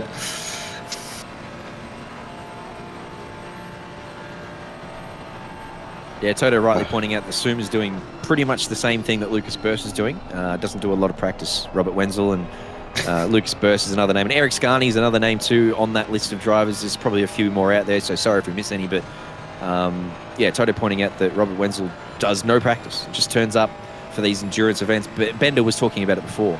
Bender does something similar, obviously, where they don't do the sprint series and they don't do the Club 50s. They don't do Academy series. They just turn up for these endurance events. They do a couple of laps practice. They get a setup ready that they all enjoy, and they just churn out the laps safely and almost in a way that allows them to pick up positions without trying. They don't really battle anyone. They don't get themselves in any trouble. They just avoid being, in any sort of incidences, and they get good results out of it. Exactly. Endurance Racing 101, right there. Yep. It's not a sprint, it's a marathon. Oh, look at that shot. That shot. Oh, yes. That shot right there is... Telling you, Cricky is wetting his pants at thought of making a photo album for this one. What a beautiful track. I don't think we've never done anything here, have we? Not a sprint race or anything that's worthy of a photo album. So this is his first real crack at it. I'm sure he's obviously had a little play around with, some angles and has done a few photos, but nothing nothing like this. Nothing with, obviously a whole grid of OR cars on there. So, it's going to be some good opportunity for Cricket to. Obviously, he'll have a little look at the formation lap and get the whole grid into one photo, I would hope. But other than that, it's going to be, individual shots at different corners of the track. And, Jesus, we've had some pretty shots over the last sort of 40 minutes of you and I talking through it. Definitely. It's been, this is definitely the best time, 100%, to drive, to take photos, you name it. It's just, it's perfect. Basically, from now, back about 2 hours, absolute Hollywood stuff. Got the sun coming up. This is when you will smell various sausages, of course, around the circuit. Germans do love a good sausage, no pun intended. And we're looking actually at the Coffin Ride Express Lexus, currently in 11th position, and trucking on beautifully, our leader in Pro-Am class, so doing a super job. Lexus winning. Wow, things you'd never say. Is that a breakfast item for Germans? Is it the sausage? You're saying they get the sausages out for breakfast over there? Yeah, certainly do. Interesting. I've got some sausages for dinner tonight, so I'm gonna, maybe, I don't know, what's a German sauce or a German cheese? I haven't really got anything German in the cupboard to put on top of my sausages, but I'm having sausages for dinner, so. Beautiful. I'm not far away from dinner too. I don't know who's popping into the box next, but we're just about to hit that hour mark, and I don't know if you're hanging around, Muller, but there's going to be some happy new voices to join you in the next sort of 10 to 15 minutes if all goes well. Excellent. So I will be here towards basically for the end of the race now. So I'm getting comfy. I will be just popping off. Just pacing yourself beautifully. Yes. Mate. You are doing very nicely here at the moment. What's this? Yeah, this is a bit going on here. So this is a bit of a ripper. So who's that in front? So that is Daniel Webb there. Now, is that Burton in front? It is Burton ahead. He's got a lap car. He's got the 551 entry Aston, who just pops out of the way there. And now Webb is going to go and chase after Burton. So this is going to be actually really interesting to watch. We know the Ferrari is quite strong around here, and that Porsche is, well, quite simply, big hats off to the drivers that are driving that thing around here, because I simply can't do it. But it is nice to see battles on track. When they have happened, they've been really good to watch. Yeah. Matty Powell rightly pointed that out before. He said the quality of racing, when it has happened, the quality of racing has been really good. And obviously we saw, like, even an accident, Burton obviously coming a cropper and McNeil obeying yellows, and both of them showing a lot of respect to each other. So it has been a really good day in terms of race quality and race craft. But yeah, as you said, this is a cheeky little battle here. I think we're coming towards the end of some pit stops too, though, so I don't know whether these guys have just boxed or just about to. There may be a difference in fuel tanks and tyres here coming into play, but if not, and these two are on the same pit strategy, I think they might be just about to come into the pit lane either this lap or the next one, and we'll see some new drivers jump in the car there. That the Burton Porsche is being driven by, I think Tyson Robbs is in that car, and he's very quick. Yes, he is, certainly, and Webb is no slouch, and Webb, of course, leading silver class as well, but I'll tell you what, 8th position in silver is a stonking drive. I'll tell you who else is in that Porsche too is Breno Ellis. I don't know if I put him in the car all that much yet, but Breno Ellis is absolutely blew away this season in that Porsche. So, Burton drives the Ford. Tyson Robbs loves his Mercedes. Babby is another one who's shown some really good pace this season too, and I think that's in a Porsche as well. But yeah, Breno Ellis for mine is the standout driver in that team just because of his quality in the Porsche. So if he gets behind the wheel in the next couple of hours, watch for that car to zip up the board a little bit. Cool. Now, this is unfortunately, though, we haven't seen a Ferrari versus Porsche for a while down the straight. What's going to happen here? I reckon that Ferrari is just going to go, thank you very much. Oh, it has to work a little bit. Oh, it has to work quite a bit. But he should be able to get it done. Burton, as it will head down over the rise and then down into Tiergarten. probably one of the trickiest braking zones on the circuit. And we've just ticked over under 3 hours to go. It is 6:35 a.m. in the morning. This is the Permobil Nordschleife 12-hour, and we're watching a ripping battle here. Oh, so look at that there. You just see how much the Porsche loses. Oh, it comes in the pits. There you go. Nice call, JC. All over it. Thank you. Oh, big crash. Apparently there has been a big crash with the number 2. Back to pits. Is that a RTG? Oh, we'll have to find that out. Oh, thanks, ACC. Yeah, brilliant. I hope that's not an RTG, because that's going to cost them a lot of time, and will bring... We were talking about Dale and Brooker and is it Rudima Spin? I don't know what Ferrari they're driving, the 959, Dale, Brooker, Lewis and Wood. That's going to bring them right back into that battle way sooner than I thought it would be, actually. I thought they would have to spend the next 2 or 3 hours reeling them in. But if Benders had to return to garage there, that's going to cost them a lot of time and bring that AM-class battle to the fore almost immediately. Well, definitely wasn't too bad. We're getting news that he just looped it at the end of the straight, so... Hopefully he crawled back to pits and it wasn't an RTG. I think so. That sounds like definitely. better news.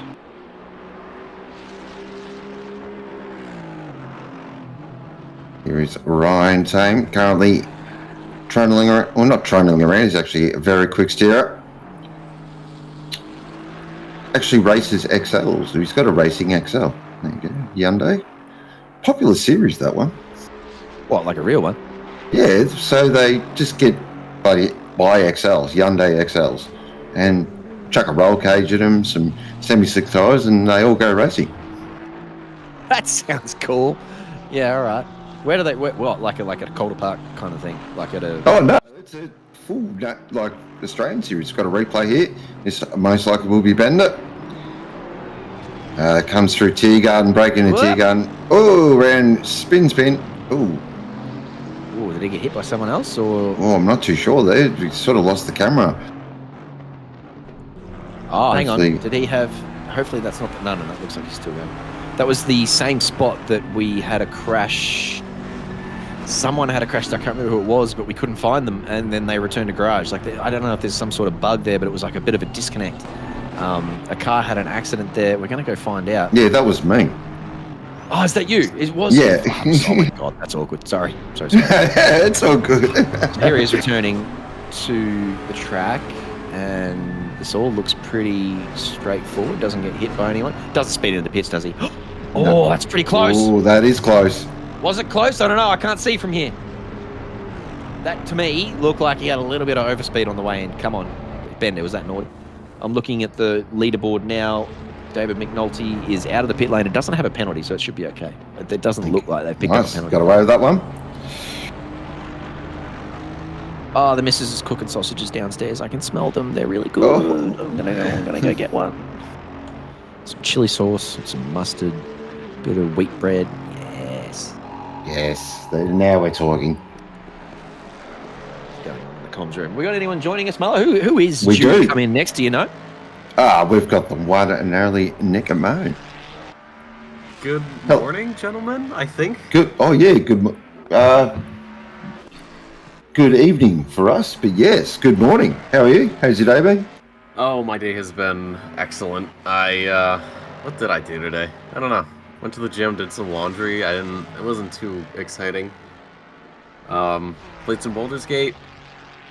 And did my first stint, and then did some Minecraft, and now I'm back. Sounds like a productive day.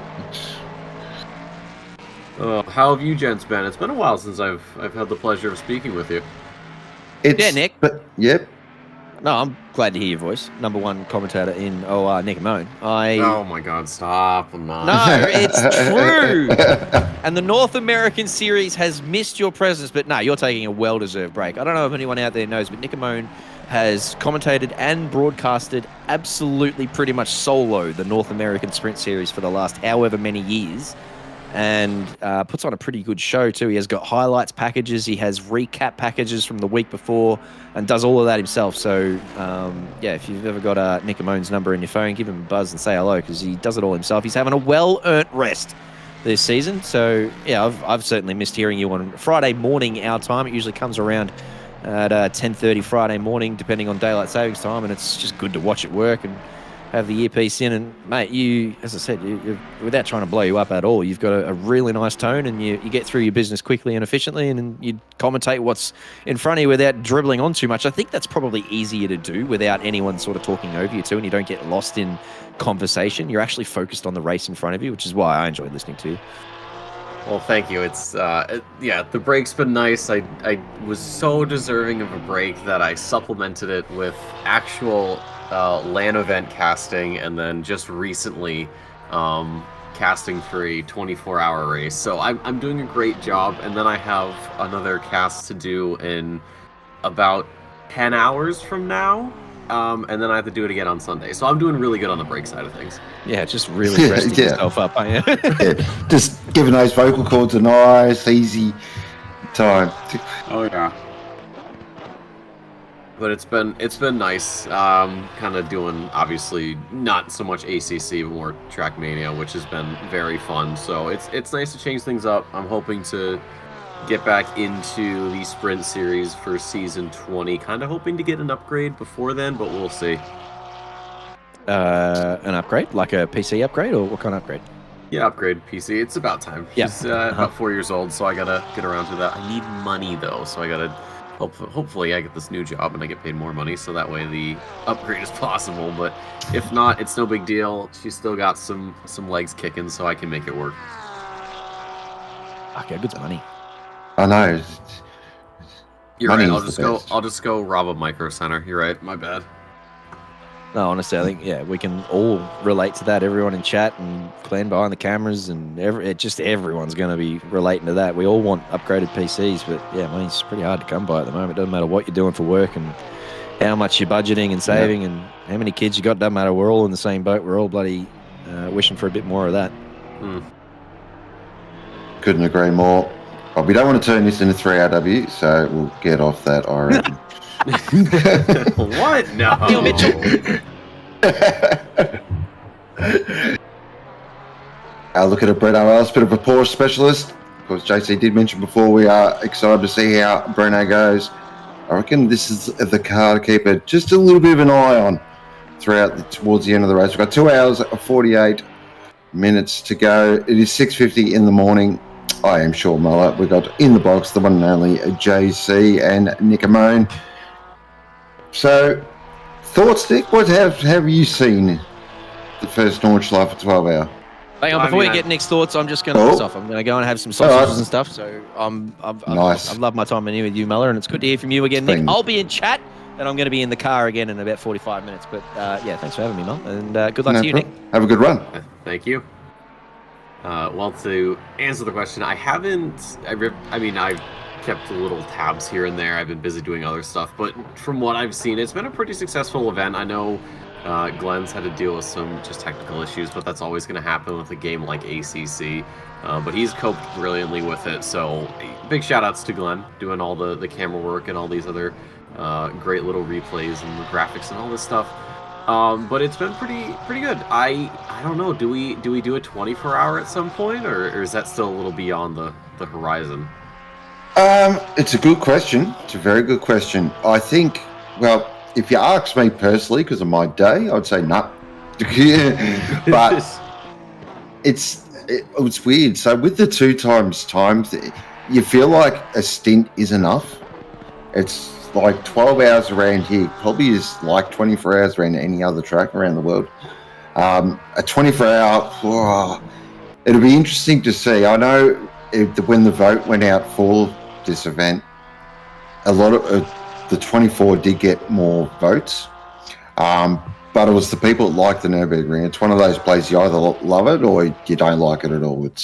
There's no kind of middle ground. So they did bring it back to a 12-hour course. Make sure that the grids look great and we got high quality deliveries like we're seeing on the screen at the moment. That's what it's all about as well.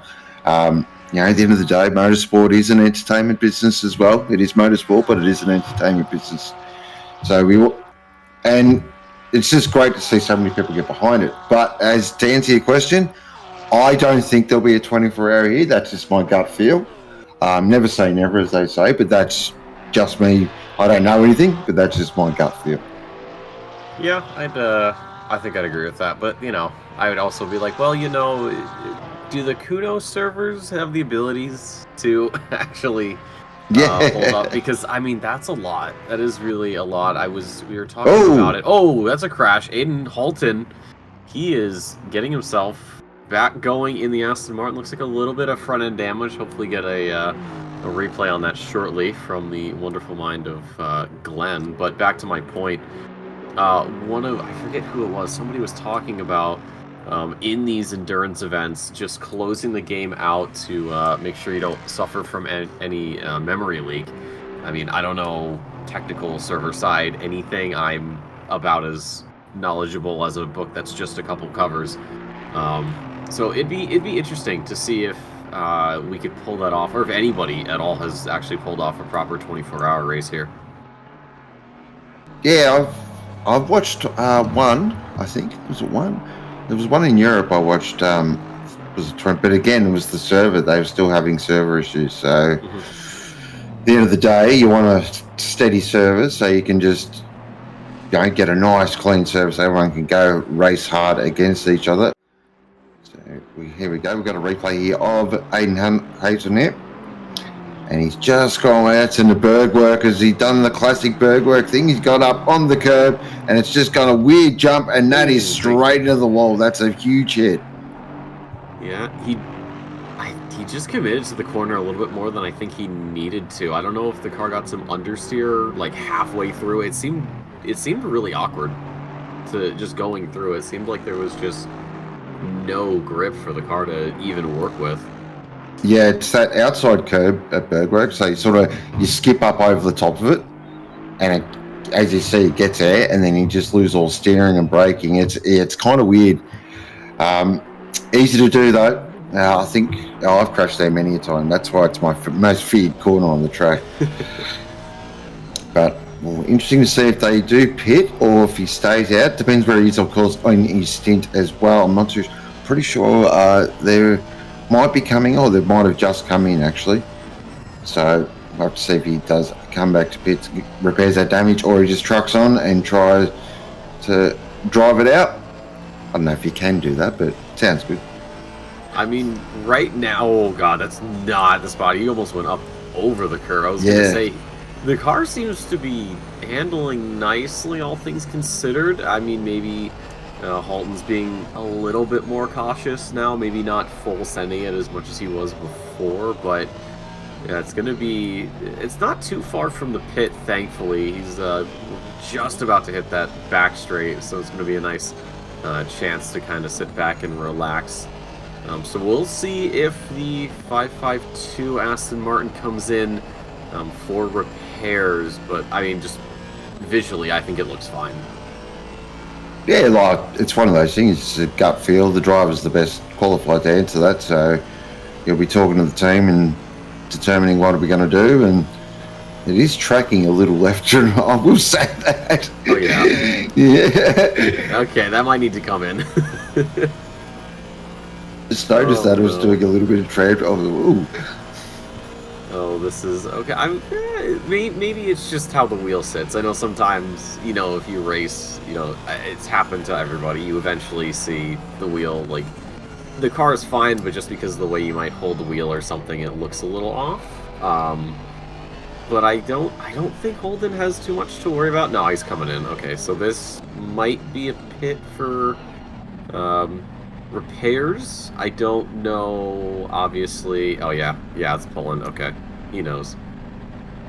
Yeah, so they'll be getting to work fixing that damage, and we'll see if Aiden stays in, or they do a driver swap as well. But very easy to do. The Nordschleife, it loves to bite, and when it bites, it does bite hard. They were actually running really strongly as well, so I'm sure they'll keep on trying. Here's the second place car, Shawnee Bub down behind the wheel. One of my absolute good mates in OOR, big fan of Noski. And his sort of rise in pace over the last year has been really good to watch. He's a proper pro speed now. Very good operator. And a bloody nice guy as well.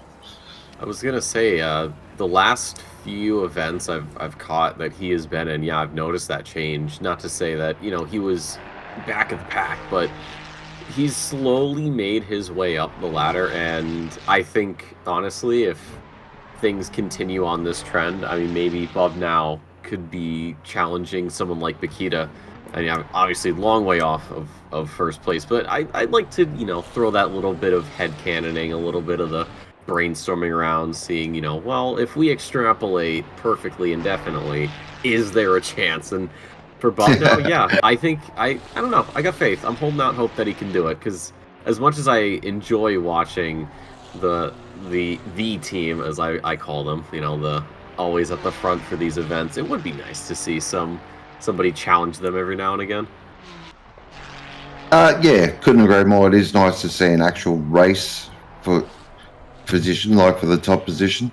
It is currently third position name for GSR Esports Elite, and apparently there is an SG30 for speeding for position 6, so we'll keep an eye on that as well.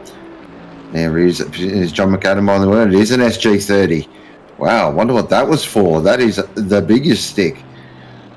Well, if so it's speeding, that's speeding in the pit lane. That's a pretty nasty speed. Well, I mean, he could have done all the way around. Yeah, I mean, it's the transponder for checking your speed is effectively in the rear axle of the car. So one thing I know drivers will practice is those pit lane entries to figure out, okay, how much closer can I get to the line and not get tripped up for speeding. And I think McAdam might have just had a slight lapse in concentration, possibly. I mean, it's really not the biggest thing, I think. I mean, if you look at we're looking at the relative right now, and Webb just crossed the line. I mean, it's a stop-go 30, but anything can happen, especially for Webb. He's a minute 20 behind, so McAdam probably is going to come out in 7th position, but depending on pace for both of those cars, he could be back up into 6th in no time. Definitely. It's long track, long race. But just, it is a thing though, because with 2 hours, 38 minutes to go, we are getting to that sort of time where you just got to start thinking, how you're going to, that looked really sketchy through the hats and back. That was close. Yep. You just say it bounced and skip, and it didn't like that at all. So McAdam's just got to have just maybe a bit of a breath. But trucking on, and love that livery. It's a throwback, of course, to the Glenn Seaton supercar back in the day. So it goes over flood parts. Oh, this corner here is ripping corner, that one. When you get it right, you feel like an absolute superstar. When you get it wrong, we don't talk about that. You join the droves of other drivers, so you're not alone in that regard, which is a positive, I'd like to think. Definitely a positive. Through Schroedencourt and then down into Arenberg. One thing I wanted to mention, because you had said it, Sean, the time remaining, we are getting into the very closing stages of this race. It is, I will admit, from someone who has done endurance racing and has had the pleasure of being this deep into an event and still be driving, there are chances, and I have almost fallen for this, where you just get lazy. You think, oh, it's 2.5 more hours, okay, I guess I can maybe get a little bit more lax with my driving, but it's not over. You still got to keep going, and there have been teams we've seen in the past who are in a position maybe like this, maybe they're in 3rd, and somebody just decides that they don't want to look at the screen for a little bit, and then they end up crashing and falling way down. So it's important for the drivers to, remain focused and fatigue as well. I mean, how long have some of these guys been behind the wheel? How many stints have they done? Well, yeah, exactly. Especially the 2-driver operations. 2 drivers. So you are driving at least 6 hours of this race. So those teams, they've been in their 3rd, 4th stint, maybe 5th stint. So it's going to, fatigue's a factor. And this track as well, because you're always concentrating. There's nowhere really, except down the Nottingham hole, the rest of the track, you are concentrating. And things are coming at you at speed, blind, There's bumps, there's curbs that do weird stuff, there's grass that feels like ice. Oh, and the whole thing's surrounded by walls. Yeah, there's not a lot of gravel here in the Green Hill. Oh, never mind, there's gravel. Yeah. Damn it. My timing is impeccable.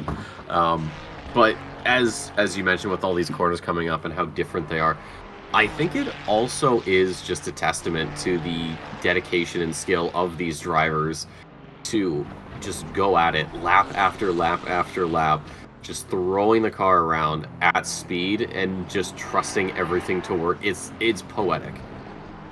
Yeah, exactly. It is good to watch. We're on board before with Lucas Burst, and just watching his name that gives us the flash. They're obviously got the stream going, so hope you're going well, lads. Very nice run so far in third position. They'll be stoked with that. Oh, using the whole track there as well. Sean, be careful. We're commentators, you know. Yeah, I know. You say something here. Say something here. That'll be good, because if he goes off, there he is. There we go. If he goes off here, that's entirely on him. There are no corners. It is a straight line. But now we're getting into some turns here shortly. A little tasty left turn under the bridge. This is my favorite part because there's, nothing to worry about. But then you get up into here and you gotta really be careful. Yeah, hold on. He's doing it. He's got it. See, he's not worried at all. Beautiful. Masterclass level of driving here, and we'll continue on here in third. Lap time of an 8:14.77. We've seen a lot of, or sort of the range rather, of drivers. I've been keeping kind of track of everything as I sort of see them pop up, and I mean there really is no kind of, I would say I don't want to say one size fits all, but there's no you almost can't predict what somebody's gonna put out for a lap time just because of how the track is. Yeah, exactly. It's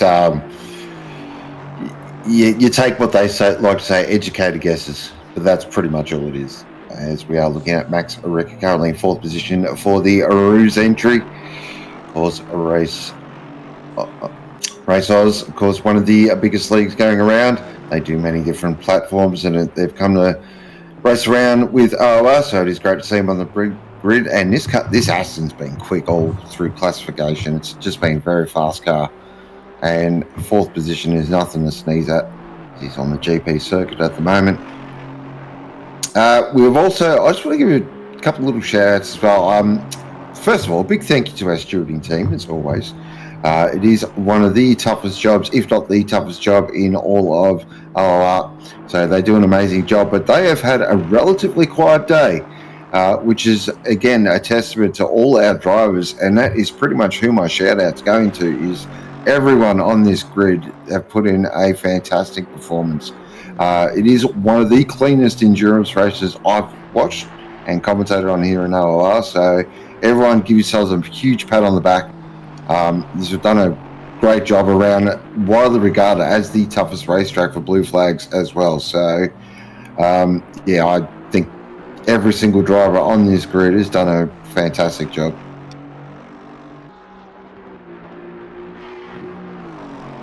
And according to sources, we've only lost two drivers, or two cars have stepped out, which is impressive, especially at a track like this. It feels like all the time you see these longer endurance races and someone's going to crash and that's it. The race is over. They're not going to get back out there.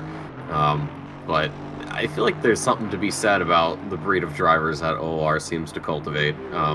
Slightly crazy, I think would be a good way of putting it. Yeah, there's some operators, definitely. That makes it fun. Exactly. I just want to go back to the point that now Glenn is known as Sources. Yeah, well, obviously. You gotta treat it like it's a team effort. It's not just Glenn, it's the Sources. It's like, I don't know. Like, oh, my parents said this, but in actuality, nobody did. I just don't feel like going out today. Thankfully, I'm an adult, so I don't need to be like, oh, my mom said I can't go out. It's just like, I don't feel like going out. Sorry, I love you, bye, click. And speaking of getting out, The Bentley from earlier of McAdam finally out of the pit, as we had been talking about him quite a while ago. So we'll see where Webb comes in. Wow, McAdam's going to get away with this. That's incredible. I think he has. Yeah. Yes, he is. Oh, I don't know if Webb was pushing that lap, if he was stuck behind blue flags, which Sean, you mentioned with the blue flags. Yeah, it is incredibly difficult to get around blue flags because it feels like it's this turbulent sea of corners, and then there's like those little islands that you have the opportunity to get around the blue flags, but when you're stuck behind somebody, you better get comfortable because you're going to be there for a while. Yeah, and we of course are running the opposite rule to the Brill Nordschleife, so we're running it like the Australian roads here. So keep left if you are a blue flag, and it is up to the faster car to make their way around safely. Of course, on the right, around the Nordschleife, it is the opposite. And it is one of those places you've just got to have a bit of it. That's why in real life, the Nordschleife drivers actually have to get a special license to race on the full GP and 24-hour layout. So you can't just rock up and jump in a GT3 car that you bought or a GT4 and just start driving around the Nordschleife. You've actually got to get a special license and then you can race. So that's the reputation, and that's the... Oh, is the 551? Is that return to garage? It's got a lot of damage on that. So I wonder what's happened there. Must have happened. Yeah, so that's Ryan Tame behind the wheel. But did we see that? No, that was Aiden. Hey, yeah, that was Aiden. No, that was Aiden. Yeah, Ryan. I saw a yellow blip pop up on the map, so that I don't remember exactly when that happened, but I did mentally note it down. So that's probably what I saw. But it's a lot of damage. Tight circuit, tight walls. I'm not surprised, to be honest. It's one mistake, and I mean, we've seen it in every single 24-hour or 12-hour event that's held here in virtual reality and in real life, and the effects can be quite devastating, or the outcomes rather can be quite devastating for the cars. One little mistake, and you're more of a ping pong ball than a maybe 1.5 ton, 2-ton vehicle. Yeah. And another, someone else has gone off. Oh yeah, it's a 693. Yeah. Yeah. So I think that what we talked about earlier, Sean, that fatigue, it might be getting to some people. Igor Zavaka. Yeah. So it's Igor. Couple of cars to check out, but thankfully that car is back in moving. Here on the Nordschleife. See what I did there, dude? I'm so funny. Oh, he's getting okay. There might be some performance issues with the car right now. That is just all over the place, and we do see Price Davies in the 75 Ferrari is behind lap-wise, but looks to be quicker. So maybe a courtesy sidestep from the Mustang.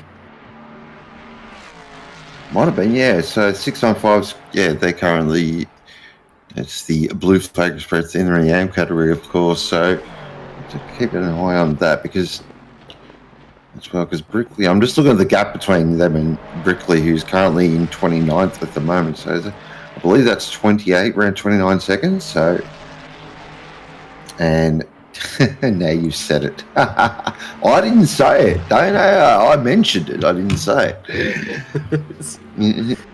just feign ignorance. So like, I don't even know what you mean. Oh man. So this is, depending on the damage here for Igor,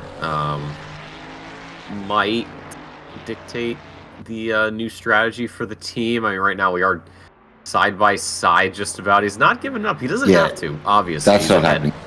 No, he's going to make him work for it. Straight line, Mustang goes. Funny. Well, I'd have to agree. You know, I do keep an eye on the V8 supercars, so yeah, those Mustangs do move. Comes through a Spiel curve. And of course, miss hit miss. And he's literally, that's the ideal line. See, I treated that corner quite differently. It's hit wall. I don't think I'm doing it right. It might be a new strategy, but I still got to work out the kinks, you know. It's a process. It's a very lengthy process, and it's It's like watching people who like train AI to play games. It's like first few iterations, just slamming their face against the wall. It's about what it's like for me. But this will be the replay for Igor, so we'll see what happened here with the Mustang. Gets into the carousel. Oh, wow.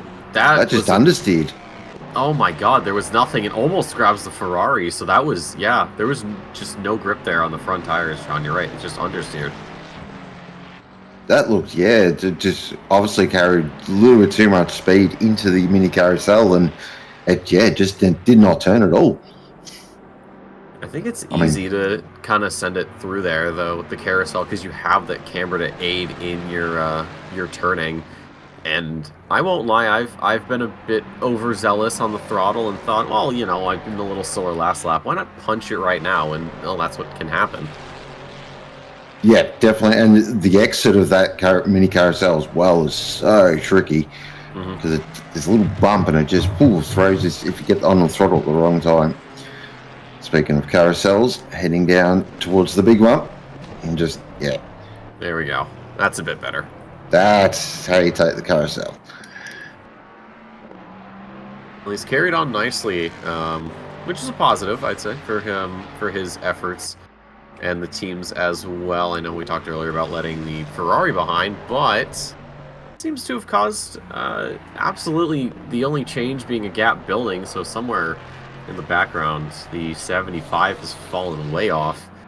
But Zavaka's kept it going. He's closing in on that long straight, so he'll be able to get back to the pit lane a little quicker. We'll see if they actually do go into the pit, though. That'll be the question we'll have answered soon enough.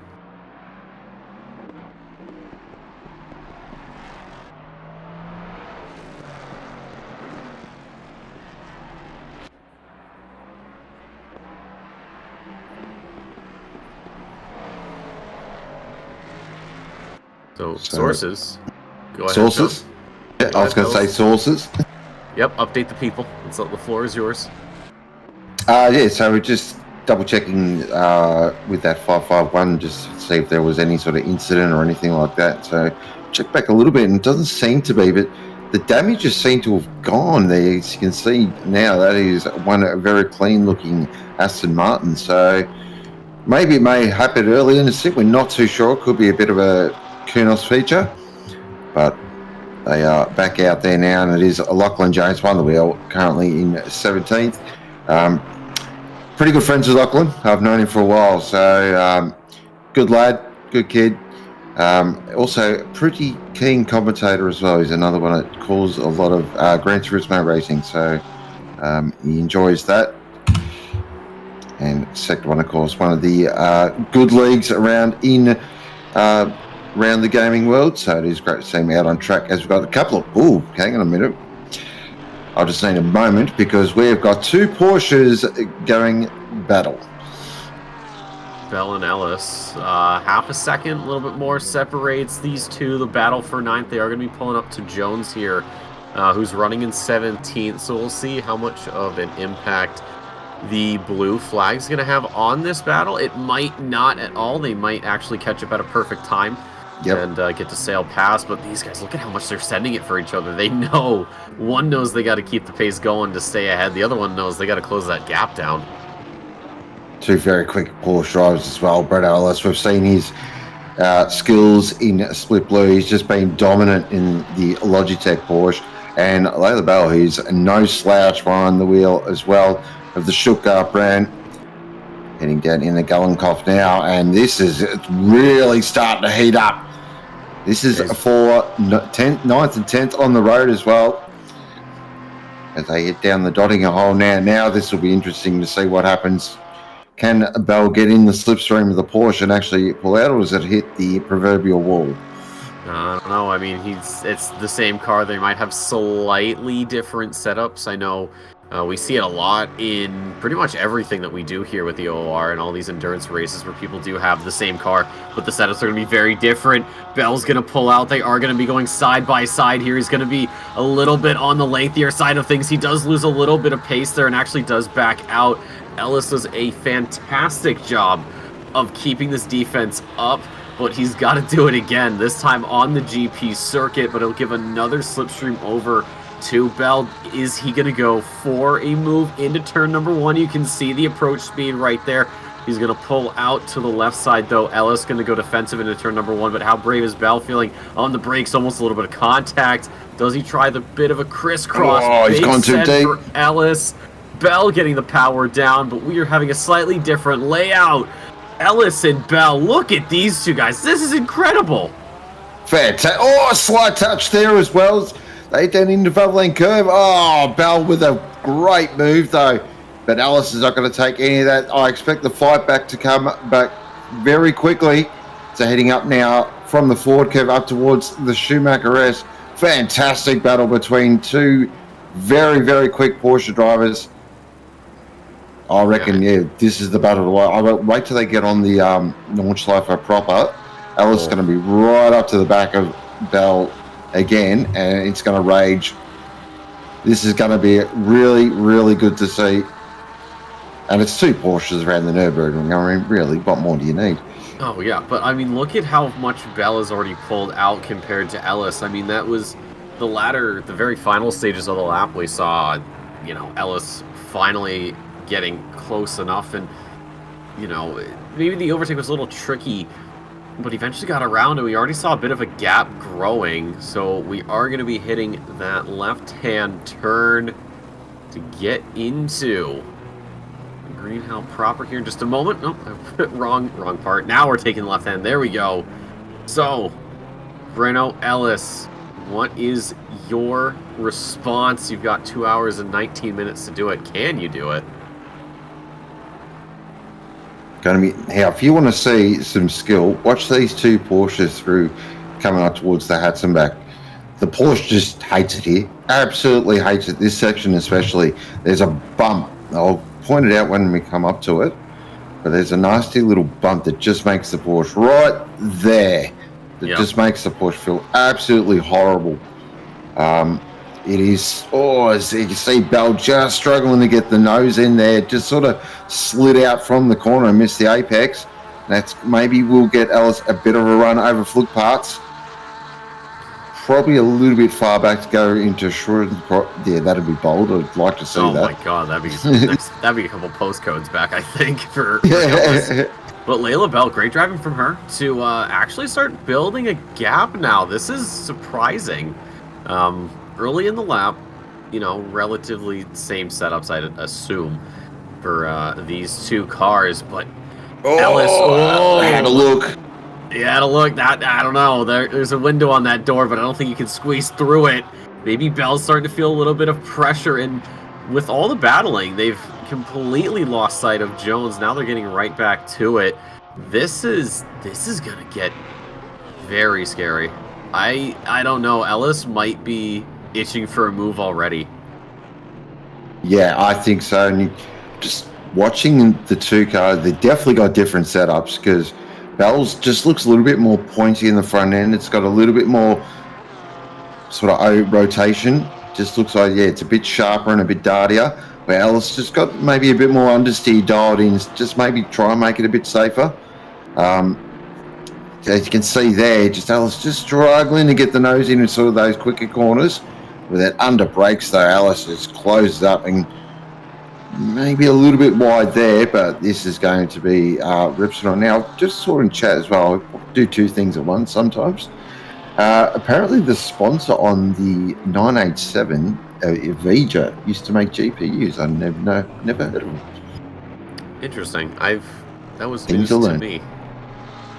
I knew they made GPUs. I didn't realize they stopped doing it. Oh god, that was a little bit close there, getting around Gosling in the BMW running 30th right now. So I know I said it earlier that there's not a lot of places on the Nordschleife that you can get around blue flags, but apparently we found one. Good to see. Good job, Sometimes guys. you just got to... Exactly. Very good job. this will Yes. this will continue to fester, and Jones is up next on the chopping block. You know what else I've just noticed? What's that? Just a little bit cloudy. Oh goodness! Did it rain at all from the time I left until now? How long ago were you? No. No, according to sources, no. Damn it. Yep, sources. Well, yeah, I got people. Just I didn't tell you that. My dad works for Kudos. But 2 hours, 15 minutes, could see some rain. Could. It's possible. I swear to God, it's going to be like the very last lap. But it would count. I'd still count it. Wouldn't that just throw a giant spanner in the works? Maybe. I mean, it's been... I mean, we've had clouds pretty much overhead all day. I know we talked earlier. It's been a little bit threatening on the nature side of things, but Mother Nature has not allowed us... Oh, Bell, that was a little bit of a drift, I think. I saw... I was checking out that yellow flag over yonder. But yeah, we've been teased with rain. I want to see it. I need to see some precipitation. I agree. I think, yeah, a good, 20-30 minute dump, it'd just be perfect. And this will make, especially this section of the track, real... Whoa, it's barreled through Whipperman. God. Good Lord. Well, that's one way to get away from the person behind you. Very much so. A lot of confidence there for the 987. Bell's... I mean, Bell is still, what, 50 some odd seconds? More or less? I mean, it's... I always forget how to read these things, but my God, it's... Yeah, Layla's feeling herself. She's ready. She is dangling the carrot from the line and saying, come on, Ellis, come and get it, if you can.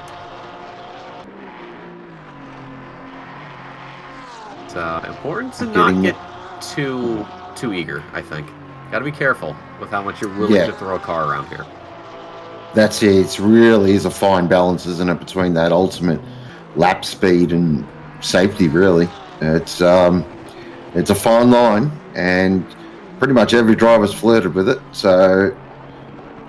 And normally when you flirt too much, you get slapped in the face pretty hard, so... That's kind of how I describe driving around here. Yep. It's probably the best dance you can do without stepping a foot on the ground, I'd like to think. Yep. I'm getting word through that the Vauxhall car is maybe had a bit of a mischief, but we'll of course confirm that. But we are watching this fantastic battle at the moment between Layla Bell and Bruno Ellis for 9th and 10th position. So this has been going on. This will be the second lap now. So this is where patience comes into it as well. Bruno just got to be patient as they go through Anton Busch into Tiergarten. Oh, God. That is so quick through there. And with that distance between them, Ellis was right under the rear wing. That is a ballsy decision, and Bell's going to come in for the pit stop. So, does Ellis have a response, or is that 499 going to stay out? Keep an eye on that. So, an 8:18 was the last lap time there for Ellis. So, we'll watch that lap time next time around, and that'll give us a bit of an idea. And of course, does Ellis come in the next lap? That's the key. Like, will the overcut work? Will the undercut work? It's and we've got a long way to wait. Hard to tell on a track like this. Any other time, any other race we do on any other circuit, you get a pretty good idea. You can say, well, the probability is like 65%. On the Nordschleife, though, it doesn't matter. You can be the most experienced driver. You can be the best driver on this circuit in the history of forever.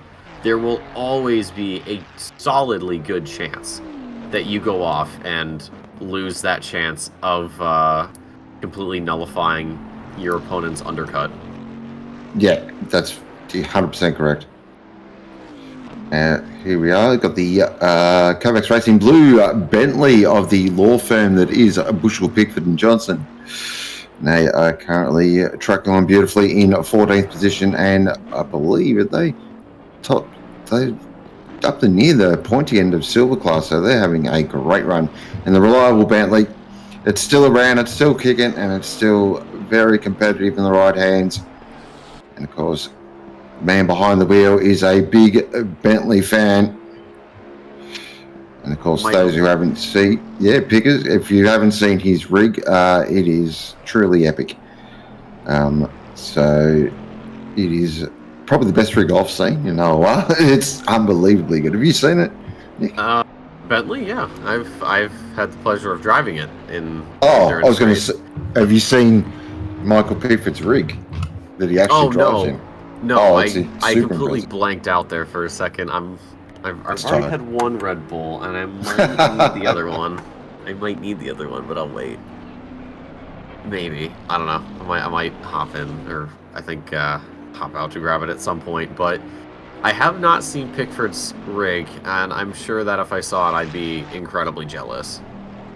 It's the full motion platform, 3 monitors thing. It's got a fire extinguisher. That's all you need to know. That's good. I think it should have a fire extinguisher, because if it didn't, that would be very concerning. You know you've got a serious rig when it's got a fire extinguisher.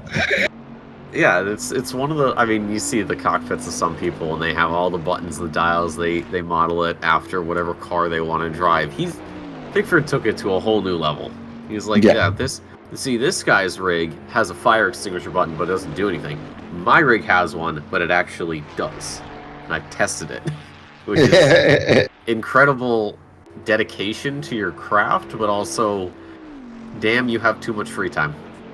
Yes. Although I can't really knock him for that. That's impressive. That's what all brings us here, isn't it? Our love of sim racing, so... Yeah, it doesn't matter how you drive, as long as you keep it between the lines, you don't take anybody out. I think I can give you a pass.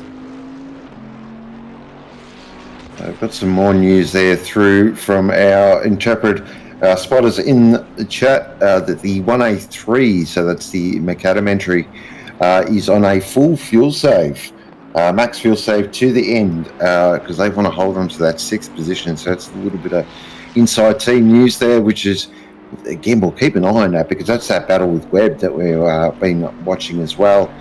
So that should close up as well, especially if the 1A3 is on a maximum fuel save. Yeah, and think about it. You've got... I mean, you talk about strategies in racing, and Nordschleife really demands that your strategies be absolutely perfect, and that you have everything calculated. And even then, it's just going to throw it out and say, that's cool, here's what's going to happen. And as Smitty's telling us, just slight oversights can cause something like this to happen. Yeah, exactly. It tests your patience, this place. It will test your resolve. It'll test everything. Map 4, yep. That's so map 4 from sources. Yeah, when was the last time we saw someone pull out a map 4? Yeah, I was just thinking that myself. That's insane. That's incredible. And speaking of incredible, Glenn sauced to me a picture of Pickford's rig. That's ridiculous. That is it's really good. I'll give him credit. That looks incredible, and I wish I had that, but at the same time, bro. That's got to cost at least 10 grand. Nobody can tell me otherwise. I reckon keep going. 20? I don't know. We'll have to get an official number from Pitchford household. But back here with McAdam has made it to the long straightaway, so hopefully has enough fuel to actually get to the box itself. I think depending on if there isn't enough fuel, depending on where he ends up having to coast, he could be able to make it all the way to the pit box. Yeah, so, well, from how I read it, they're going to go map 4 to the end. So that's interesting. Oh, that's okay. Yeah, that's gonna be. Wow, really? So they're trying to buy a pit stop here, I believe, just based on what I'm hearing. That's what they're trying to do. I think is buy a pit stop.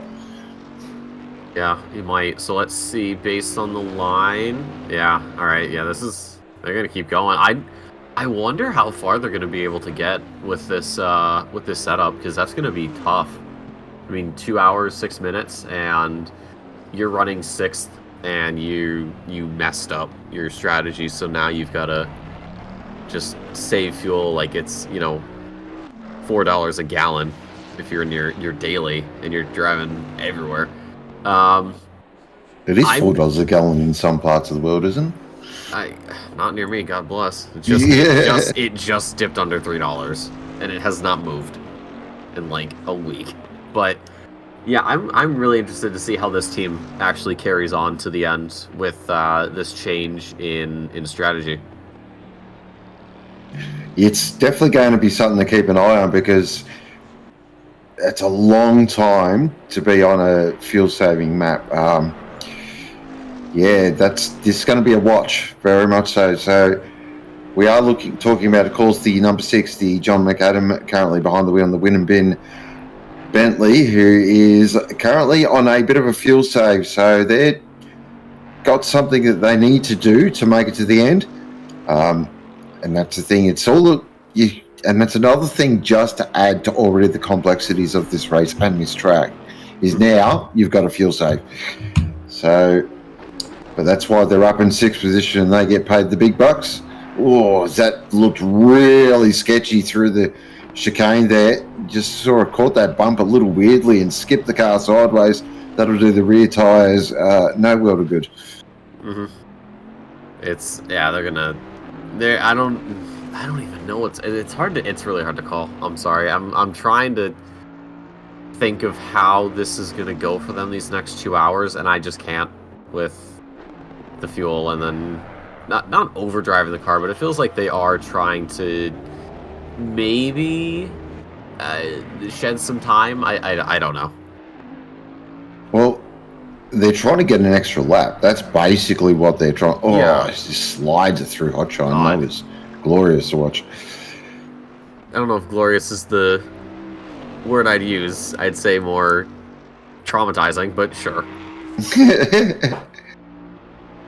Well, they say one man's trash is another man's treasure. That, you know what? That's true. There are people that like orange juice with pulp in it. You're right. Wow. What is? I'll fight anybody that says it's not. That is good. I don't care, because it's not. But John McAdam is treating the Bentley like it's Hydro Thunder with how this car is just being chucked around. It actually looks really chuckable. That's the thing. I've noticed, like, pretty much throw it where it'll just sort of attempt to grip, and it looks really chuckable. That's probably the best way to describe it. And sometimes that's good around here. You want a car that you can just grab by the scruff of the neck and really drive the bloody thing. Mm-hmm. And that's the Bentley. Probably is a race car overall, really.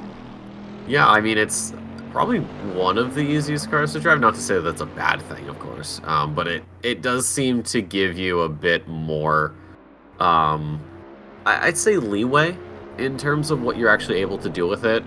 Curbs being one of them. If there's any car that I'm going to take when it comes to me wanting to maybe get a little bit cheeky and eat more curbs than the average guy, I am going to take the Bentley, especially. And on certain tracks, like Kyalami, Cheetah is so much easier. Yes. Just because of the driver's seat placement, which... Zolder's probably another one as well. Oh, yeah, Zolder too. I think the Bentley's the only car in the game that has the steering on, or the driver's seat on the right. That's correct, yep. Yeah, because I know other cars... Again, that's another adjustment as well. Like, it's... Oh, yeah. And it's a big adjustment. Like, consider myself, I'm so used to driving Porsches and Ferraris, but mostly Porsches. And just the way you sit in the Porsche, you get so used to it. And then you jump in something like the Bentley, and you're just like, whoa, this is completely different. There's different braking references you take on. There's different turning references you take. There's so many different things you got to change, as well as drive the car fast. It's the people that can jump between makes and be right up the pointy end of the field, no matter what they're driving. I take my hat off to incredible skill. It is, that is dedicating hours upon hours upon hours to each car. And if you're, I'd say if you want to get from whatever you're in to the Bentley, say you're in the Aston Martin, you want to get to the Bentley, go with the Aston Martin, and then go with the McLaren because the seat's in the middle, and then go to the Bentley, so you get that that wide range. But it is something I'd like to look into more with how Bentleys take on the Nordschleife compared to every other car, just because of that driver's seat placement. But if you're someone like McAdam and everybody behind the 183, it's becomes second nature. Let's be honest. Certainly does. It's you do drive by instinct a lot of this track. It's certain sections there are no braking markers. I'm just going to be straight out and say it. There is literally, you just drive by gut feel and years of practice. You just learn where to brake and where to turn, and it just comes with repetition. There's there's never enough laps around this place. Never. You're always learning something, picking something up. And it's one of the things that I've struggled with in the past, especially when trying to learn this track, is just taking it all in at once and trying to learn every little thing I can each and every time. Obviously when you're starting out, you're playing every other circuit. Yeah, you can sit there and kind of learn the whole thing because they're relatively short, but when you get to something like the Nordschleife, you almost have to break it up. One interesting thing that I never thought of, that I never once paid any mind to until somebody on Reddit pointed it out, is that if you want to practice sections, instead of having to drive all the way there, you drive all the way there and then you save the game and then you just keep loading that save, which I think is actually a pretty good way of learning it. Instead of just going all at once and then hoping your brain can process it, is break it into those smaller pieces and then start combining pieces together. 1 and 2, and then 2 and 3, and 3 and 4, and so on, and then you start doing 1, 2, and 3, and then 2, 3, and 4. So watching all of that practice, come to life here in this event is something I can never get enough of. I gotta be honest. Yeah, he's spot on, and it's funny you brought that up. I was mentioning the same thing not even an hour and a half ago. Learn it in sections. It is the easiest way to learn it, and then slowly put it together. Because if you just try and go out there and set a Hollywood dap straight away, you're probably not going to have a good day. And now, so currently McAdam there. So just looking at that gap, it's come down quite a bit. So it's down to 5.9 now. That is the gap between McAdam and Webb, but they're on a big fuel save, the win and bin entry. So it's a tick under 2 hours to go. You are watching the Permobil Nordschleife 12 hour from the one and only Nürburgring Nordschleife in Germany. And it's 8:31 a.m. in the morning. It is 16 degrees track temp. Your leader, of course, is the one and only 89 entry BNS competition plus, with Matthew Lamb, Philippa Bakita, and Lucas Burrs behind the wheel. From the 69 with Josh Holmes currently behind the wheel. And then it is the Bruce entry of Ricca in third in the Aston, Taufik in the GSR Ferrari in fifth. And it is McKenna in the 473 McLaren. They are your top five. In class battles, it is Webb leading the way in the 623 from McNeil. Webb has just popped into the pit lane. And then it is Schumer in the 987 Team Iris entry, Porsche in third. Then across in Pro-Am class, it is Jake Brock, Sector 1 White in Pro-Am. They will be stoked, the lads over there. Currently in 13th position, and behind them is Underwood in the beautiful Initial G Tribute Lexus, and then the 492 of K there in third in Pro-Am. And then in AM class, it is Tui leading the way in the team last name entry, followed by Wood in the 959 Ferrari. And then there's probably another AM car, but we can't say because ACC things.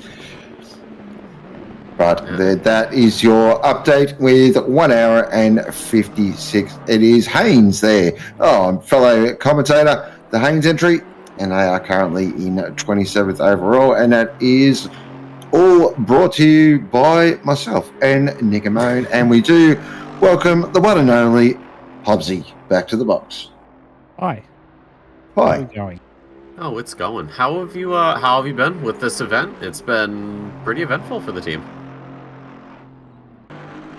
Yeah, it's been good to watch this, actually. This is first Enduro for a little while that I actually haven't done, because I was more interested in commentating this one, and it's certainly been a great watch overall throughout the day. Needless to say, there's been some good battles, people in the wall, which is that's not great, but 2 hours left here. Let's see what unfolds. It's been a day. I'll put that one down. Yep. So we're looking at Stefano Ricciucci here in the Sofa King slow entry, currently in 4th position, Silver Class 12th overall, and currently chasing down Licky Johnson in the 111 Rockets Evolved McLaren as he comes through Callanhard. Now, how's your day been? What did you do on your break? Did you have some lunch or? Yeah, I had some lunch. I've been watching car things on YouTube, playing games. Beer was out for a bit, and enjoying my break and tuning in and out of the stream in the background when I could. It's great. It's been pissing down here half a day, so that doesn't... Yeah, it has, hasn't it? Yeah. And this is actually a battle for position as well, so this is Brock trying to chase down Stefano, and currently for 12th and 13th, so we'll keep an eye on as well. 2 Astons about to go and throw down.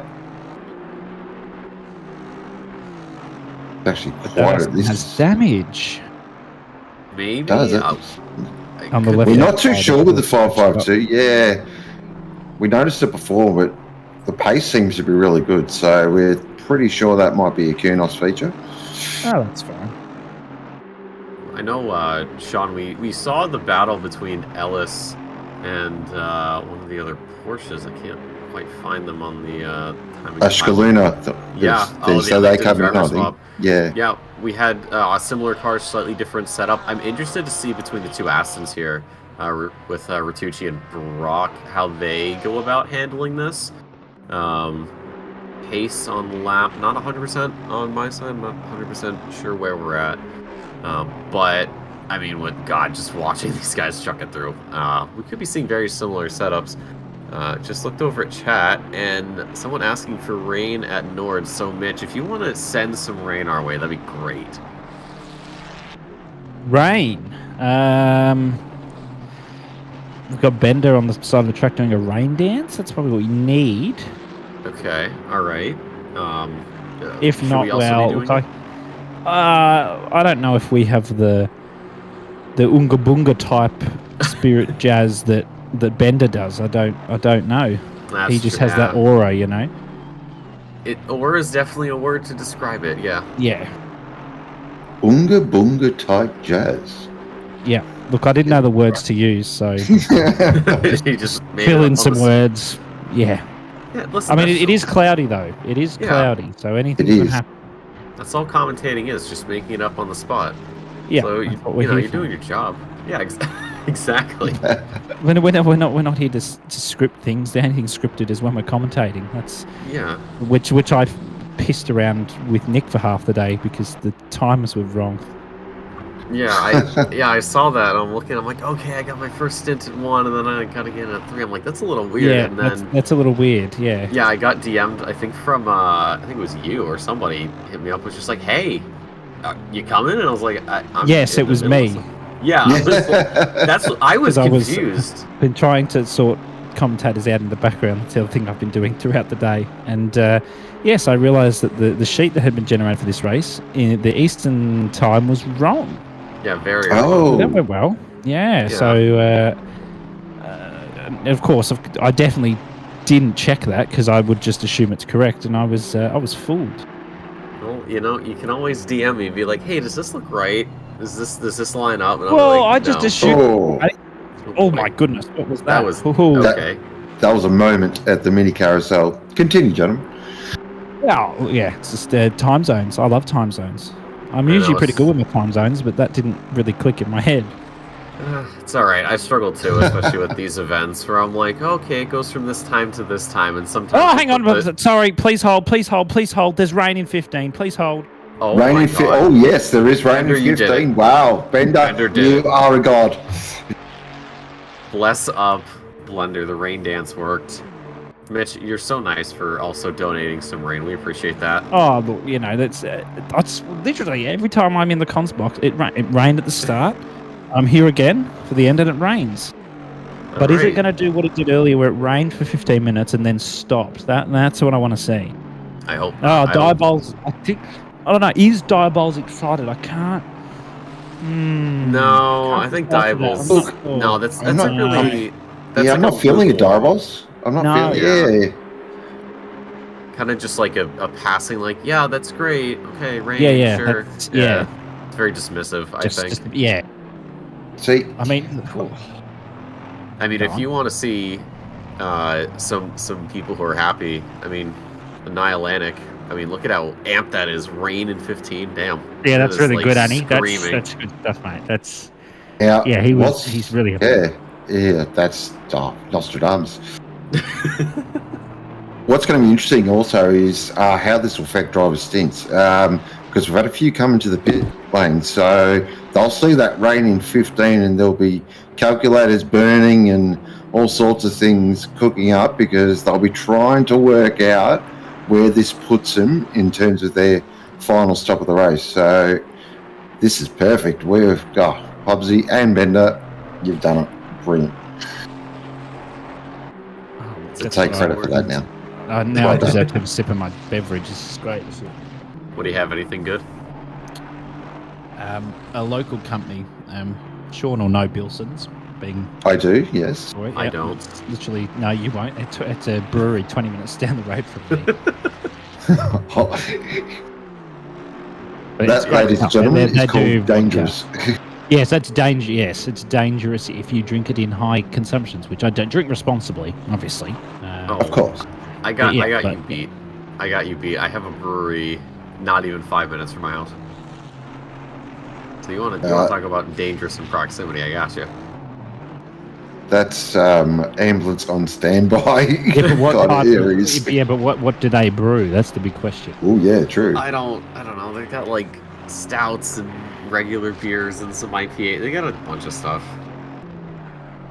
They I got thought you would be a lagers in regular there. there, so you would know. My parents are. I might as well ask them. I just drink Guinness.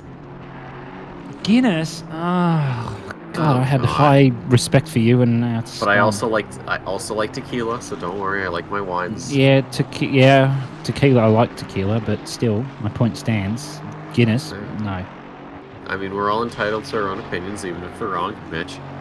Well, no, Oh. beer. Wow, gee, whoa. Ooh. I missed you, Mitch. You know I love you. Yeah. Time to fight. No. Oh, we can. if Well, we you want. shouldn't have to drink beer with a fork. That's what I say.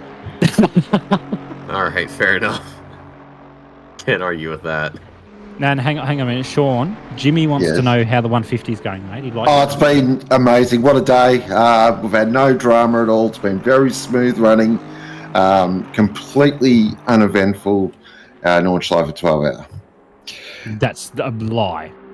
Yes, Yeah, it I is was gonna say my very much a copium. fabrication of the truth. But my Yeah. copium meter is just broken. Yeah, we've had a day. I've had some major Australian awesome internet issues.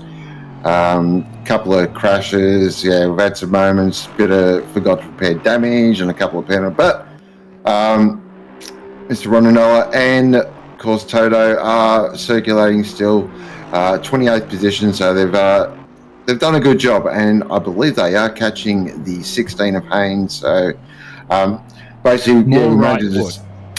Yeah, so we made the decision. I made the decision I'm not going to run again. I didn't want to risk what happened before, so I didn't want to ruin anyone else's race. So yeah, we made a decision just to 2 minute for the rest. Gutted, yes, but I just going to be happy to see the car finish. So that is the end of the day, and I get to jump in the box for a few hours, which is great. So to solve that problem, have you considered taking up your ISP's offer for free fibre connection, Nation? My ISP hasn't offered free fibre connection, but I tell you what, if they did... Because I took that up this week, and we've got ours now, and it's fantastic. We are putting that in the notebook. Yes, write that down. Not going to ask who it is right now, who your ISP is, but most of them are offering it. Put it that way. You just got to do a check address on your ISP's website, and it should say, "Hey, you're eligible for a free upgrade to fibre to the premise." Excellent. Health-wise, yeah, pretty good. Felt good. So, leg was fine. Yeah, no issues there. So I definitely feel like I'm back. Not as quick as I used to be, but that's expected. So, and we're just watching this, the Marin, just going to get sidetracked here because this is a battle for position as keys in that absolutely mean Lexus just goes, whatever. Just sent it. Yeah, it doesn't need straight line speed. Yeah, it's fine, just go past. Especially made that, and it's a Ferrari he's just gone past. The Ferrari's not a slouch on the straight, but the Lexus is hilarious. Yeah, it is. It's yeah.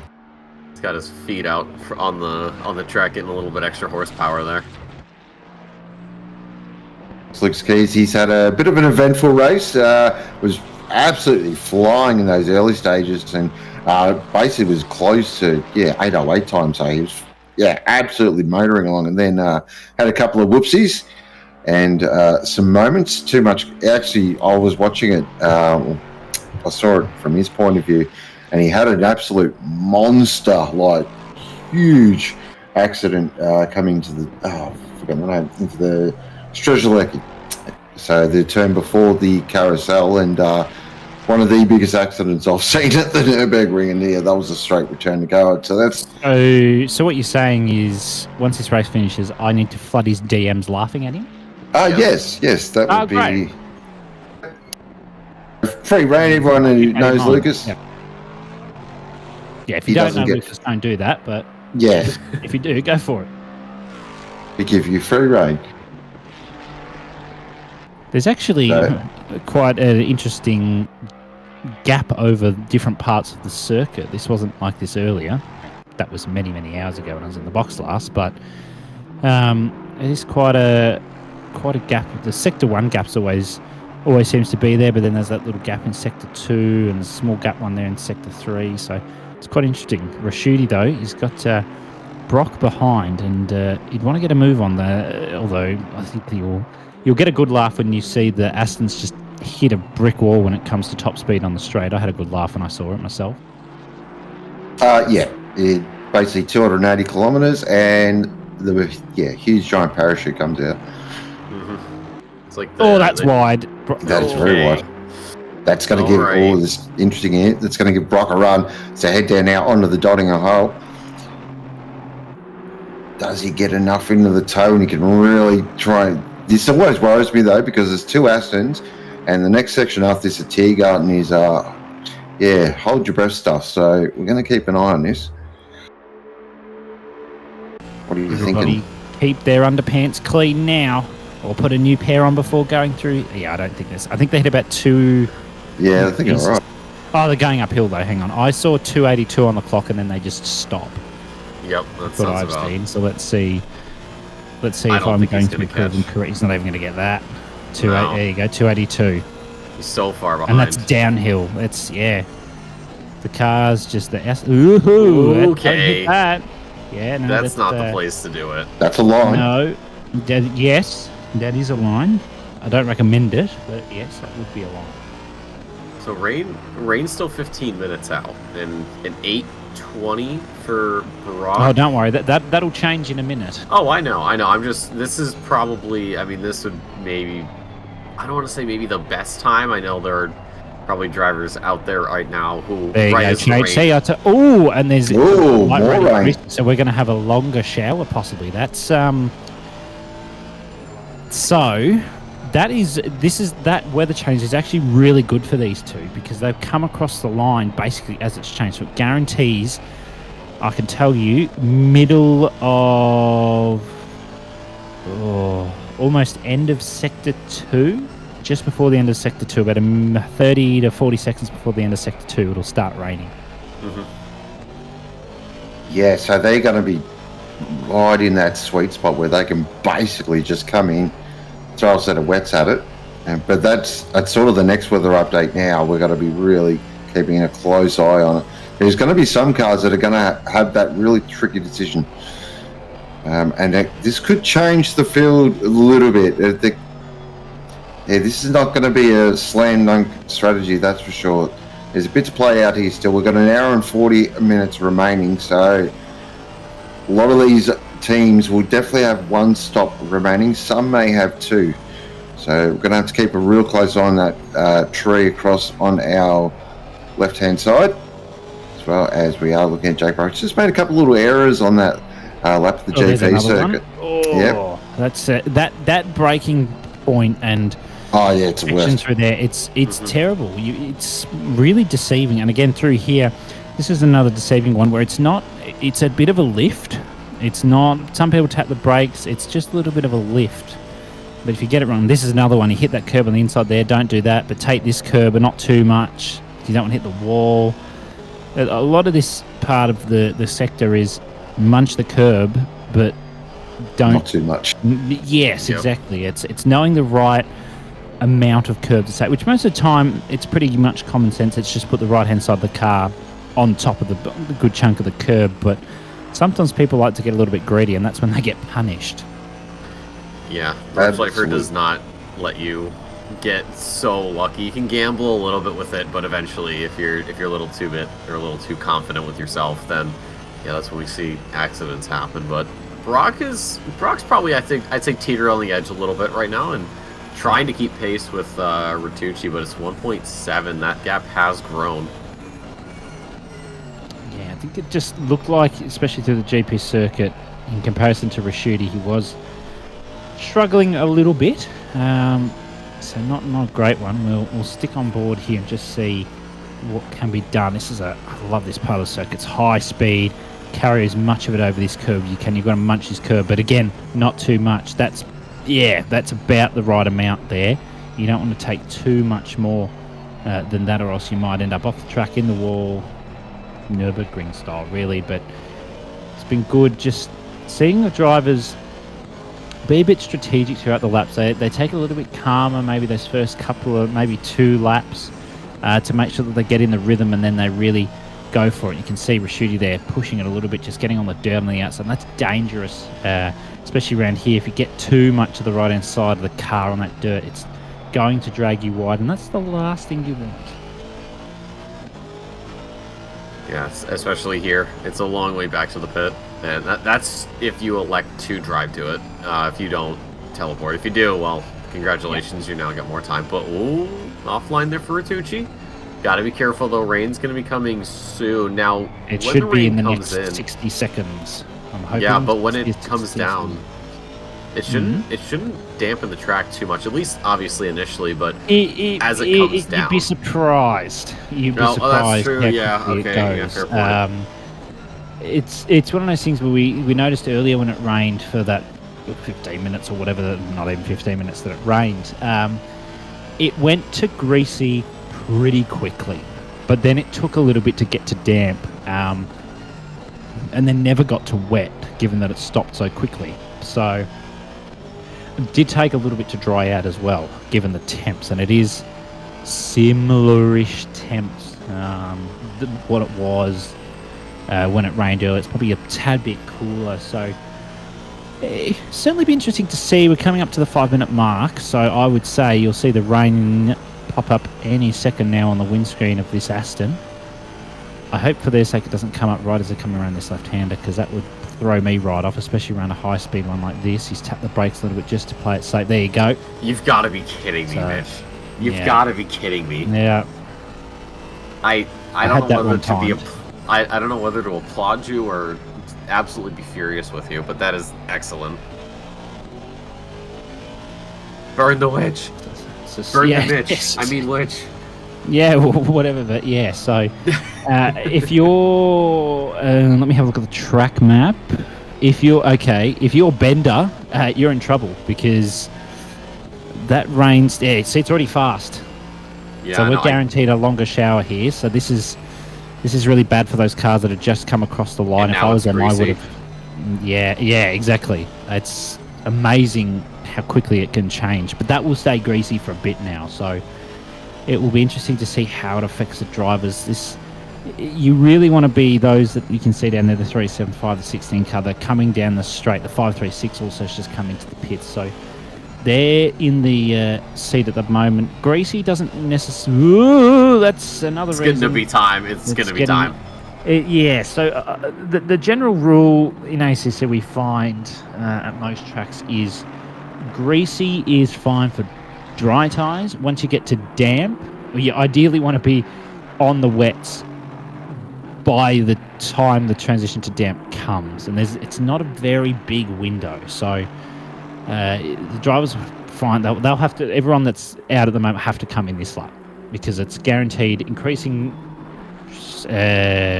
light in 5 and increasing light again in 15, so all these drivers will have to come in now for their pit stop. Whether that changes the strategies a little bit, look, it might do. It would probably benefit them later on if it dries out again. They can have a shorter stint to the end, say if it's going to rain for the next half an hour or something, 45 minutes, and then eventually dries out. That should benefit them a little bit, but yeah, this will be a tough one. They're coming onto the straight. Oh, medium in 15. So that's, yeah, definitely get on those wets as soon as we can because that's going to change. That's definitely going to bring a wet track. That's going to change it again, and it's not going to be good. 700, unfortunately, has had a DC and unfortunately a broken entry on rejoining. So that is not a good day at the office for them. That's probably, that is unfortunately, their day will be over given that it's unfortunately created that broken entry. Down the Donninger hole we go. I wanted to mention, Mitch, with the weather as you were describing and breaking down for us in very good detail. Some of the drivers, I think, had just passed the pit lane when the rain started to come down. So that you got to think with people like Matthew Lamb who are just coming in now. A lot of these drivers who are in the pits right now, you've got Klopper, McNeil, or not Klopper, excuse me, McDowell, and of course you have the two Aston Martins of Ratucci and Brock. Oh, Ratucci's staying out. That's okay. That's going to be... Oh, no, he's coming in. Never mind. No, he's coming in. You're getting a bit ahead of yourself there. Yeah, no, I saw something that wasn't there. But to my point, if you're a driver who passed the pit lane when the rain started to fall, you've got the whole lap to get back. And it's damp now. That's bad. They're in trouble. It's going to be a long lap, but for these guys, this is perfect. You talked about that window, and this is the best time to get onto those wet weather tires. And with that rain getting heavier later on, it's going to be an interesting stint. Yeah, and the general consensus we'll have found with a lot of the drivers and teams with their setups. Well, that was looking a bit rough. Is a lot of, and this would probably benefit those, hopefully, that are on the dries still, and I reckon a lot of them will have done this regardless of the weather. They would have had their brake duct set fairly low. So when we're talking about brake ducts, we're talking about how much air flow comes into the brakes. And the more open they are, the more air that's going to come in, and the cooler, the easier they'll cool. But you don't want them too cool that they're not as effective, and that also, helps with tire temps and pressures as well. So you've got to have that all taken into account. So you'll tend to see a couple of drivers I've spoken to, they are running lower brake ducts on the front compared to the rear. Now that is a track dependent thing. You'll find some that might be a bit front heavy through certain corners will run the front brake ducts open more compared to the rears to help with the tyre temps and the pressures. But here you're running it more closed at the front than you are in the rear. But in general, that's all based off the temperatures. So if you're looking at these temps, it's pretty cool. Like it's, high teens. We probably won't even get to low 20s by the end of the race. So the general rule is if you're getting to, and it's more based off track than ambient in some places, if you're getting into the low 20s, you can usually get away with 2 or 3 brake ducts, which I believe most of them will be running 2 or 3 on the front and then 3 on the rear, maybe 4 if they're getting hot. Something like the Porsche is a good example. So for the cars that have that whole lap on the dry, if they have the lower brake ducts, it will assist them in keeping the dry tyres warmer. Not by much, but it might make all the difference. Yeah, Or it'll just be thrown in the bin. Who knows? But, well, there's only one way to find out. One thing actually I wanted to ask Sean. You had gone a little bit in depth with. He might not be here. He might not be here. Sean, are you alive? He's disappeared for a 10-minute break. So okay. He's coming back. Don't panic. He just needed a quick break, given he'll be having a 4-hour comm stint by the end of this. That's true. Because I wanted to ask him, and I'll let him answer when he gets back about the. He's back. Oh my God! Perfect timing, Sean. I wanted to ask. You were kind of dissecting pit strategies earlier in the broadcast. With this rain, do you think that some of these teams are going to take advantage and, refuel fully to maybe have a lesser stop later on, or do you think some are going to stick to the original planning? Well, I think it all comes down to how long this shower goes for. The first thing. Mm-hmm. Then I'll make a call there. But just looking at the weather forecast, this could be in here for a while. So, and with the cold temperatures as well, this track does tend, if it is cold, takes a little while to dry out. So, yeah, this is going to be we are watching the Rainmaster go at it here. Yeah. On dries, of course he is. That's standard bender behaviour, really. God, that section right there would be absolutely terrifying in these conditions on slicks. I mean, he's making it look relatively easy, but he'll be looking forward to getting on those wets. Yeah, you're right, Sean. It will depend on how long this rain lasts. And we've got medium rain in the next 15, so I'd say probably going to have a shower for at least half an hour, but the 2 times time multiplier could change in an instant. Could be dry. You don't know. But this will at least guarantee, the medium rain will guarantee a wet track rather than earlier when we only had the light rain and we didn't get or have it for long enough that the track actually became wet. So that changes the dynamic again because drivers didn't have to be so cautious earlier. Still to be cautious, but I didn't have to worry ever so much because it was still a semi-dry line, whereas you'll have the wet and you probably won't see much of that. So that will certainly change some things as Bender comes down the straight, and hopefully he's prepared for the braking zone down to these final corners, because that's a nasty one, and in the wet I guarantee you it's even worse. Very much so. So we'll keep an eye on Bender here to see if he makes it safely through the pit lane as he negotiates down towards Tiergarten. And that rain is, very much, this is definitely hanging around. Now, what this also does is takes a lot of curbs out of play. There are certain curbs on this track, once they get a bit of moisture on them, avoid like anything. So this is where basically you want to get your best driver, your fastest driver in probably now, or well on the way to get, oh, geez, that was interesting. Wow. That was very close. Bender's made it in, and no doubt we'll put on some wets, and we should see some classic Bender driving, I reckon. Oh yeah, a spectacle, really. Oh yeah, absolutely. We'll see a spectacle here from Bender. He loves the wet and he loves the wet tyres, so he'll be more than looking forward to this next part of the stint. It will be interesting to see if any drivers do potentially... Oh, sorry. Is that drive-through Bina? Yes, drive-through. I must have been late. Yeah. I have only just seen that as well, so that's not great for them either. I'm not sure what that is for. Could be track limits, could be from the steward's box, I'm not sure. But, that's not going to be great for them. We'll see if some drivers, I know I can think of a couple of cars on the track that will probably be able to make it potentially on one more full tank in the wet if it stays like this. If it dries up though, well then that changes the ball game again. Yeah, definitely. It was still a damp track, so it hasn't gone full moist yet, but it won't be long. And basically, yeah, if you've on the right tyre, the old adage in motorsport is you've got to be on the right tyre at the right time.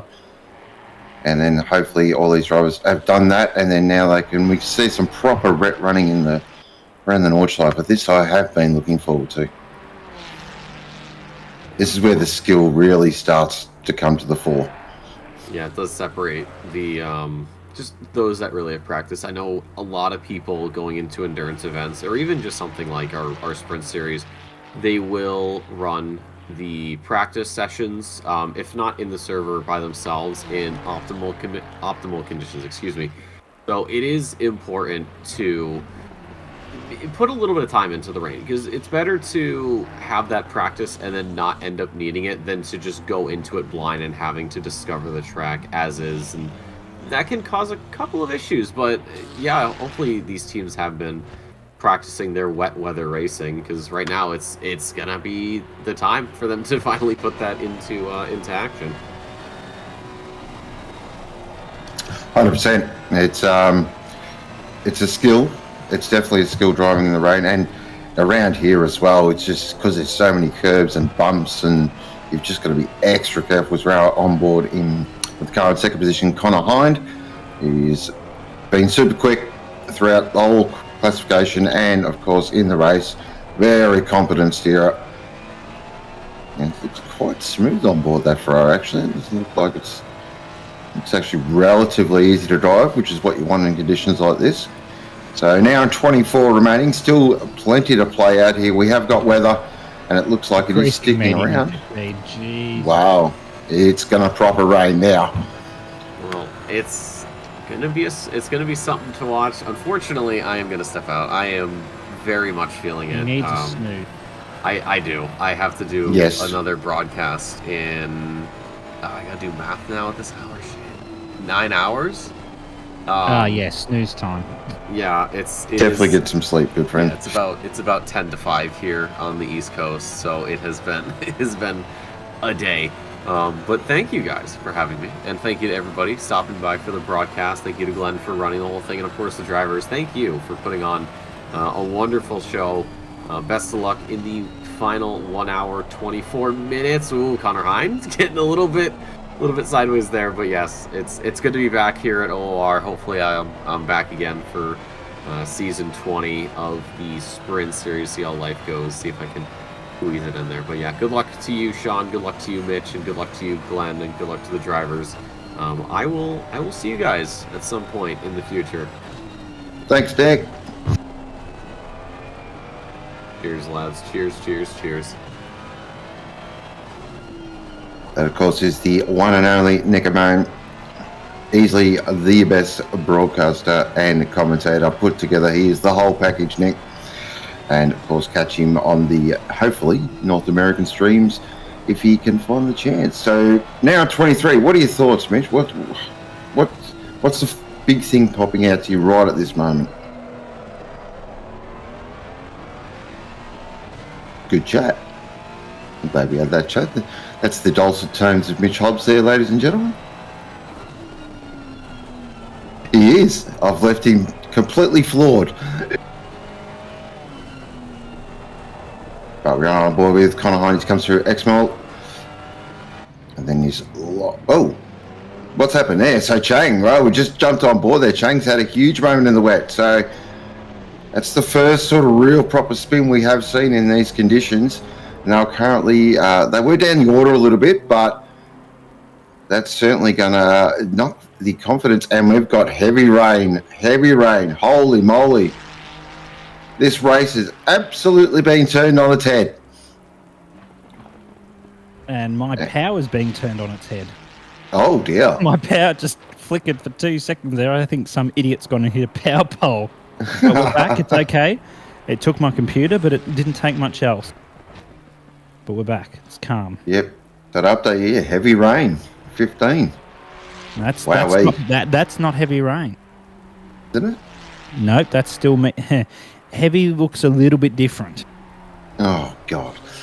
So don't get too excited. I don't even know if the weather. That's still conditions proper of these rain. places. Oh yeah, that'll be pretty special rain, but I don't think that will get to heavy. I will have to see if we've got. Do we have the? Yeah, I think we might have weather settings for potential heavy, but I don't think it's likely to get the proper heavy stuff. Oh, now the track's wet. Oh yes, and we haven't even gotten to the medium rain yet. Oh yeah. It is going to be properly wet around here, and I know a lot of drivers have practiced wet runs, but we don't know what conditions they're practicing as well. So, yeah, grab your popcorn, grab your favourite beverage, sit down, because the run to the flag is going to be something to watch. Yeah, it's going to be very entertaining, needless to say. What this does do, because the win and bin card we're looking on the screen at the moment, that's going to help immensely with their fuel save strategy. So this weather's come at an absolute perfect time for them. So another car we're just going to have to keep an eye on now, because they were fuel saving because they were looking for a pit stop, and so now that the weather and the tracks come to them, they may be in contention for moving up the orders. So well played. See, that's strategy. Sometimes you win some, sometimes you lose some. Yes, it's certainly been interesting watching the different sort of strategies that people have had. But they've certainly they've had a few moments, the win or bin car. They've certainly had some winning moments, and they've had some binning moments as well. So hopefully they can continue on, and we'll see how it plays out for them for the next hour 20.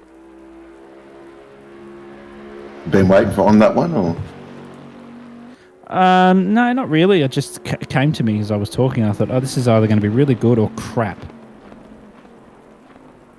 Well, that was very good from you. I think that's...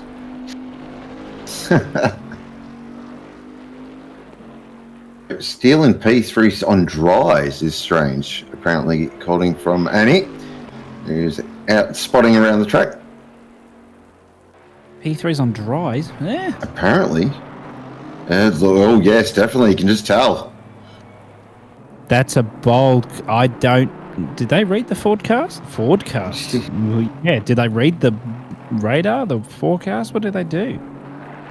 So they're trying to extend their stint. That's... okay, that makes sense. All right, yeah. That now I can... Yeah, because... So they're extending so that if it rains to the end, they can go there on one tank. It's interesting call. It's bold. I mean, really, yeah, but really, just looking at it, even if they were to pit and then have to pit again, they'd still end up in the same spot anyway, because everyone else would have to pit again anyway because they pitted earlier than them. Yeah, I think they're also counting on maybe some incidents or some moments. You never know. You know, they're in third. They're in that sort of nothing to gain, nothing to lose position, really. Maybe. I mean, it's not that far behind realistic things. It only takes one moment, so yeah, keep an eye on it. Wow. Aardvark there in chat. Weather interruption. Do we need to red flag the race for the next 14 hours? That's very good. That's pretty funny. And that rain is sticking around. This could run wet to the flag. It's possible. It could do, but with the 2 times multiplier could change that. Oh, that too, yeah. We actually don't know. Oh, we've got a replay here. Replay, hello. This is Fahad Ghafour. Let's see. Fahad. That was late on the brakes, Fahad. What was that? Oh, that's a berg work. That's normally doesn't end. Wow. Oh, wow. That was a sniff of the wall. I think he might have gotten maybe a second or two of damage, if that. But that's, yeah, that was well done. I saw him late on the brakes there, and I was worried I could fear the worst for him there. There we go. So that brings Steele into the pits. I reckon they'll do a driver swap as well. So we'll have to see who jumps in that car. Now 17 to go.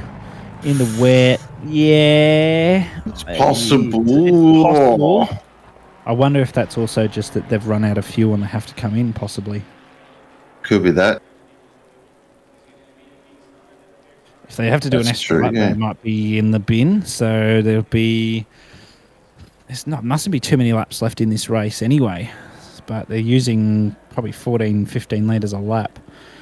And the car's only got a 120 litre fuel tank, so I yeah. can tell you the Aston runs around 13.4 to 13.5. There you go. Inside Norwich, so you get 9 laps out of a tank. It's going to be, that's really tight. What I would do, because I wouldn't be that confident on the fuel save, I'd actually just short fill this, get maybe 1 or 2 laps and absolutely wring its neck. And then see if you can make time up that way. Because I was just going to say, there's Fahad there at the moment. Yeah, it's definitely closed them up.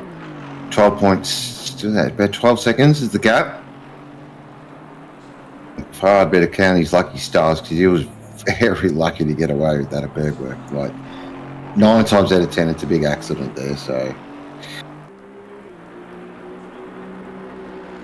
so Diable's saying they will not need to save till the end, where others will need to. Well, there you go. That's why I love endurance racing. That's why I love the Nürburgring. It's never over till you see the flag. Yeah, that's right. Yeah, I think Diabol's it has a big tank. I think it's only 120 litres. The It is 120, yep. Yeah, the Nissan's got 130, but no one's, well, one person's driving the Nissan.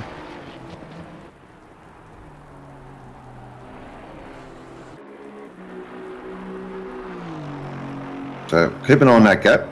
12 seconds. That's something to monitor.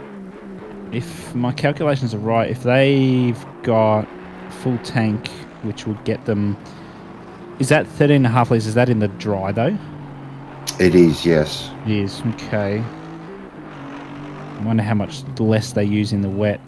Because if they use, if they use 12 litres a lap in the wet, they will make it to the end on a tank. But if they don't, they might be in trouble. They'd have to do some saving, I reckon. Because by my calculations, they've got 9 laps of fuel, which would be 72 minutes roughly. 73. So yeah, they might. It'll be close, let's put it that way. Others will definitely have to fuel save though. That's the big thing. Yeah. So that is, with an hour and 13 remaining, quite a bit to play out here, and this weather is settling in. Now we say that, it could be sunshine in 30 minutes, so who knows with this place. But of course, the ACC weather gods, you just never know what you're going to get in an OOR endurance race. And we were asking for rain, and we've got it. So now we just got to see what happens, how it all plays out. We are looking at Jack Steele, probably one of the best names in OOR, I would say. Very sort of Superman-ish, action man-like. I like it. I'm a big fan. Currently in 3rd position. They drive actually a really good race. They've just been on the pace. 2-man team, of course. And so they've done a lot of hours behind the wheel, but they've just been, solid all day. Yeah, it's always good to see Jack Steele out there. He's a very solid driver. Always has been. Has his moments, admittedly. But he's had a great... he always has a great run. So it's been an interesting day. Lots of sort of little battles have played out. We've got to keep an eye also on a couple of little class battles, of course, that are still yet to play out. We've got 4 different classes, of course. We've got our pros, Pro Am, Silver, and of course Am class. I love that shot through Calenade. Such a good shot. It is a proper wet out there, so curbs will be avoided. Here is our leaderboard at the moment. Excuse my voice, ladies and gentlemen. So it is Matthew Lamb, Philip Paquette on Lega Burst in the BS Plus competition. Ferrari leading the way from Connor Hind, Hignett, Holmes and Bub now. Then Steele and Ricker in the Aston Martin that we are looking at on screen at the moment. And then Fahad, Taufik, Reyes and Naeem in the Is it the? I always get their name wrong. GSR. The Ferrari. Thank you. That one. GSR Ferrari. Then McAdam and Courtier in the McLaren. McAdam and Smith. Babby, Ellis, Burton and Robbs in the first of the Porsches. Then Webb, Mags, Wills and Tonkin in another Ferrari. And then Scolina, Bell and Davis. They're in the Porsche in 9th position. And then Johnson, Tidley and Kong. They're in 10th position, of course. 8 and 9 are your 2 leaders in silver class. And Ratucci, Vittner and King are 3rd. And then it is Struik, Hulton and Brock in the Sector 1. Aston Martin that is leading the way in Pro-Am. And then it's Underwood and Gobe in the Lexus in 2nd. And then Simmons, Shine, Wells and Tanner. And then finally in AM class, it is McNulty, Wenzel, Tui and Papanow. Followed by Brooker, Lewis, Wood and Dale. And 3rd position there in AM class is... Drum roll, please. Someone. Scroll. Roll. I like it. But all in all, very solid day out. It is the Wells entry, the 23 there in 3rd in AM. And that is brought you up to date. Gray, actually, in the 3rd in AM Gray. control. Oh, great. Oh, yeah. No, hang on. I'm confused. Yeah. Oh, yeah. 31. Oh, yeah. You got me there, Mitch. Well done. It's been a long day, mate. It's the ACC leaderboards. They're a bit crap. So it's an hour 10 remaining, and we have got a wet track out there. Currently 16 degrees, ambient 19 on track, and I reckon we're going to have a bit of a doozy finish. Yes, it's going to be interesting. The medium rain at least isn't increasing in 15 minutes. It's increasing in the next 5. So the tyre pressures will be certainly up and down throughout this stint. And Gibbo's, I don't know if that's an ACC glitch or if his car is genuinely broken. I hope it's an ACC Kunos spectating glitch, because if that's broken, that is not great. But yeah, 16 degrees ambient, 19 track. Look, if the rain stops, it's not going to dry up quickly. So that will change the dynamic a little bit. It will allow them to go a little bit further on those wet tyres. But they'll have to calculate that a bit, given you don't want to go full 8-minute lap when it's probably on a damp track, especially a greasy one. You definitely don't want to be on wets for that one. So we will see what the strategies the different people come up with, given that they're seeing the weather changing. Not down to light rain yet. Look, we won't see that before the top of the hour. We might see it change before the top of the hour, but we won't see it decreasing before then. So it'll be a nice change for the drivers. Of course, we had to wait till the end of the race to get a proper wet stint. Don't know why we didn't get a longer wet stint earlier, but we got one now. So there you go, people. Are you happy?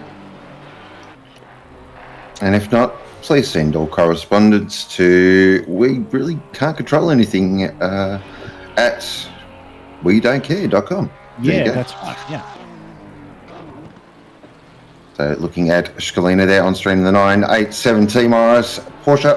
That beautiful purple. That purple just absolutely pops. Big fan of that. As it comes down into the hats and back. Oh my Ooh, God. that's Don't do a that line. in the wet, people. Yeah, that's the cleaner's taken a scary line through there. And in the Porsche, it's extra scary. Oh yeah, that would be a potential code brown there. But the car looks pretty good otherwise. The Porsche's not a terrible car in the wet, but it's not the top car.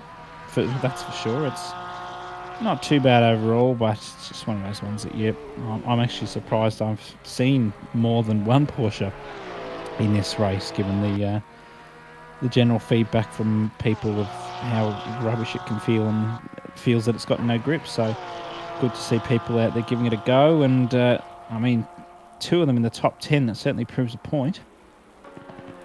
It certainly does. It's of course pretty epic on the old fuel save as well. So yeah, it can run very long, but yeah, it just feels. I love Porsches. I love this car, but it feels so bad around here. I know. That one? Shock horror. Yep, shock horror. You've heard it here first. Yeah, but it just feels so bad around here. I don't know what it is. I can't work it out, but it just feels horrible. It's the suspension, if that helps you. Yeah. Oh, thank you. I appreciate that. Yeah, it's always something. Even when the Nürburgring, when the Nordschleife came out, and people driving the Porsche and just going, "It's a bouncy castle around here," which they're right. It is. It's you hit a curb and it just bounces. If you hit it, you've got to hit it exactly right. If you hit it slightly wrong, it just bounces you around. And I think that's one of the big things that sort of deters a lot of people from the Porsche in a general sense, but especially around here. And the very unique way you've got to drive it, you've got to have some sort of throttle input probably 90% of the time you're driving to keep the car in a stable position, which is sort of counterintuitive to normal driving. You'd want to be on the brakes to keep the car stable, but yeah, it's we've got a couple. I think we've got about 3 or 4 out there, so it's good to see that people are going for those different choices. Medium rain decreasing in 15, so definitely I'd say be some rain until at least 45 minutes left in this race, if not half an hour. And if we see some dry pop up at half an hour left, that might change the dynamic again. Yeah, that will really change the dynamic. As we are looking at the 500 entry on screen at the moment with the Porsche. Surely himself, if there is a bigger Porsche fan than me, you are looking at the man on screen. It is Damiano Thircolini. The pace he has found in the last 12 months in this car has been really impressive to watch. So, and they're having a pretty good run there in 19th. So top job, top 20. Never sneeze at that. Yeah, the dynamic of this race is definitely going to change. I've just looking at that weather. I reckon you could be right. We could get that little half-hour weird period where you're in two minds on what tyre to be on. So, when you can actually change that tyre. Yeah, certainly one that we'll look for when that time comes. But I'm hoping for the sake of the drivers that it stays wet for the rest, so they don't have to do the bloody maths in their head and all the strategy for one last time. They can just go to the end now, but anything can change within an instant. And Struick is up here fighting with Rashidi because Brock was in the car before. They've swapped him out for Struick, so we will see how they go in this little battle. Rashidi is a veteran of this game. I've seen Rashidi race, God, as long as I've been in OOR, so he's no slouch and no stranger to this game and to these enduros. So we will see what he can pull out. Look at that. Beautiful. I know, it's nice, isn't it? It is. I actually know the man Struick quite well. Geesh, as he's known in Gran Turismo land. Make no mistake, this guy is a very, very quick operator. He can seriously steer, and he's only just picked up ACC, I think a couple of weeks. He has not had it long at all, and straight away on the pace. So this is going to be a great battle to watch. I'm looking forward to this. So a bit of experience versus youth, as they say. And they've got that other bloody accident, some idiot put it into the fence a couple of times and forgot to do damage and all that stuff. Up ahead as a blue flag. And what's this? Up here, Jason. Wow. Chat's going off all of a sudden. Apparently, Jace, you can't shift up or down. Oh dear. Oh, that's not great for JC.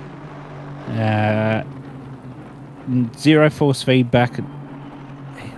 Lost. He did lose all gears, then replugged in his wheel. Okay, that's. I mean, of all the weather conditions you want to have no force feedback, wet's not one of them. No. That would be very much a difficult thing because you just lose all feeling. So the wet's super important. You trust your steering, you trust the feel through the steering, and to have that happen in these conditions, not good. Now, if he's in the GTR, I probably wouldn't be worried. He can drive that thing sideways and no problem, he's fine. But in the BMW, yeah, not optimal. Ooh, no, very suboptimal. That was, that he probably would have crapped his DAX a bit there. That would have been very scary. But he's doing well, given that he's got no force feedback. And he's just floating along nicely. He doesn't have too much of the lap to go. Probably not the sector I'd want to have no force feedback, to be quite honest. But it's okay. The BMW does have quite good and strong force feedback in comparison to other cars. So having no force feedback would be a weird experience, needless to say, especially around here. So it's happened to a couple of drivers out there actually. So it's one of those things, it does happen. You have system issues, you have net issues. We are dealing with technology, so it does fail sometimes. But we keep coming back because, well, let's be honest, we're all a bit sick in the head. So, but we enjoy it, we love it, and we're nearly coming to that time. It is nearly under an hour to go, so we are getting to that stage where you want to be in the position you want. You want to have your right driver in the car, on the right tyre. Car feels good. You're comfortable, and it's time to bring it home. Of course, we do have winners and podiums, but everyone is a winner if you just get it at the end of this race. It is a tough challenge, but all our drivers done an absolutely remarkable job. Just to see the real lack of Stewart red boxes has been great to see. It's been a really good day. And I can't wait to call this one and bring it home and hopefully see maybe a couple of battles. We got definitely one here. This is the one to really keep an eye on at the moment between Rashudi and Stewart. And this is for 11th and 12th. Two Aston Martins that have just got the 150 ahead, who will be blue flagged and hopefully get out of the way as soon as safely possible. That is the wrong side of the road. I don't know who that is driving. Is that Monks? It is Toto behind the wheel. Whoops, won't tell anyone. Hopefully that will just be whoopsie daisy and we can move on. But Rashudi, good job. We've seen this before from him. Really smooth operator, very quick driver. He'll have that Aston absolutely where he wants it. So Josh is going to have to pull something out of the bag. Yes, there's going to have to be some real effort put in from Stewart. Rashudi just needs to defend, and in the wet, that's relatively easy. Just place the car in the way.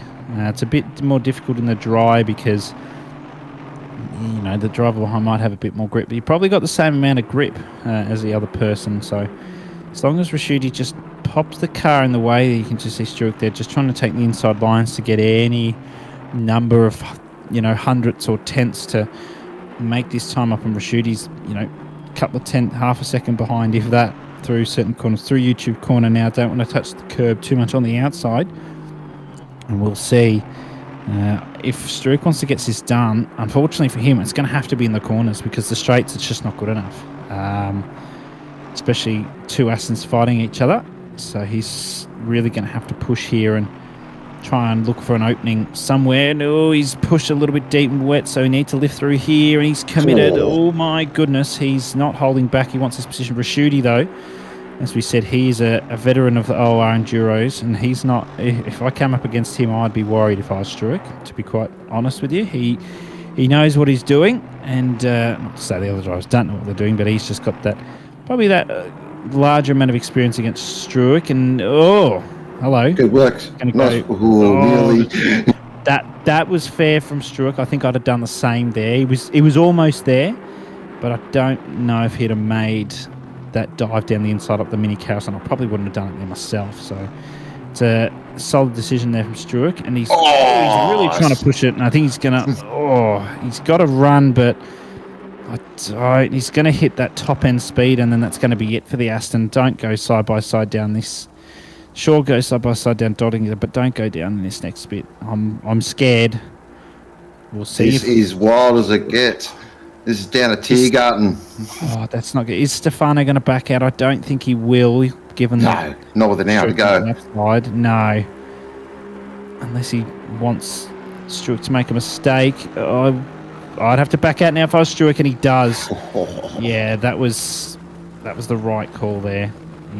He didn't want to do it. I could tell he was committed, but he's got to make that right decision, and has done so. Maybe he can get a run. Ideally, if he can get it in the GP circuit, then he can just hold him off for the Nordschleife section, because obviously it's not very wide road through the Nordschleife. It's just enough for two cars. So if he can get something done in the GP part of the track, that would be an ideal scenario. And just sticking the nose out, putting the pressure on is exactly what he should be doing. Letting Rashudi know he's still there and he wants this battle. And he's trying to take those alternate lines.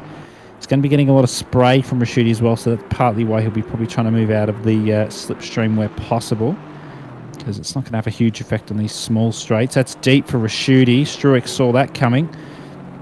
He's going to just try and pull an alternative line out here. Went a little bit deep out of the forward curve. Something might come of this. Rashudi sticks the car in the middle of the track. That's where he wants it. And on that dry line as well. Might overheat the tyres a little bit if he's not careful. That's a very good line from Rashudi. This is veteran driving, Sean. This is fantastic. It is absolutely amazing to watch. It's really two different skill sets. Of course, a veteran driver, Rashudi, has been around the block about 20 times, but Struick behind, of course, who is new to ACC, but obviously a very quick operator. But this is, love watching his stuff. Just a driver that can defend really well that Rashudi's doing. He's just putting that car in the right spot everywhere, and you can see that Struick is absolutely left and riding it, showing the nose, doing the old Craig Lowndes, trying to force an error or something. But Rashudi is not budging at all, and I reckon this is going to rage on. So these two are going to fight it all the way to the flag, and this is for 11th position. And I tell you what, Struick in that Pro-Am car, that's a fantastic driver in 12th. So they should be stoked with that, but when you're a race car driver, you want every position possible. It's just the way we are built. As they come through Sabine Schmidt curve there now, and Struick's right behind. This is really aggressive stuff. He just looks more comfortable in the Sector 1 Aston Martin than the Sofa King Slow Aston. You can just see there, just a slight error there from Rashudi, maybe a little bit too wide. Breaks it super deep as they come into the Hatzenback, and then runs it out wide. Now he just wants to keep a bit of a narrower line and then just sort of cut that corner off. And then there's that little bump there. You want to brake just before that. And then you just punch it up here in the Hoshine. Do not touch that curb, whatever you do, or that curb, or pretty much that curb. Oh, yep, Rashudi's made a liar of me. Thank you. I wouldn't do it. It's not recommended, but... And they come now up over footpaths. They tip this in. It's normally a slight lift in the wet. It could be maybe a downshift, but very, very rarely see that. And they head up to the fearsome Schwarzencourt. This corner is an absolute hold on in the dry, in the wet. It's, wow. It's big pants time. Yeah, absolutely. Fluplats all the way up to here is a really scary section in the dry, let alone in the wet. So certainly changes the dynamic, and yeah, it would be interesting to see what happens. As we're told in chat, the rain's actually decreasing in 15, so that's going to keep an eye on that. I don't know if that's going to go dry per se, but lighter rain could cause tyre pressures to go through the roof if they're not careful. We will have to see though, as Rashudi, he's almost trying to con Struick into a move, just trying to fake him out a little bit, which is something you don't see every day. He's just moving slightly offline just to see what sort of move Struick might look to go for. Struick, yep, just trying to take every inside part of the track that he can, gain any advantage that he can on Rashudi, just to hold on where possible. Again, yeah, see that? Yeah, that was deep, and Struick, he shouldn't go for a move here, and yeah, he's forced to go to the outside, but that'll give him a good run on the exit, and it does, so he's back in contention again. It's just a little bit of vice versa, and that's going to be that's there for Rashudi, and Struick did really well to not be involved there, not get a hit in on Rashudi. That what a save though from Rashudi. That was fantastic, but Struick did fantastic, but deep there. So this is Rashudi's opportunity. He scared the driver off, and I think from Struick's point of view, I don't think he thought that Rashudi was going to save that. But yeah, I think he kind of backed out of it. He thought, yeah. Then Rashudi with those impeccable car skills that comes from years of driving the Lamborghini. Yeah, no problem. He was fine. Yeah, he just put a bit of opposite lock in, and probably tap of the brakes and a bit of throttle just to keep the car stable and the diff locked, and he was on his way again. So, Struick though, this is fantastic. This is you can't write this sort of stuff. We've gone 11 hours of racing, and we've got a battle within the last hour. This is fantastic stuff. Down the long straight, one of the long straights, I should say. There's many throughout this track, and there's certainly nothing. But this is the straight that isn't a straight. Yes, it's a straight that's not a straight, but you're flat anyway. Oh, Yeah. Yeah. All the track. He's going to be on the brakes, 4th gear. Yeah, that's good. What's his settings? It looks like he's got 3 ABS. 4 ABS, in fact, and 3 TC. So he's playing it a little bit safe, but I don't blame him, given he's gone to 3 different... And neither of them want to have an incident because they've got Austin McNeil 16 seconds down the road. Now, that sounds like a lot, and that would be a lot at any other track except the Nordschleife. That's not that much time. That's a spin into a wall. Yep. That's it. So they really need to be careful here. That's a great exit from Stewart though, and Raschuti responded to the pressure, and he's really trying to pull away here, but Stewart's not letting him have this. He wants to show that Gran Turismo's driver's superior, that's just wrong. He's certainly no slouch here, Stewart. They've got a blue flag in the way, and that's... well done. Thanks, Brad. He's getting out of the way. That's great stuff. That's what we love to see, as we now head down into Whipham, and this, look at Streak all over on the wheel, just absolutely dancing the Aston. And then just flings it up here. It'll feel so light right there. You just saw the back end step out, but caught it beautifully. And he's really deep in the brakes at Ashbach. Now into Brunschen. You just want to throw it in there and just hope it grips. Watch the exit. Raschuti maybe a little wide there as well, but he's real. It took too much curb. There's an opportunity. Come on. He just didn't. As Diabol saying, I mean, how do you teach elbows out defence that's fair? Like just trusting your defence and others around you not to tap you. Yeah, defence is, you can teach basic defence, but every driver has their own way of defending. There's obviously the general, put the car on the apex, put it in the middle of the track if you're down a straight.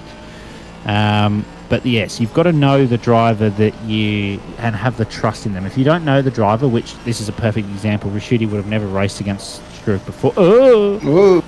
Yeah, good save. Raschuti won't have raced against Struik before. There's a lot of trust that he's placing in him.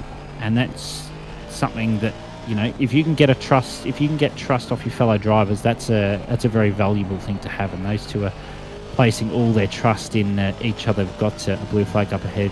Ning Chan's in the way. Hopefully he'll just remove himself from being in the front, coming onto the straight. Just let these two come through. Stewart, and that's Raschuti wide, and I think he's going to get this one done. Yes, he got that done. So Raschuti, ran wide. And Rashuti's got no hope now because the Aston's going to hit its top end speed, and that's it.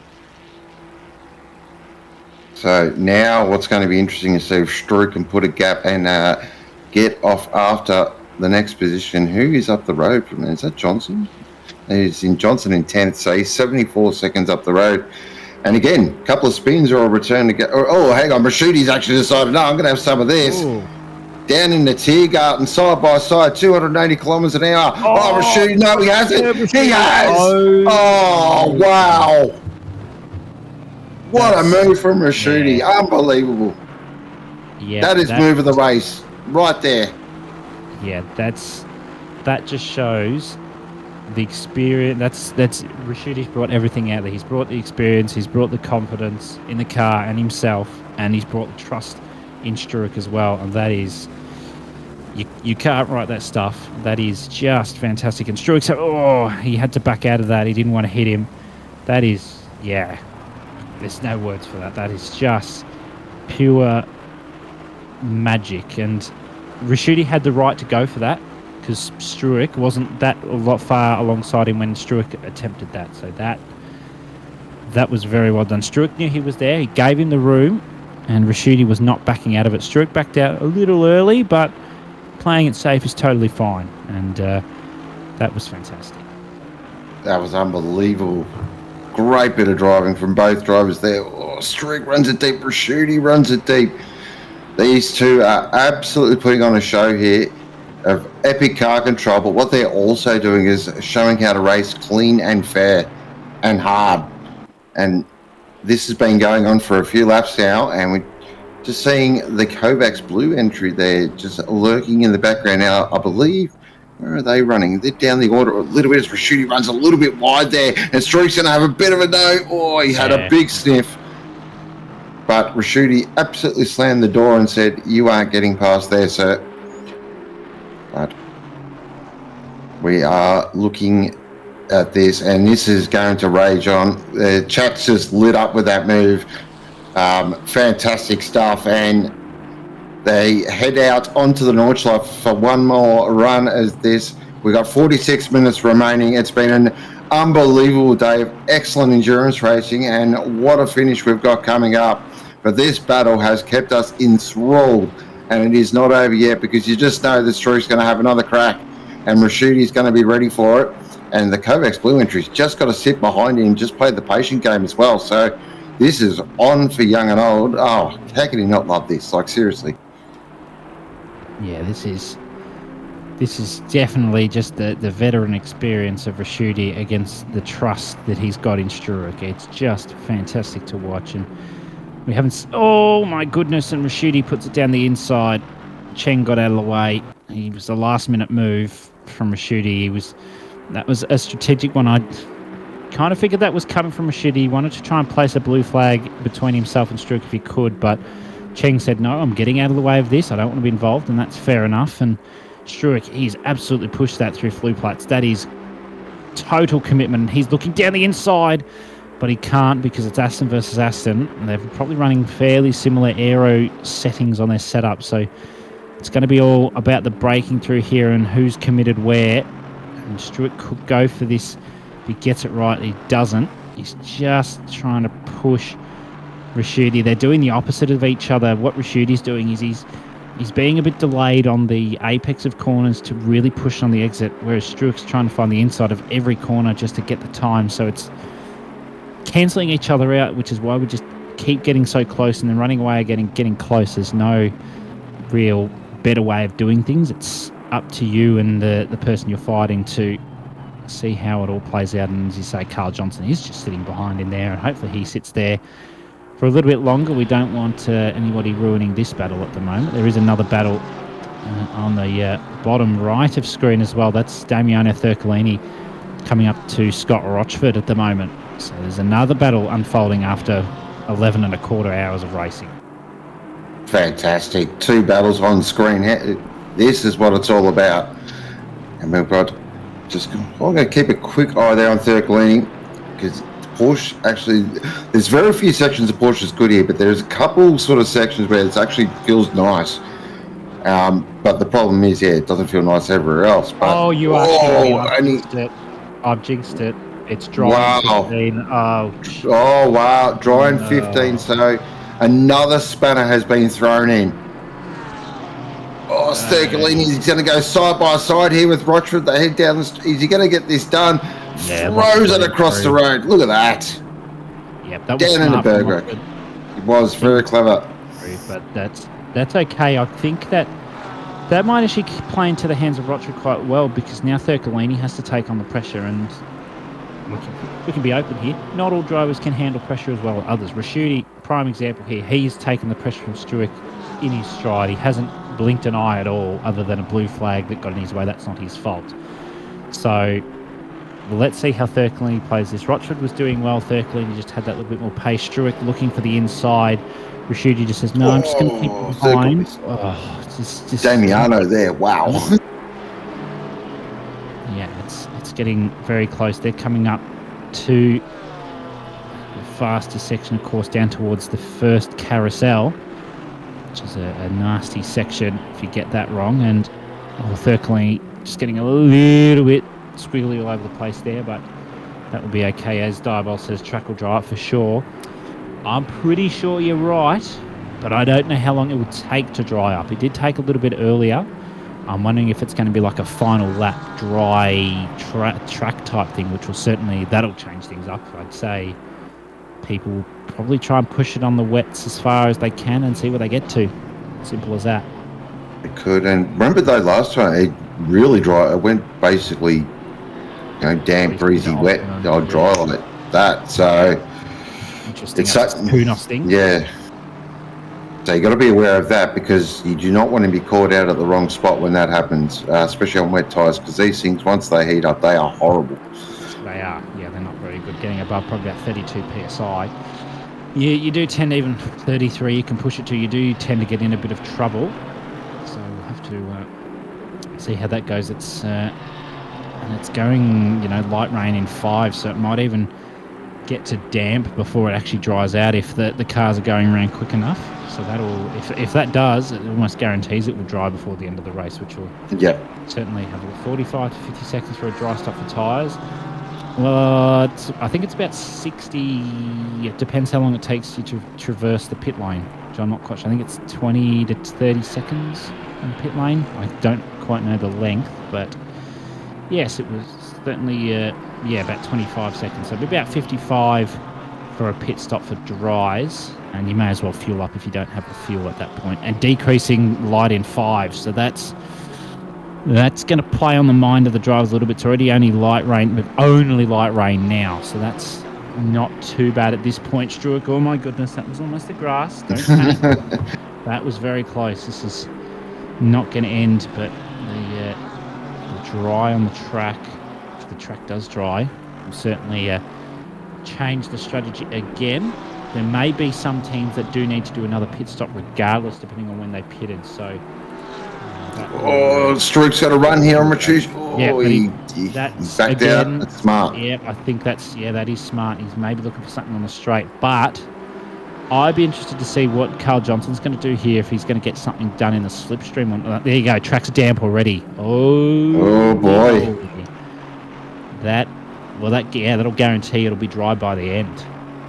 Yep, so Struick again. Oh, this is changing everything up again. They're going to have to go to dry tyres, I reckon. That went damp really quickly too. It did, so I think you're doing, I reckon you're doing one more lap and you're going to have to come in. So, I mean, just someone risk it now and come in and play a bit of a hero card. Yeah, I wouldn't go dries just yet. I'd be waiting another lap. That's what I'd be doing. I reckon the next lap might want some people pitting. Or maybe, at least another lap, if not 2. And then you might see people pitting, depending on what the track surface is like at that point. Thurcolini just pulls it up. He went a bit deep, but Rochford fell for it there as well. And they're not too far ahead of this battle that we've got on our main camera in front of us. So let's see. Struick backs off a little bit. It's literally half a tenth in a lap time. That's insane. Absolutely amazing. And that's, it's incredible, this stuff. There is, of course, talk about wing settings and who's running what in terms of wing and that, but at the end of the day, this is basically driver versus track. This is what it's come down to. 2 fantastic battles on the screen at the moment. Thurcolini's putting in a mega GP loop here. He's just gapping Annie there. So Scotty Roger's going to have to find something special, because Thurcolini has lit the wick on the GP circuit. Just gets the back end out as well. Classic Porsche stance. And then back to this battle. Struick runs a little bit deep there. Carl Johnson's been ever patient whatsoever, which is great to see as well. He's probably sitting back enjoying this, thinking, how good is this? Yeah, as I say, he's not battling anyone, so he can just sit back. And I was just having a look at the track conditions. Given that it is damp, when that does go dry, I'm going to take a punt, and I'm going to say it will probably go greasy within probably 2 to 3 minutes. So that will change things again, especially for the drivers that might only be starting a lap. That'll might screw with their strategy a little bit, or it might work in their favour. By the time they come round to start a new lap and jump in the pits, it might go into a fast track or a green or optimum or whatever Kunos decides it wants to do today. So we'll have to see that one as it plays out. But Struick still just holding on nicely. He's lost a little bit to Raschuti, but maybe he's going to pull it up through the Nordschleife.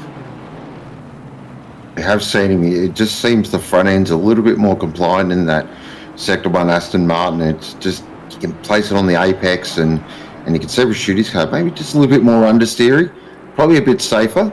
But the speeds these two are driving at, there's no real safe option. You just lick it and send it.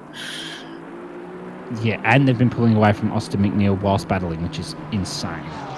That's crazy speed. That is high-class operating. Look at Thurcolini. He has absolutely put the hammer down this lap. He's flying along. Yeah, he's not ready for another battle, so he's trying to scamper away as quickly as possible, and he probably should do so, given the weather change that's going to be coming in, which will change that strategy and dynamic again. Struick, that was a good run. And Thurcolini, that was very good. Too. Let's see what Struick does here. Struick needs to start. I reckon he needs to start getting a little bit aggressive, or hold on for a pit stop and try and get him in the pit stop. That would be a potential another strategy. Let's see. Struick, yeah, sits in the middle of the road. Doesn't stick a nose in. But maybe out of Arenberg something might happen here. Oh, you'd be pretty bold to try it up here. Yeah. You got to try something, though. Oh, well, yeah, why not? Risk it for the biscuit, as they say. Yeah, there's not that many laps left. Johnson needs to be careful, though, because he's really following Struick closely, and if he hits Struick, there will be a lot of choice words said. I know that for a certain, so he just needs to sit there. Sure, he might have more pace, but he's not fighting anyone. He's got, not in theory, he doesn't really have anything to lose, so he just needs to sit there, do his thing, save some fuel and if he needs to, and just let this one play out through Metzgerfeld 1 and Metzgerfeld 2. So we'll see how we go down here. And just deep down Kellenhard again. Not quite getting it done. That light rain decreasing in 5 hasn't quite occurred yet. Definitely not far. Oh, Struick again. He gets such a good run through Bo. He's so good through here as miss. And then just absolutely nowhere to go here. It is follow the leader. And heading up now down towards... I always get this one. There's 2 corners on this track. I always get mixed up. Is that another battle on screen at the moment? It is as well. Is that Mags and Scalini? Yes. So Scalini now pulls out of the slipstream in the Porsche. No, surely not. A Porsche's going to overtake a car on the straight. Oh, no, there's been contact. Oh, dear. Oh, that won't do the Porsche any good. And Mags here, I don't think we'll be too impressed with that. That's definitely bent the steering. That Porsche would not feel nice at all, and that is the worst spot for it to happen, because he is going to drive around the entire track with a pretty broken front end on a Porsche, which is something you do not want.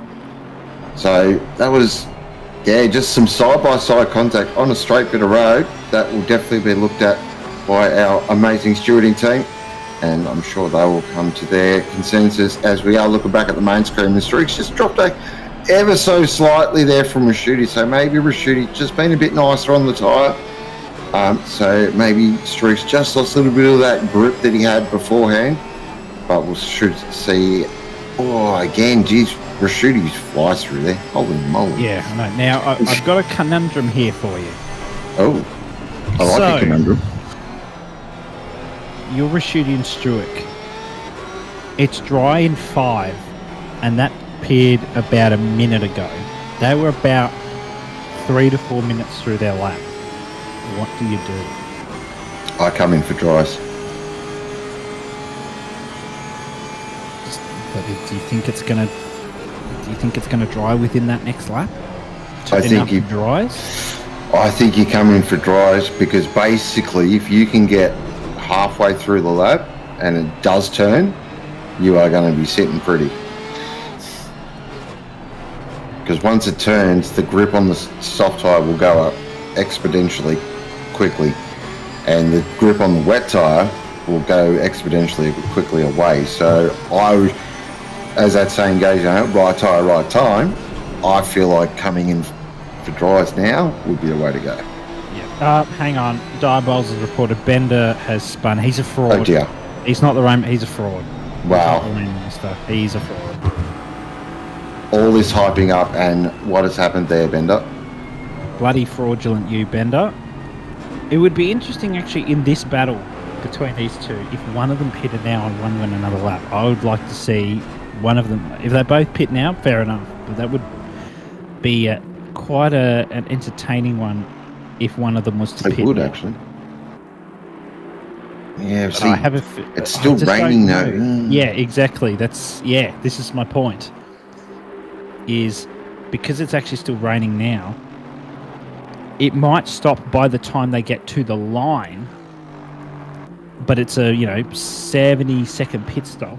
What's going to change in a minute 10 rather than say That's 8 true. minutes? 8 minutes. It's a tough one. Oops, 75's around and back in the pits for the manyth time today. Unfortunately, they've not had a good run at the back of the field, so they'll go back and go again.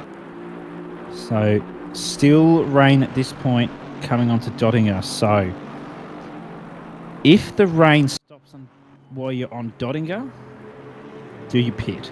That's the big question. Let's see what Bender McFraud has done.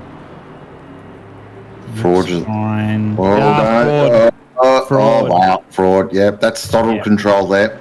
Yeah, that was just fraudulent behaviour there from Bender McFalty. That was, Watch the rejoin. Yeah, I was going to say rejoin and go, Bender, go. Oh, if he spun there again. Yeah, that would have have been double fraud alert. That would have been straight to the gulag for him. That would have been something else. Right, I'd be going another lap. I think it's another lap. Yeah, I think you're right. They're definitely going another lap. Yeah, I think it's a tough call, but I think it's got to be done. And I reckon you'll find it'll probably stop raining by the time these two get to the end of the GP. Oh, streak again. He's just shows enough just to make Rashuti look in his mirror. But Rashuti has been an absolute Tyson in this fight so far. He's just taken punch after punch and thrown a couple himself. So it's half an hour to go. Basically half an hour to go. This is it. So now it's really, if you've got something in the kit bag, it's time to pull it out and swing from the fences. JC, literally the same spin as Pip. Bender greater than Pip. There you go, confirmed. Oh, yeah, mate. Look, maybe. Hey, there you go. The rain stopped now, so Wow. Ooh, I think these two have made the right decision, because I'd rather grain my wets than I would my dries. That is true. So I think that's a fair decision. I reckon the tyres can go pretty long on greasy if you get it right. If they've got lower tyre pressures to start with, and they might have put them, hopefully they put them down, but they might have put them up for the heavier rain. If they're lower down, they might be okay, but we won't know for another 7.5 minutes. Oh, is that the 5-2-3 around there? Yellow flag? Yeah, it is. Yeah, 6-3, yep. So who's in the hero position? Have we got any cars sort of in that hero position where they can come in and look like an absolute superstar? You're probably looking at those in that area that have just spun, actually. Yeah. They're probably in the hero position. I reckon, is that 375? I reckon that's the spot you want to be. Yeah, I was thinking around that. Yeah, it just depends how quickly it goes greasy. Because if it's an early greasy, the wets will be fine. Once it's a couple of minutes in, then you might start to find you'll be in trouble. But the 375, 551, they're probably in a reasonable position. They should come in now and take dries, because they'll go around another one and their wets will heat up. That's just a given round here. So we will see the 987 as well. The Porsche, they're probably in a very good spot. And Struick again, just looking for something. Rashuti touches the grass for a tad bit there. Struick has a very nice run through flue plats there, but just can't seem to get anything done on Rashuti, given that it is the same car. Let's have a quick look at the replay here. 63. 63. Jacob, Mags, what have you done, Jacob? Late on the brakes. I can smell it already. Understeer, grass, spin. No wall though, so that's nice. all right. But yeah, that's a lot of time going to be lost there. Watch the rejoin. If no one's coming round. Bit of a tap. No, hang on. Almost got stuck. And on the move again. It's not too bad, but that's probably 15 seconds gone. That's a lot of time. Oh, is that the that's Kovacs Blue entry? Yeah. Yeah. Yeah, no, not going well for them. So damp track still at this point in time. Looks like it will be probably dry to the end of the race. If I saw wet come up now, I would be laughing my ass off. I don't think we're going to get that, but it was a nice little shower. Gave the drivers a bit more of a chance than it did earlier today. So we will see what the strategy is. Yep, all those that are coming down, dotting now, are coming into the pits, and that's the call. That's the right call, non-negotiable. definitely. Basically, yeah. Keeps going, yeah. If you're a Vipperman and in front of that, yeah, you're definitely coming in now. And we've got a drive-through for P7. Oh, Rashuti! Oh no, Rashuti! Wow, he's gone. Yeah, he's locked it. That's not what you want. Oh, that's a real shame. Yeah, and he might even. Where's McNeil? He's not going to lose. We could lose out to McNeil if he's got big damage. So that doesn't look great. We've got a couple of. Yeah. Oh, that is. That's not. Rashuti wouldn't have wanted that. Rashuti will be absolutely kicking himself after that one. He's back up and running, but he's lost 10 seconds to McNeil and 15 to Struick, so that's not going to be a good day at the office for Rashuti with 25 minutes to go. I thought he was going to be able to hold on, but just got a little bit caught under the brake locking in the wet, and unfortunately it's come to bite him, and he's in the wall. It's probably the easiest spot to lock a brake as well. It's because the road falls away. A lot of unweighted weight on that tyre, and again, unfortunate, really unfortunate, because that battle was... That's Chris Taylor's fault. Chris Taylor. Yeah. Oh, yep, it is. Yep. Can we get a 5-minute chat ban, please? Thank you. That's, for fuck's sake, Chris, come on. Lift your game, so lift your game. Yeah, exactly. So still damp at this point in time. But for how much? It's got to go greasy soon, you'd reckon. Let's have a look at the replay again. With Rashuti, I reckon he's just locked it. Yeah. Yep. He's locked it. Rears and then round she went. Yeah. Just over that crest is just locked. Oh, wow. That's close, but Rashuti's going again. Doesn't look terribly damaged, but... Oh, that's Scotty Rochford. What are you doing, Scotty? Come on, Annie, let's get a move on, brother. He just decided to start his own lawn mowing business, that's all. Yeah, that's it. So, 23 minutes remaining.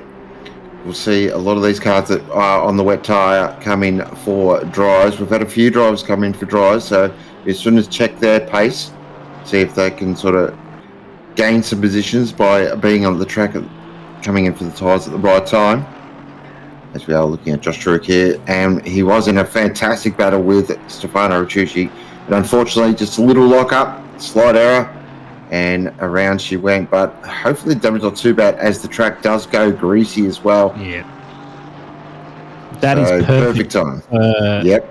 For Matt Lamb coming down, dotting a straight. Of course it is. This will guarantee 3 laps left in this race. That's it. No more. It will be 3.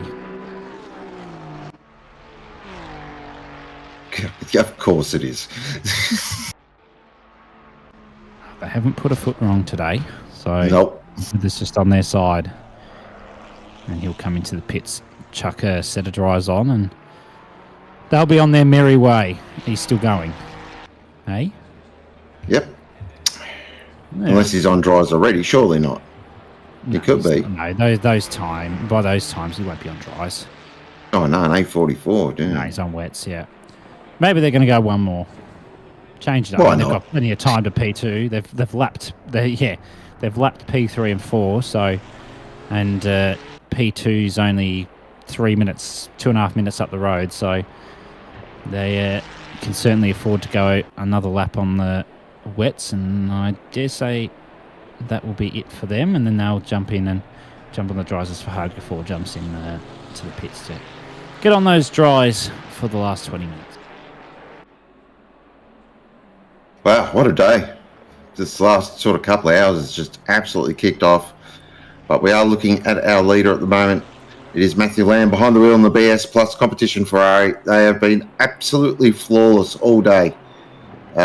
Just a stunning performance. And, of course, Pip, I think she dropped in the 802s. I remember seeing on the class something silly like that. She did a low 802 in classification, which is just ridiculous. That just shows That's bloody why hell. she's part of BS Plus competition.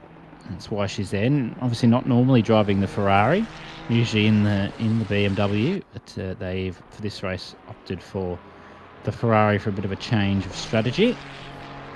And it's certainly paid off, hasn't it? As Rashuti comes into the pits, probably not in the best of moods after that little lock-up. Will not be too impressed. And there you go, you can see the extent. There's a little bit more of a visual view of the damage. Just a bit of scraping and bumping, but yeah, we'll I'd say Rashuti will repair that, which will lose him even more time. At this point, whether would that lose him time to McNeil if he repairs it? That'd be an interesting question. Well, that's because McNeil's in the pit lane, so we'll have. So Rashuti will probably stay in, so they'll keep Rashuti in, see if he can make up that time that he will have lost repairing damage. It does depend on how bad the damage is, or does he just go, you know what, I'm just going to drive around it. So, but I reckon it didn't look too hard of a hit. No. So he might be all right. So we'll keep an eye on that, of course, as Scotty Rochford serves and puts on a set of boots. And yes. So this is a proper fight. 18th to 9th. These two teams have been going at it for a little while now. And so McLaughlin's just jumped in that Porsche, and that thing on cold tyres would not feel nice. Yeah, it's not great, but both 18th according to ACC. Oh yes, really good stuff. Perfect. We can have two people finish in the same position. That's awesome. But yes, people will, given that they'll be changing tyres, they may as well do a driver swap if they would like to, and they've opted to put McLaughlin in the car. Rochford staying in this case, and we'll probably see. Struick stays in his car. Johnson stays in, Smith's in there, Rondon Ellis jumped in your car, and not too much changing, obviously, other than the weather. Greasy's still at the moment, but I dare say that won't be greasy for the track doesn't even look wet, does it? No, not at all. I think it's going to change pretty quickly. Yep. His chat is absolutely roasting Chris Taylor at the moment, and so they should. And that's, I was going to say, that is deserved. Scotty! Wow. Scotty. That's curb. Yes. That's some curb, and JC gave some words of encouragement in chat, and then Scotty puts it over a curb. So I'm going to blame JC for that one. Okay, yep. So is that a semi-ban because it's only his teammate? Look, I wouldn't say it's not telling off. It's definitely not ban worthy. It's for telling off, yeah. I mean, he's already back on with McLaughlin though. That didn't take long at all. He's got some pace in that BMW. This will be the dry as well, so Scotty might come alive here in this final stint. And these two probably could do this all day as well, so it's going to be good to watch. Yeah, I think in terms of just a general taking drivers out of the equation and looking at the car specifically, it's an advantage Rochford because the BMW is very stable compared to the Porsche, but McLaughlin is no slouch, as we know, so I would say he will be pushing as hard as he can, and he'll defend for his life if he has to. It's a little bit wet on the outside of the track there, though. Maybe something's to come of it. It's not going to go off greasy just yet. It'll probably go optimum in 2 minutes now. I've said that. Yeah. Oh. Oh. Why is Scotty pulling over? What's he done? What has happened there? Oh, has he turned the ignition off? I think he has. Bloody hell. Wow. Who are we blaming for that one? Wow. Oh, wow, yeah. I mean, that was an unintended curse, but Yeah, that's 12 seconds gone. That's not great, but yeah, as they say in the Chernobyl miniseries, not great, not terrible. Hey, there you go. Hit the ignition button whilst adjusting brake balance. Bloody hell. JC, you should give him some coaching on that. yeah. Make sure you have your buttons. Yeah. In a spot where you know you cannot hit them. Yes, or have the important ones opposites of each other. That's a good shout as well. But of course, you've only got a limited amount of buttons depending on the steering wheel you got as well. So, of course, that is something to keep in mind. You got to prioritise. Or if you're lucky with some of the wheels I've seen out there, you've got about 40 different buttons, so you're fine. I'd say we're playing Chris anyway. Yeah, fair enough. Yeah, why not? There we go. We'll go with that. So Scotty Roach currently in 19th in the Polygon race of BMW. Pretty solid day out for these lads. They had a couple of little issues and moments there, but they've trucked along nicely. I reckon they'll be pretty chuffed with the 20th position. They'll take that as Connor Hind is in the lane and switching over to some nice fresh slicks. And they're currently running in second. Been a really great performance for them. They have looked, another team just looked solid all day.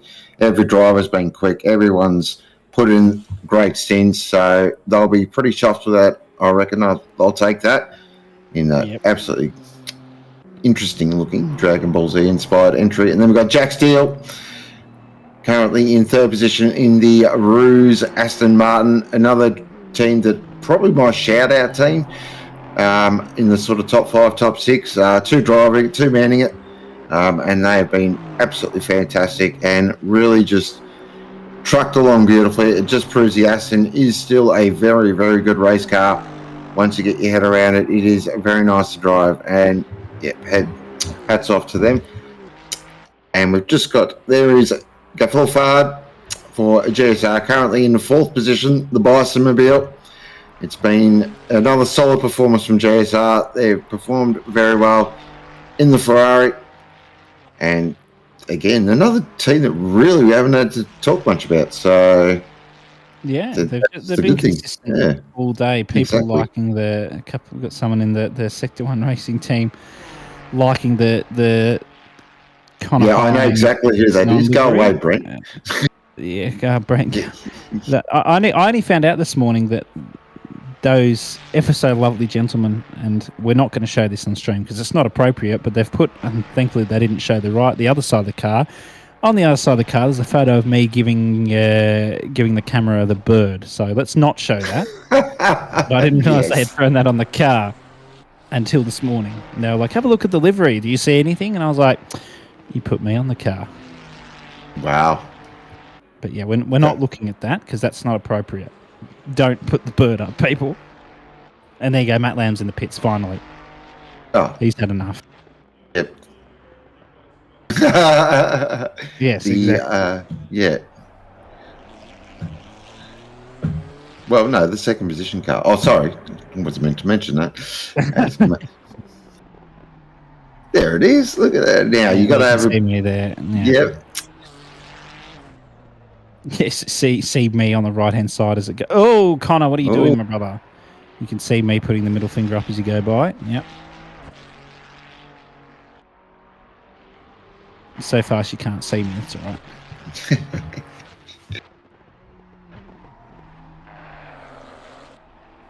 So, putting little Easter eggs everywhere. 4. There's a Nicolas Cage on the car 90, apparently. Oh, wow. Oh, we're going to get a bit of a view here. Wrong side, Glenn. Other side. Oh, other side. Yeah, the other right. Yep.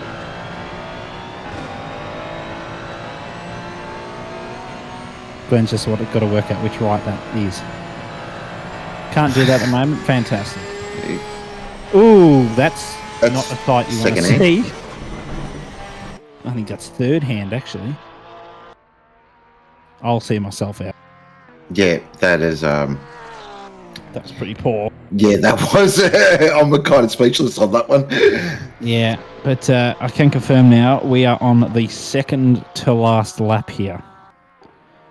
Matt Excellent. Lamb is in the GP circuit, and he's got one more after this, and then it'll be all over for everybody. The 12 hours of Nordschleife will be over, and that will be it for the Enduros this year in OOR. We've got 2 more weeks of Sprint Series for the year, and then it'll be time for a break. Everybody can go and enjoy their Christmas and their New Year, and eat lots of food and drink lots of beverages of alcoholic and non-alcoholic varieties. Yeah. And then we can go racing again next year. Certainly, and of course, in the enduro side of things, after this race, we will have a break. Of course, coming up will be the Bathurst 12 hour, and it's going to be a special race, that one. All for Malt. So if you are listening, Malt, get well soon, mate. Fucking keep, you know what to do. Yeah, big. I get a bit emotional talking about it because he gave me some really nice messages when I was in hospital, and I got a lot of time for the man, the myth, the legend. It is the one and only Malik. We miss you around here, buddy. So we hope to see you in the Bathurst coverage, and keeping us all entertained. And it's been a good day, but yeah, just wanted to say that. And yeah, just keep doing what you do, mate. Miss you a lot. It's Malik. He'll push through. It's not the first time, and he always comes through with old Mal. So he'll be back, I'm sure, at some point. And we've got, as you say, the 12 hour for him. We've got Duo Series coming up next year. Sign-ups will be out after this event's over, not straight away. Don't start looking as soon as this event's over, but in the coming week or so, I'm sure that they will be out. So get your teammates underway. You can use the looking for team channel in the OOR Discord if you'd like to find a teammate, and we look forward to that. It's always a good series of duos, isn't it? As Matt Lamb decides to inform us that he got a double rear puncture on his lap coming into the pit, so that's great. Nice. And I bet you probably still set a bloody 8:10 or something ridiculous like that. No, he did a 9:44 coming into the pit. Oh, washed. Oh, dear. Yeah. Fantastic lap, given that it had a double rear puncture. Us mere mortals are in the wall, but, you know. Yes, exactly. We're under 10 minutes now, and the sun is coming out, and the track is optimum. So we're going to have a stunning finish to what has been a very eventful race. The weather has been eventful at the start and at the end. Throughout the middle, it's just been very boring and dry.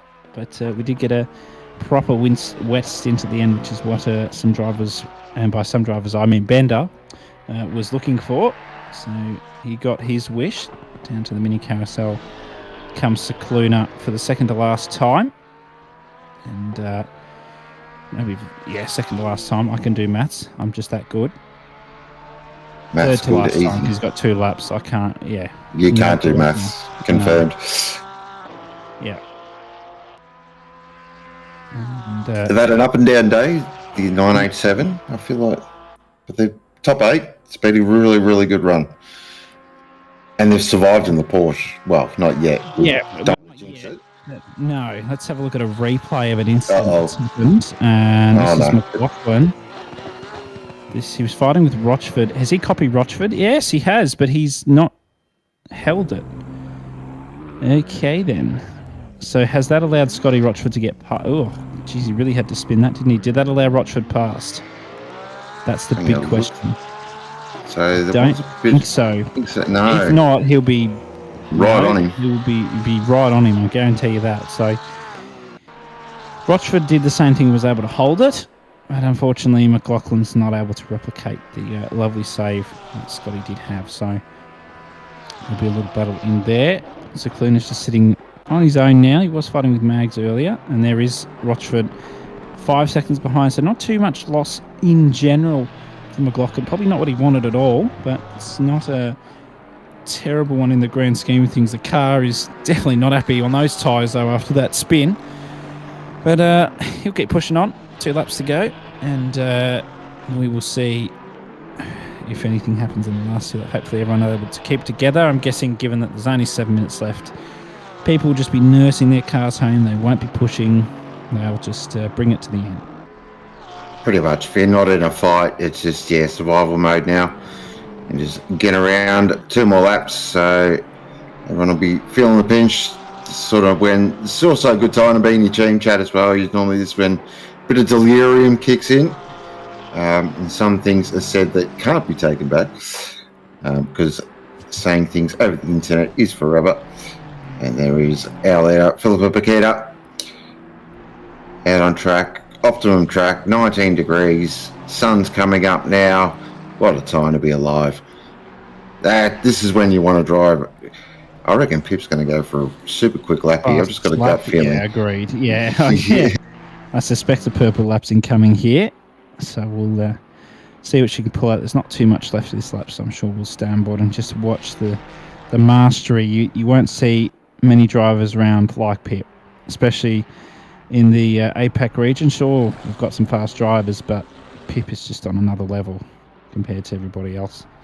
Yeah. That is just the facts, unfortunately. As much as if you put the hard work in, you can certainly follow in the footsteps of Pip, but she's worked hard and she's certainly put herself in a good position in her esports career. You'll see her in the SRO races with the likes of Niels Naujoks and Arthur Camara and Gregor Schill in the BS Plus team. Now they've taken on the likes of Jakob Osterman as well, who's another very quick driver over in Europe. And you can see their lovely BS Plus over there on the Ferrari. Of course, not being a SRO event means they don't have to take the BMW. So, as we said, they've opted for the lovely Ferrari. And just look how smooth it is through that carousel. There was no movement from the car at all. On absolute rails. And this is why Pip does represent Australia. And of course, in recent motorsport games, and no problem saying easily the quickest driver in this country. And just behold, watching her go to work. It's just something to sit back and admire. And apparently there was a sacrificial punches for this fastest lap attempt. I like it. That's team play right there. What do we want to guess the number? I reckon we guess the number. Yep, so this final lap, I'm going to call it, I reckon, an 8:05. We'll go with that. Maybe quicker, actually. It could be quicker than that. It could be quicker, depending on the amount of fuel they've got. I would say you're probably not far in the ballpark. We'll see if this was... It could be a 4. We'll see what... This is an outlet, we're being told. Let's see if that is the case. Yes, it was. So she's doing a Brocky. Yeah, she's got 1 lap. And 1 lap only. We'll see. I mean, they've already got fastest lap anyway. But we will see if that changes or not. The car's just so planted, no real movement, good throttle input, and it will just glide all the way through this final lap here. So all these drivers behind Pip have got 1 more lap up their sleeve.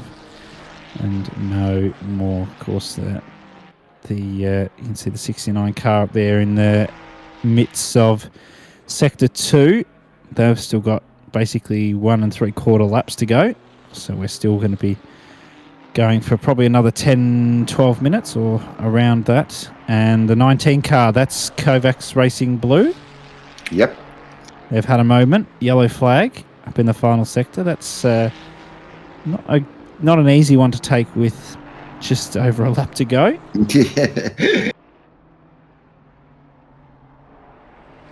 Yeah, that'll do your sense of humour no good at all. But it's been another flawless performance from these 3 absolute superstars.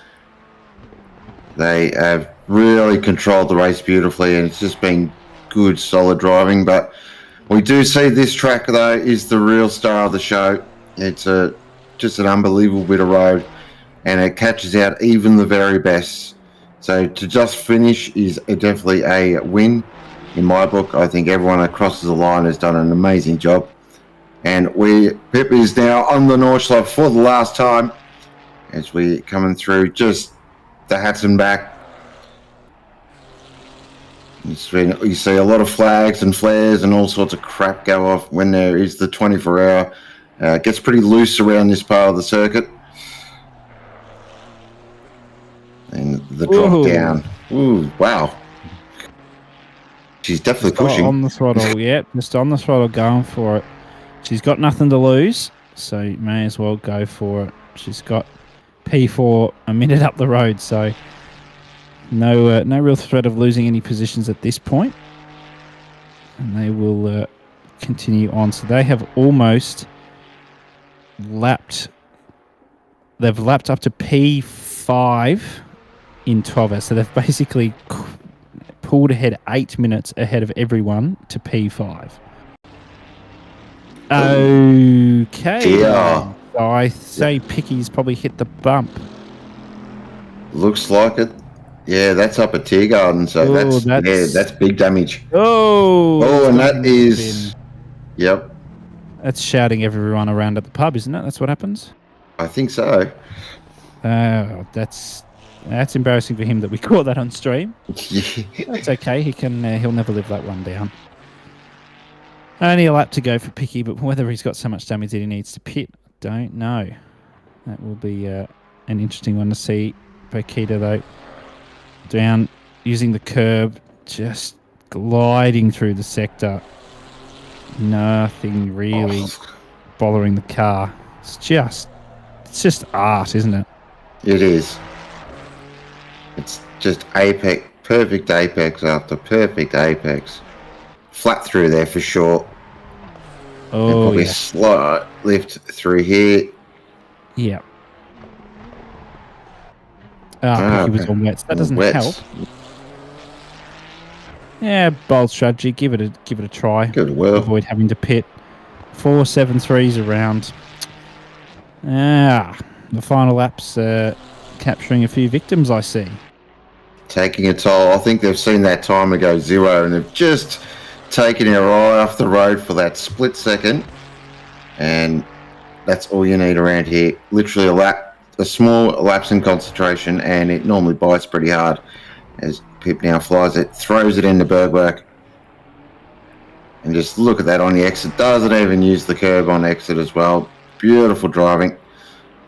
And now can unleash that Ferrari power. It's been an event, certainly. So just some quick shout outs as well. First of all, massive thank you does go to the amazing stewarding team. You've done a flawless job. It's been absolutely fantastic. So give yourselves a huge pat on the back. And I believe they're sober for the first time after Enduro. Yeah. So there's something, which is very, very rare. Of course, huge thank you. Oh, so we got a couple in the wall there. So it's just so it's the 290 as well. Oh, jeez. Jesus, final lap, people. Come on.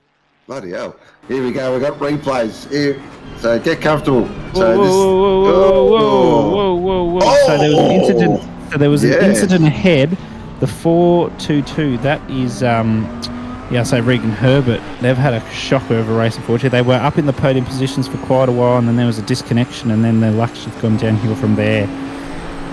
They got a bit caught out by the incident in front. Yeah, 2 Bentleys. They got caught out by the Kovacs Racing Blue Bentley that had an incident with a Ferrari. So that's a nasty one. And Picky's got to stop, go 30 just to top it off. Why not?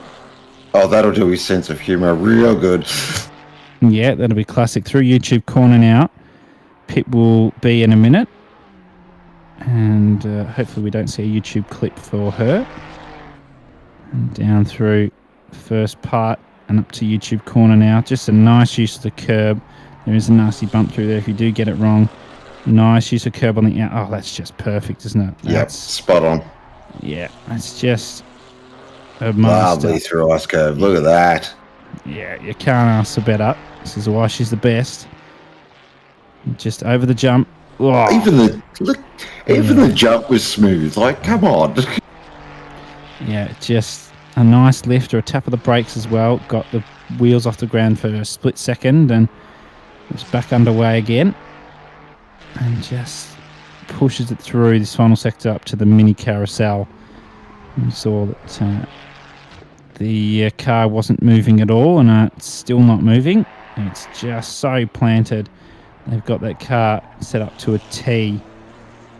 and just a lovely exit. And we'll see coming onto the straight, onto Dottinger for the final time.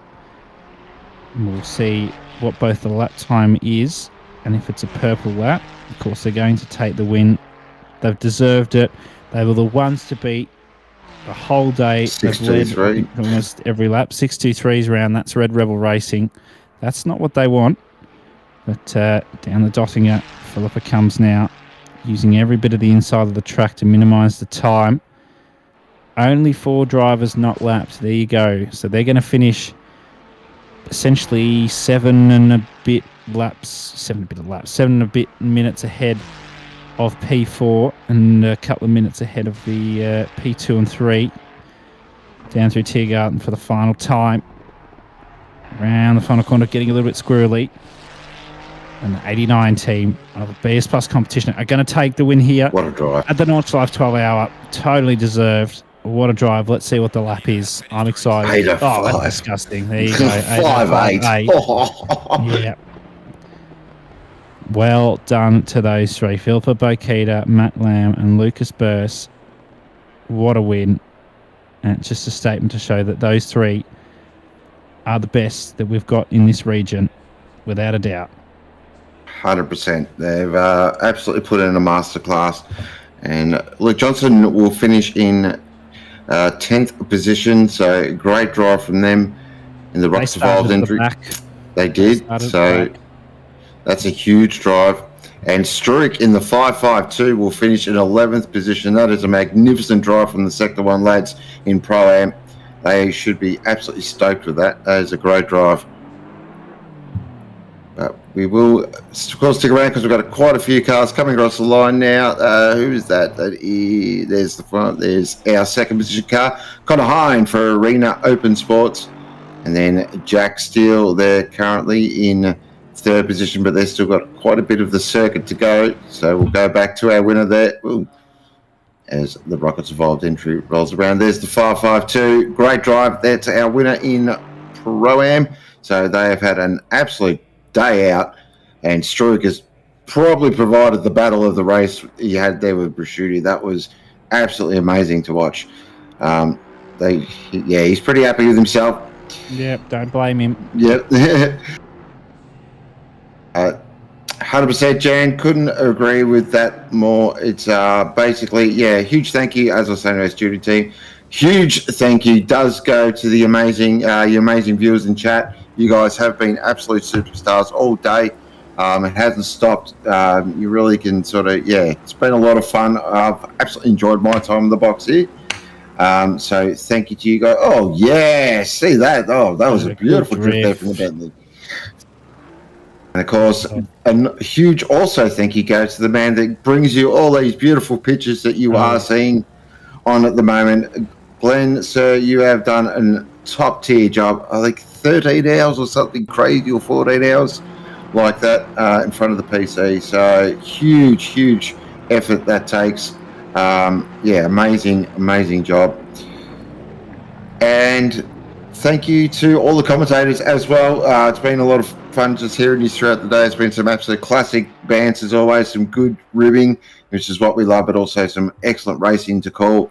And we are looking at Connor Hind and the Arena Open Sports team. They have put in a beautiful performance, and to come second to BS Plus is no mean feat. I reckon they'll be pretty stoked with that as well. So he's just coming down towards the corner before the carousel. So about half a lap to go, but I reckon you'll be enjoying this. It's nice when you get the track yourself after enduro, and you can just feel great. And of course, though, a big thank you goes to the man next to me, the one and only Mitch Hobbs, because he was basically our commentator coach. He got us all organised, all made sure we had our stints organised and everything like that. Look, he does have problems with time zones, but that's okay. Yeah, yes, I do. Against him. But yeah, huge job. So big thank you to the one and only Hobbsy as well, as we're looking at Jacob Maggs in the Red Rebel Racing, currently running around there in 9th. But any thoughts there, Mitch? Anything you want to say? I think you've covered, most of the things. Everybody's been fantastic. The racing's been fantastic.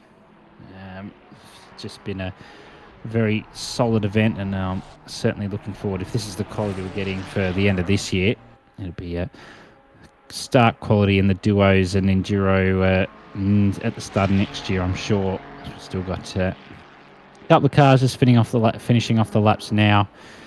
We've got the last car across will be the 711 GSR car in P4. Bender's finished the race in P19 over there. That's the AM win. AM win for them. Craig Dale, who's plodding around in P20 in second overall in AM. It's a great effort and great finish off in the AM classes. Cicluna in the 987 Porsche, only 30 seconds ahead of Mags in that Rebel racing car. The 987 Porsche is going to take the silver win. It's well deserved. They've had a very up and down day, but this will be the highest positive of their days, taking that silver class win and getting inside the top 10 P8 overall for them as they come across. Just had a quick look. So all the talk of the Ferrari being the car to have, 4 different manufacturers for 4 different class wins. Yeah, and there's, what's that, 3, 4 different manufacturers in the top 10. So it's good to see the variety, but it is unfortunate that we will be saying goodbye to the Lexus after this event. The Lexus will no longer be a participating car in the OOR series as of next year. Anyway, moving on. Yes, moving on, yes.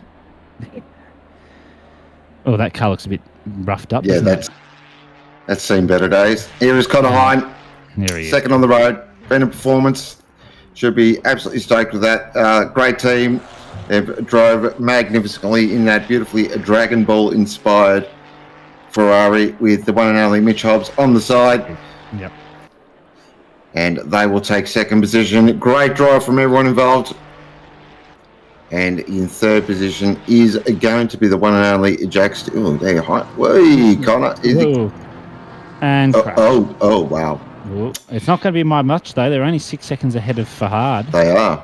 So for that's it's a close effort. That GSR car's really come home like a steam train. Yes, it has. And they've had a very solid race, these two. Steele with Rick up. A 2-man team for the 12-hour. Very good effort from them and Fahad and the team at GSR. Had a cracking race. Been very consistent. Had their ups and downs as well. And they will come across to finish off this race. Got Wesley out just up ahead in the Ferrari, finishing off their run for P3 in the Pro-M class. They've had a good race as well. Wes rocking up his keys to the Porsche and jumping in the Ferrari for this one. So good race from then. Steele comes across the line with Max Ricker to take the final podium position here for the 12-hour. We'll wait for Fahad Ghafoor to come across the line to finish off this amazing event. Only 5.5 seconds behind P3. What a day.